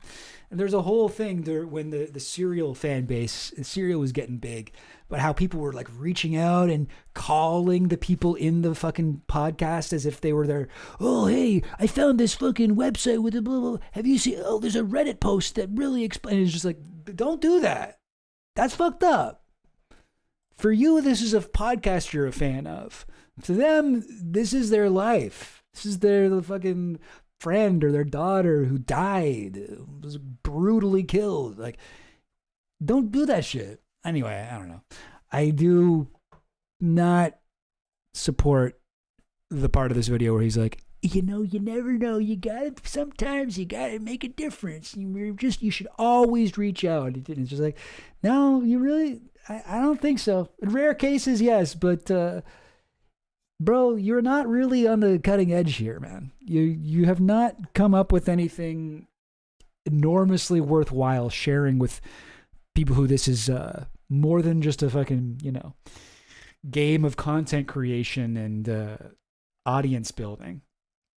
I'm sure they are less excited than you about the fucking strange noises in the background and your evidence that you can hear a fan, so must be on an island. Yeah. Oh my God. Yeah. Sandy Hook is, I can't believe I didn't think of that example. That's the worst one. That is the worst one. Because they were like, not only were they like, you know, bothering these people, they were like, you are a crisis actor, you are a liar, you never had a child, and blah, blah, blah, you're evil, you're a Satanist, you're fucking blah, blah, blah, New World Order, you know. That was the worst one. That's actually like a very extreme. That's funny, MJF. We're just asking questions and ignoring answers. Do your own research. That's what we do.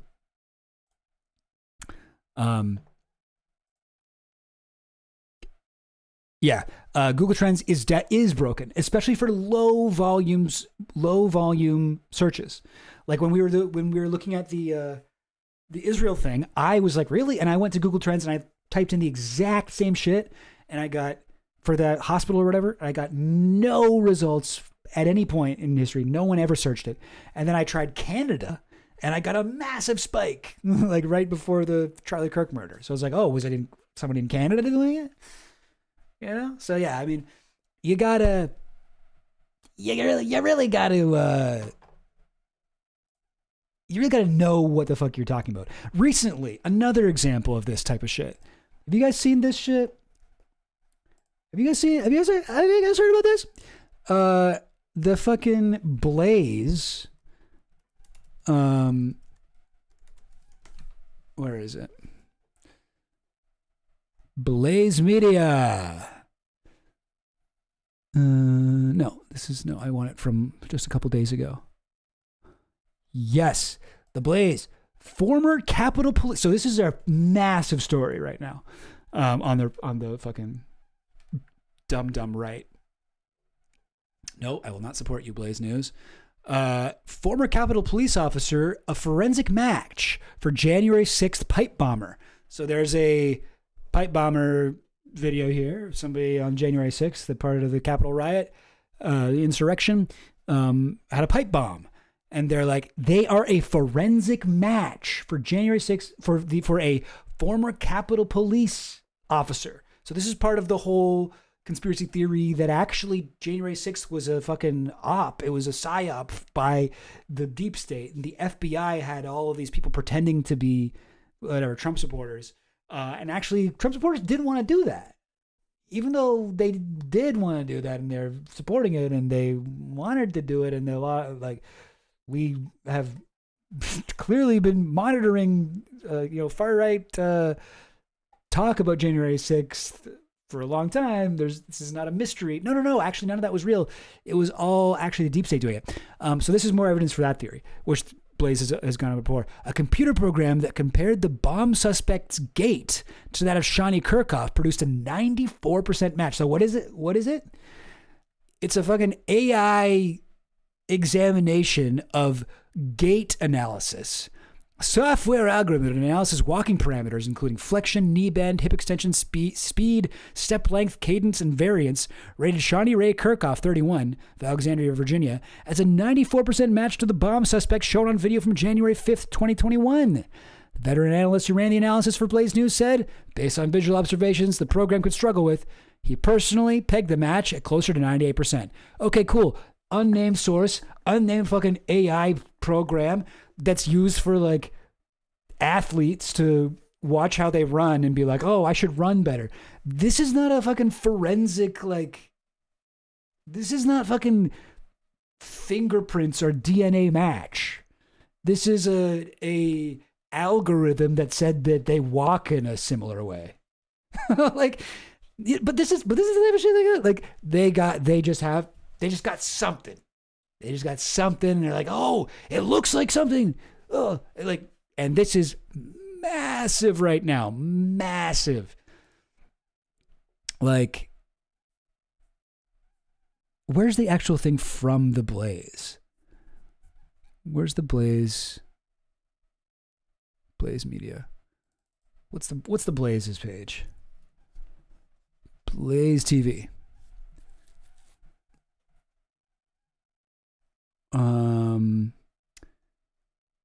Blaze. Blaze. Where'd it go?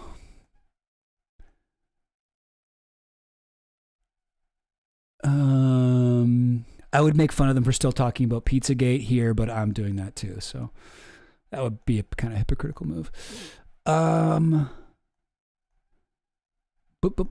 Blaze. George Floyd shit. Oh, wow, they post a lot, eh? Oh, wait, no, this is May 29th. Okay, I went back too far. Well, where the heck is it? Blaze TV, and let's search Jan 6. January 6th? January 6th and the N-word that wasn't? What? Wait, what? Latest.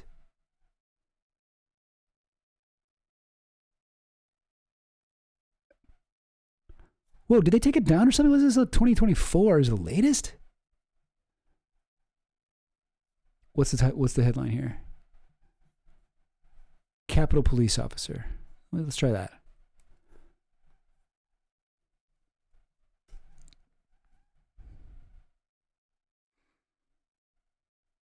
The Capitol Police were pawns.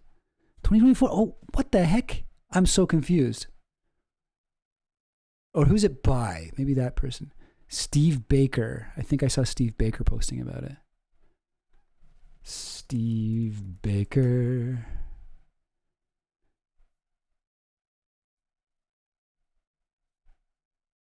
Steve Baker. Bring out the receipts like Steve Baker has or shut the hell up. Here we go. This might be the biggest scandal and conspiracy in American history. This is the guy talking about his gait analysis article. Many heroes were involved in bringing this to light. Some we can name in coming days. Some who want no recognition. And there's much more to this yet to be told. I hope she sues the living shit out of you. Oh, you have evidence that contradicts what's in the article?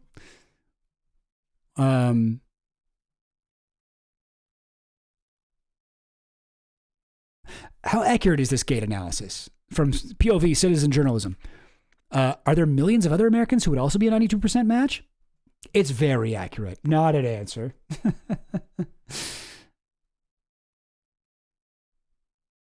Oh, what's this? Can you really ID someone by their walk? I don't know what website this is. Oh, this is that guy's website. POV, citizen journalism. Too long didn't read. Compares movement patterns. Courts, especially in the UK, have admitted this kind of opinion evidence, but guidance stresses limits and careful wording. Bottom line, video matters when faces are hidden. High quality public footage can supply motion cues that keep investigations going. That's exactly the problem POV is built to serve. But that doesn't answer the question. If it's a TLDR, it should give me the answer to the question. How accurate is it? It's inconsistent. Courts expect transparency with error sources and limits. It's been used in some real cases in the UK. Courts will hear gate evidence, but will almost always as one piece of a broader evidentiary mosaic. Yeah. Unnamed intelligence sources discuss additional video analysis. These assertions have not been confirmed by the FBI. If they were, I wouldn't really believe it. Yeah, I don't know. I haven't really done a deep dive on this, to be honest. I do like this photo, the Bigfoot. The 67 Bigfoot gate analysis. That's funny. It's a perfect photo for that. But yeah, but I mean, anyway, long story short, like a lot of the game, if you want to be a disingenuous, shitty ass fucking conspiracy guy, you don't need to actually get to the bottom of anything. You just got to show something, because like a lot of people are convinced by conspiracy theories like flat Earth, shit like that, like the really out there shit, not by hearing something that made so much sense that it instantly changed their mind, but by hearing a bunch of little things that individually are not at all convincing. But if you hear enough of them, people do change their minds on shit. People can become pilled slowly, right? And almost everyone in flat Earth, or maybe not almost everyone, but a lot of people who get into flat Earth, they're like, this is so stupid. Oh my God, let's watch this fucking documentary. And they watch an hour-long documentary. It's full of little ass things like that. And they're like, I mean, it's still stupid, but there was a lot of stuff in there. And then they'll watch another one. And then they'll just sort of slowly start to believe it more and more until they realize, oh shit, no, I actually believe this fully. And I feel like that is what Coop is kind of going for a little bit. I don't know. I'm kind of trying to like armchair psychoanalyze the guy, and I don't really know him. I don't know what's in his heart. I don't know what he believes.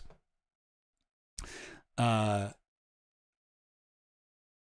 don't know. It's all very silly. I would say there are some conspiracy people who I really don't like. And there's some conspiracy guys who I don't agree with on almost anything, but I still like. I like Flesh Simulator, and I don't really agree with much of what he says. Some of it I do, but I like his stuff. I think he's good, and he's coming at it from a good place. The other end of the scale, I'd say that guy, what's his name? Tyler? No, what is it? The dude that looks like a fucking villain from like old timey what's his name? No, that's not right. Oh God, I've wanted to do a stream about him for a while. He's got like a fucking mustache. He's really he just doesn't seem that smart. I'm gonna find him. Ian Carroll, that's it.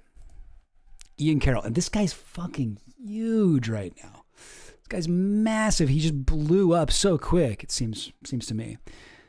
But like look at this guy. So follow the money, seek the truth. Follow the money, seek the truth. All these guys are like using all these like old school conspiracy theory, like follow the money shit. Like Coop just ended his video.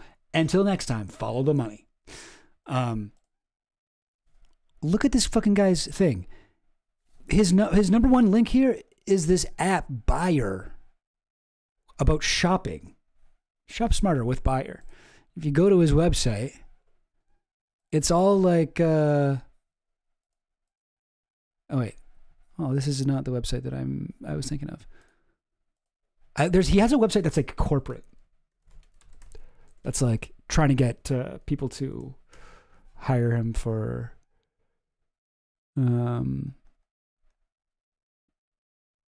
buyer app. Official store.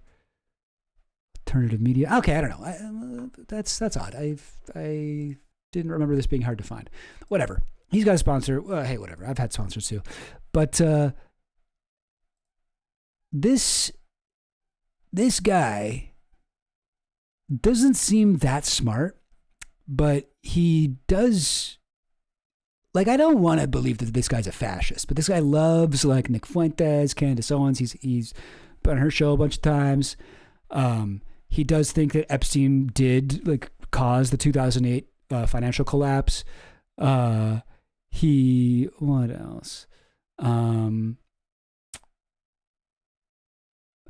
There's one really funny video he did that I'm looking for. He did on AI.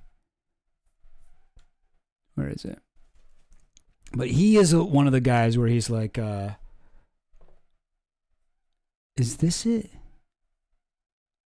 Yeah, I think this is it. I traded Google for AI, and you should too. It's like, what? You traded Google for, you completely traded So Google? I've got a confession to make. I've been using AI to do research. You don't do that.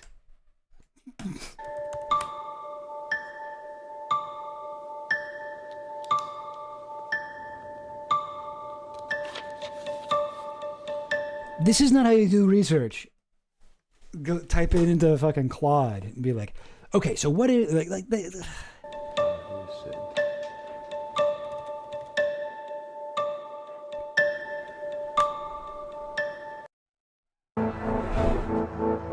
Hang on. There's a specific part I wanted to show. And it's where he's, okay, here you go. Ehud Barak's leaked emails.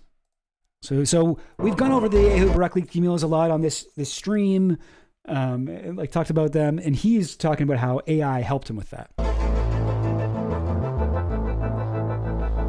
Okay. So let's get back to Batman. Let's go back to Claude Code and see how we've done. So, in the background, Claude Code, which we'll explain in a second, has been doing a whole different task. It's been analyzing all of Ehud Barak's leaked emails and writing a report all about them. I do like how it looks. I like his DSLR camera, like, kind of shallowed up the field shit. I think it looks good. Barak is the former prime minister of Israel, the former head of Israeli special forces, and probably Jeffrey Epstein's handler. So there's probably a lot of juicy, spicy stuff in these emails. Probably Jeffrey Epstein's handler? No, bro. About 11 months. You obviously didn't read the fucking emails. He was not Epstein's handler at all. Epstein was fucking handling him. Epstein was like more authoritative than him with like Massacha. Time. They came in 2 different folders. So he's really struggling with this. A different email address. And inside of each folder is just an insane amount of files. And in each file, there's just an insane number of emails. And there's also folders with attachments and images, folders with other things associated, and it's all nested. So he's looking at this like just like on his computer. Like you do have to, it is like kind of annoying. You do have to get a whatever it's called, a sorry, I'm trying to figure out how do I do this again.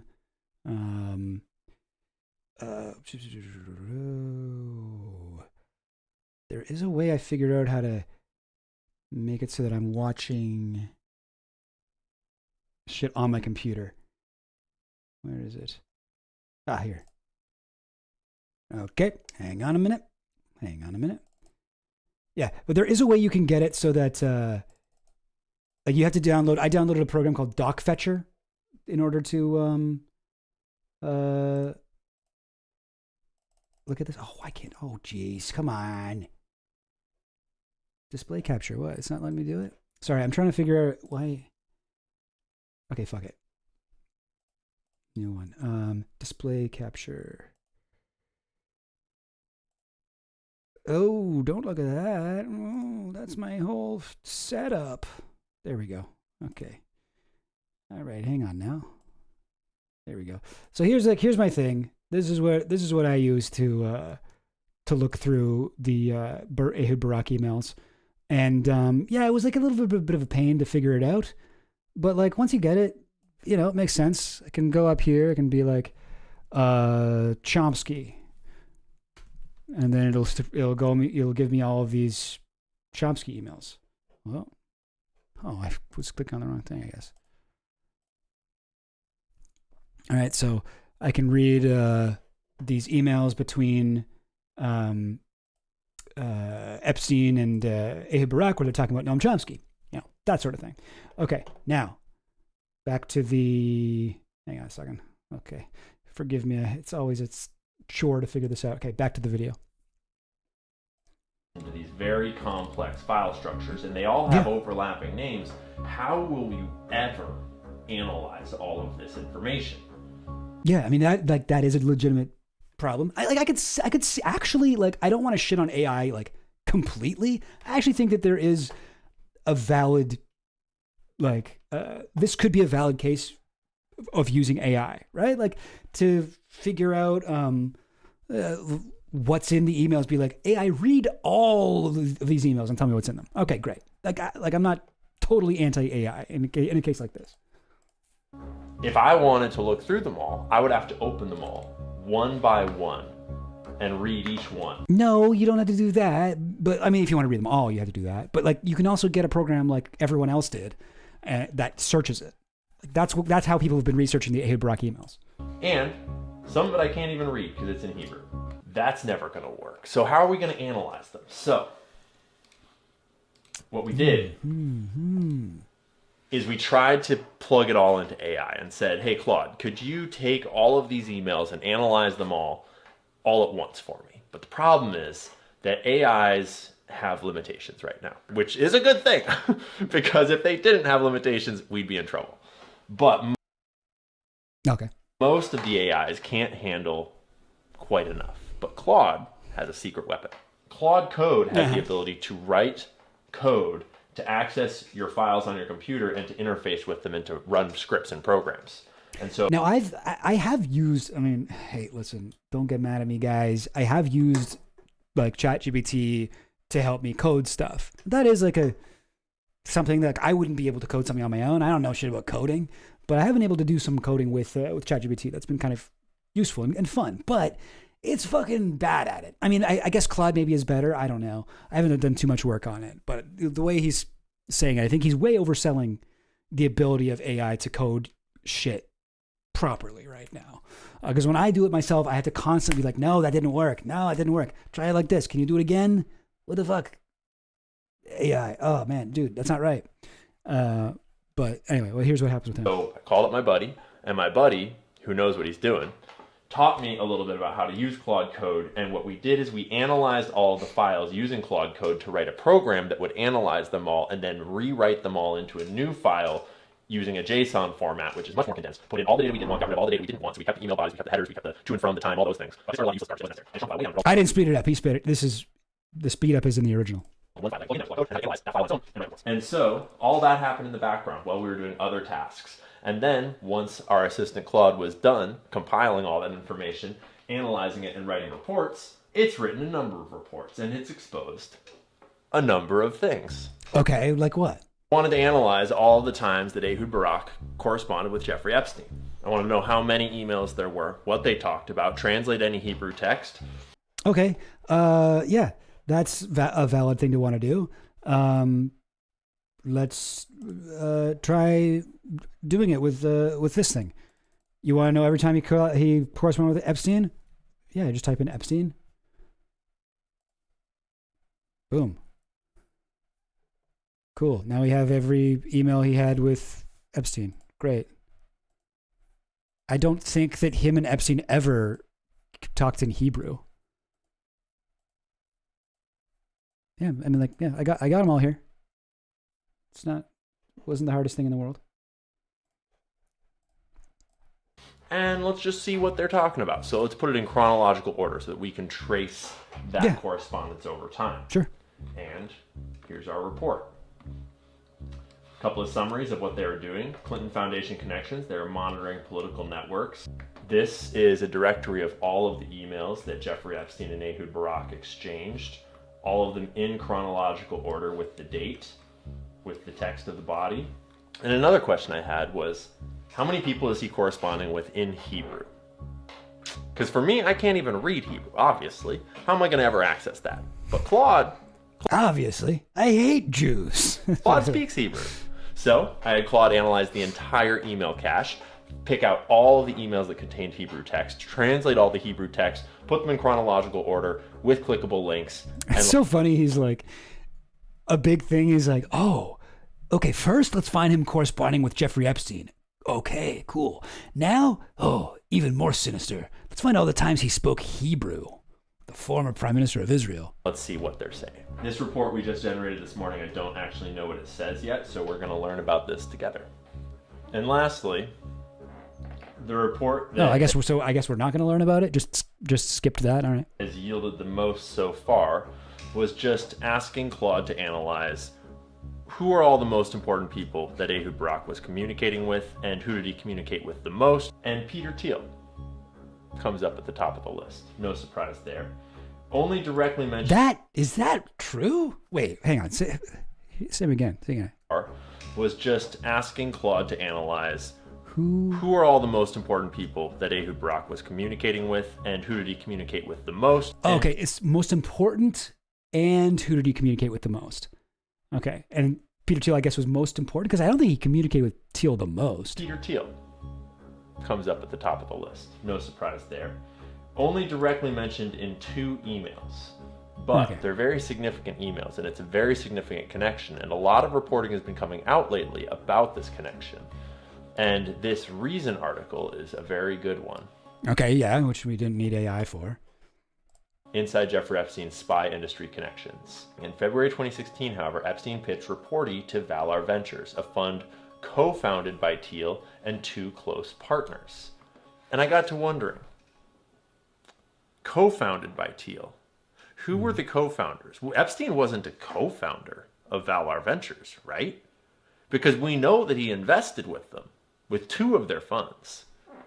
But who are these mentioned co-founders? And so I got into asking more specific questions about Valar Ventures. And it turns out that Jeffrey Epstein is not one of the co-founders, but we did discover something else very significant about Peter Thiel and Jeffrey Epstein's relationship. Okay. That I don't know if anyone's talking about yet.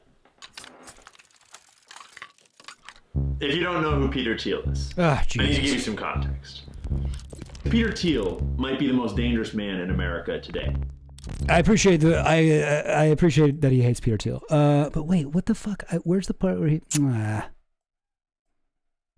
Today, Palantir is laying the groundwork for the digital mass surveillance state that's slowly being before it happened. Palantir started as by the IDF on the At this point, a lot of the details are in Pentagon Palantir.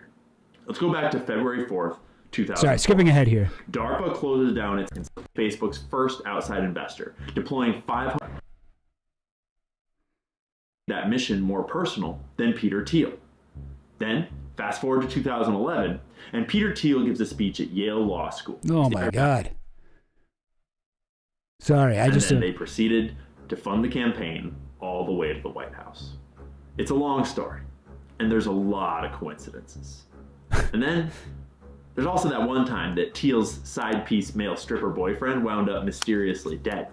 But let's not get distracted by any crazy conspiracy theories, eh? So anyways, okay, yeah. Peter Thiel's pretty important, and he's pretty spooky. And I just thought that you should know that. Oh, so all that section with nothing to do with the emails? Okay. Back to what we just discussed. This video is called I Traded Google for AI, and you should too. About Jeffrey Epstein investing with Peter Thiel and Valar Ventures in 2015 and 2016. Sorry, yeah, no, we don't need to hear him talking about Peter Thiel. Jeffrey Epstein invested $40 million into 2 funds managed by Valar Ventures between 2015 and 2016. This investment is now valued... Wasn't he trying to say, like, he was trying to figure out who co-founded Valar with Peter Thiel? Did I miss that? nearly $170 million. And that has been reported relatively extensively, and we've seen the reporting on that already. Epstein's secret investment with GOP mastermind nets estate $130 million. And all of the reporting about it is focusing on how much... Yeah, so this guy, is he feeling bad he bought the okie doke and voted for Scrumps? I'm not 100% sure what you mean by that. Flash Motorworks, but I'm assuming you mean Trump. But so yeah, this guy was like a massive Trump guy. He went on Joe Rogan and he was talking about Whitney Webb's work, and he was like, "Oh, Whitney Webb's so smart, but she's like deranged when it comes to Peter Thiel." And now apparently he agrees with her about Peter Thiel. And but he also said on Trump, he's like, or on Rogan, "You got to vote for Trump." Yeah, I'm voting for Trump. I'm Trump all the way. Trump big time. And now he's been like lately and the reason why he's against Trump now is not because of like Epstein shit or anything. Well, I guess partially that, but it's mostly because Trump is so pro-Israel. That's why he thinks Trump is bad, because he's more on the Fuentes kind of wagon. So yeah, but he's very easy on himself about it. He's like, "But I don't blame myself. I didn't know." It's like, you didn't know that Trump was pro-Israel? He's been pretty fucking clear about it, man. Like, aren't you supposed to be this like genius researcher? Maybe we should stop asking AI shit. Okay, I have to admit, I'm looking for a particular thing in here, and because I watched this like a month ago or whatever, or I guess maybe like a month and a half ago when it came out. And there was a part in here that I was just like, that's wrong, where he was saying, he's talking about, you know what? It probably was right at the end of this section where he's talking about the Peter Thiel emails. And he's like, "Oh, there's this article here from Reason." Very good one. Inside Jeffrey Epstein's spy industry connections. In February 2016, however, Epstein pitched Reporty to Valar Ventures, a fund co-founded by Thiel and two close partners. So I think there's maybe a cut there, because I distinctly remember him being like, and for some reason, these emails are not in the Ehud Barak leaks. Because he looked it up on his AI program, and they're like, "No, those emails aren't anywhere." And I was like, "Yes, they are. Like, I have them. Like, I have them right here." But maybe he's edited it out. You can edit parts out of your video on YouTube. Like, a very annoying, horrible to work with video editor. But yeah, I'm feeling like maybe it's not in there. And is now valued at nearly $170 million. And that has been reported relatively extensively, and we've seen the $30 million a day. But no one seems to be asking how it is focusing on how much money it's worth today. Okay. But no one seems to be asking how much money was it when it was invested. Because obviously it was $40 million. But yeah, how big was that compared to the size of Valar Ventures at the time? Was that a little bit of money, a medium bit of money, or was that a lot of money? And when you start to dig into it, you realize that it was a lot. Yeah, you can do that, DM Collins. Cut pieces out of a YouTube video without re-uploading it. It's very annoying to do. The whatever app that YouTube has, whatever you call it, the interface is really fucking awful to use, but you can do it. If there's something that you really need to take out, you can. Of money for Valar Ventures at the time of that investment. So we don't know Valar Ventures' total assets under management at any I'm given time. thinking it must not be in here. I don't really want to watch the rest of this fucking video. Okay, you know what? Sorry, guys. Hey, listen. Not all of these Chill Goblin investigations are gonna fucking fly. All right. Some of these things I'm just pulling out of my ass in the moment, and it's not gonna work out.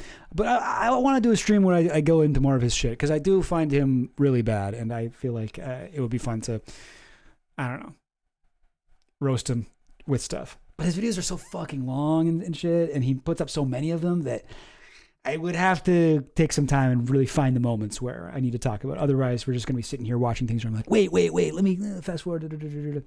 But anyway, yes, agreed. Reason article is good. Reporter's good. Yeah, totally. It is good. Anyway, gang, you know what?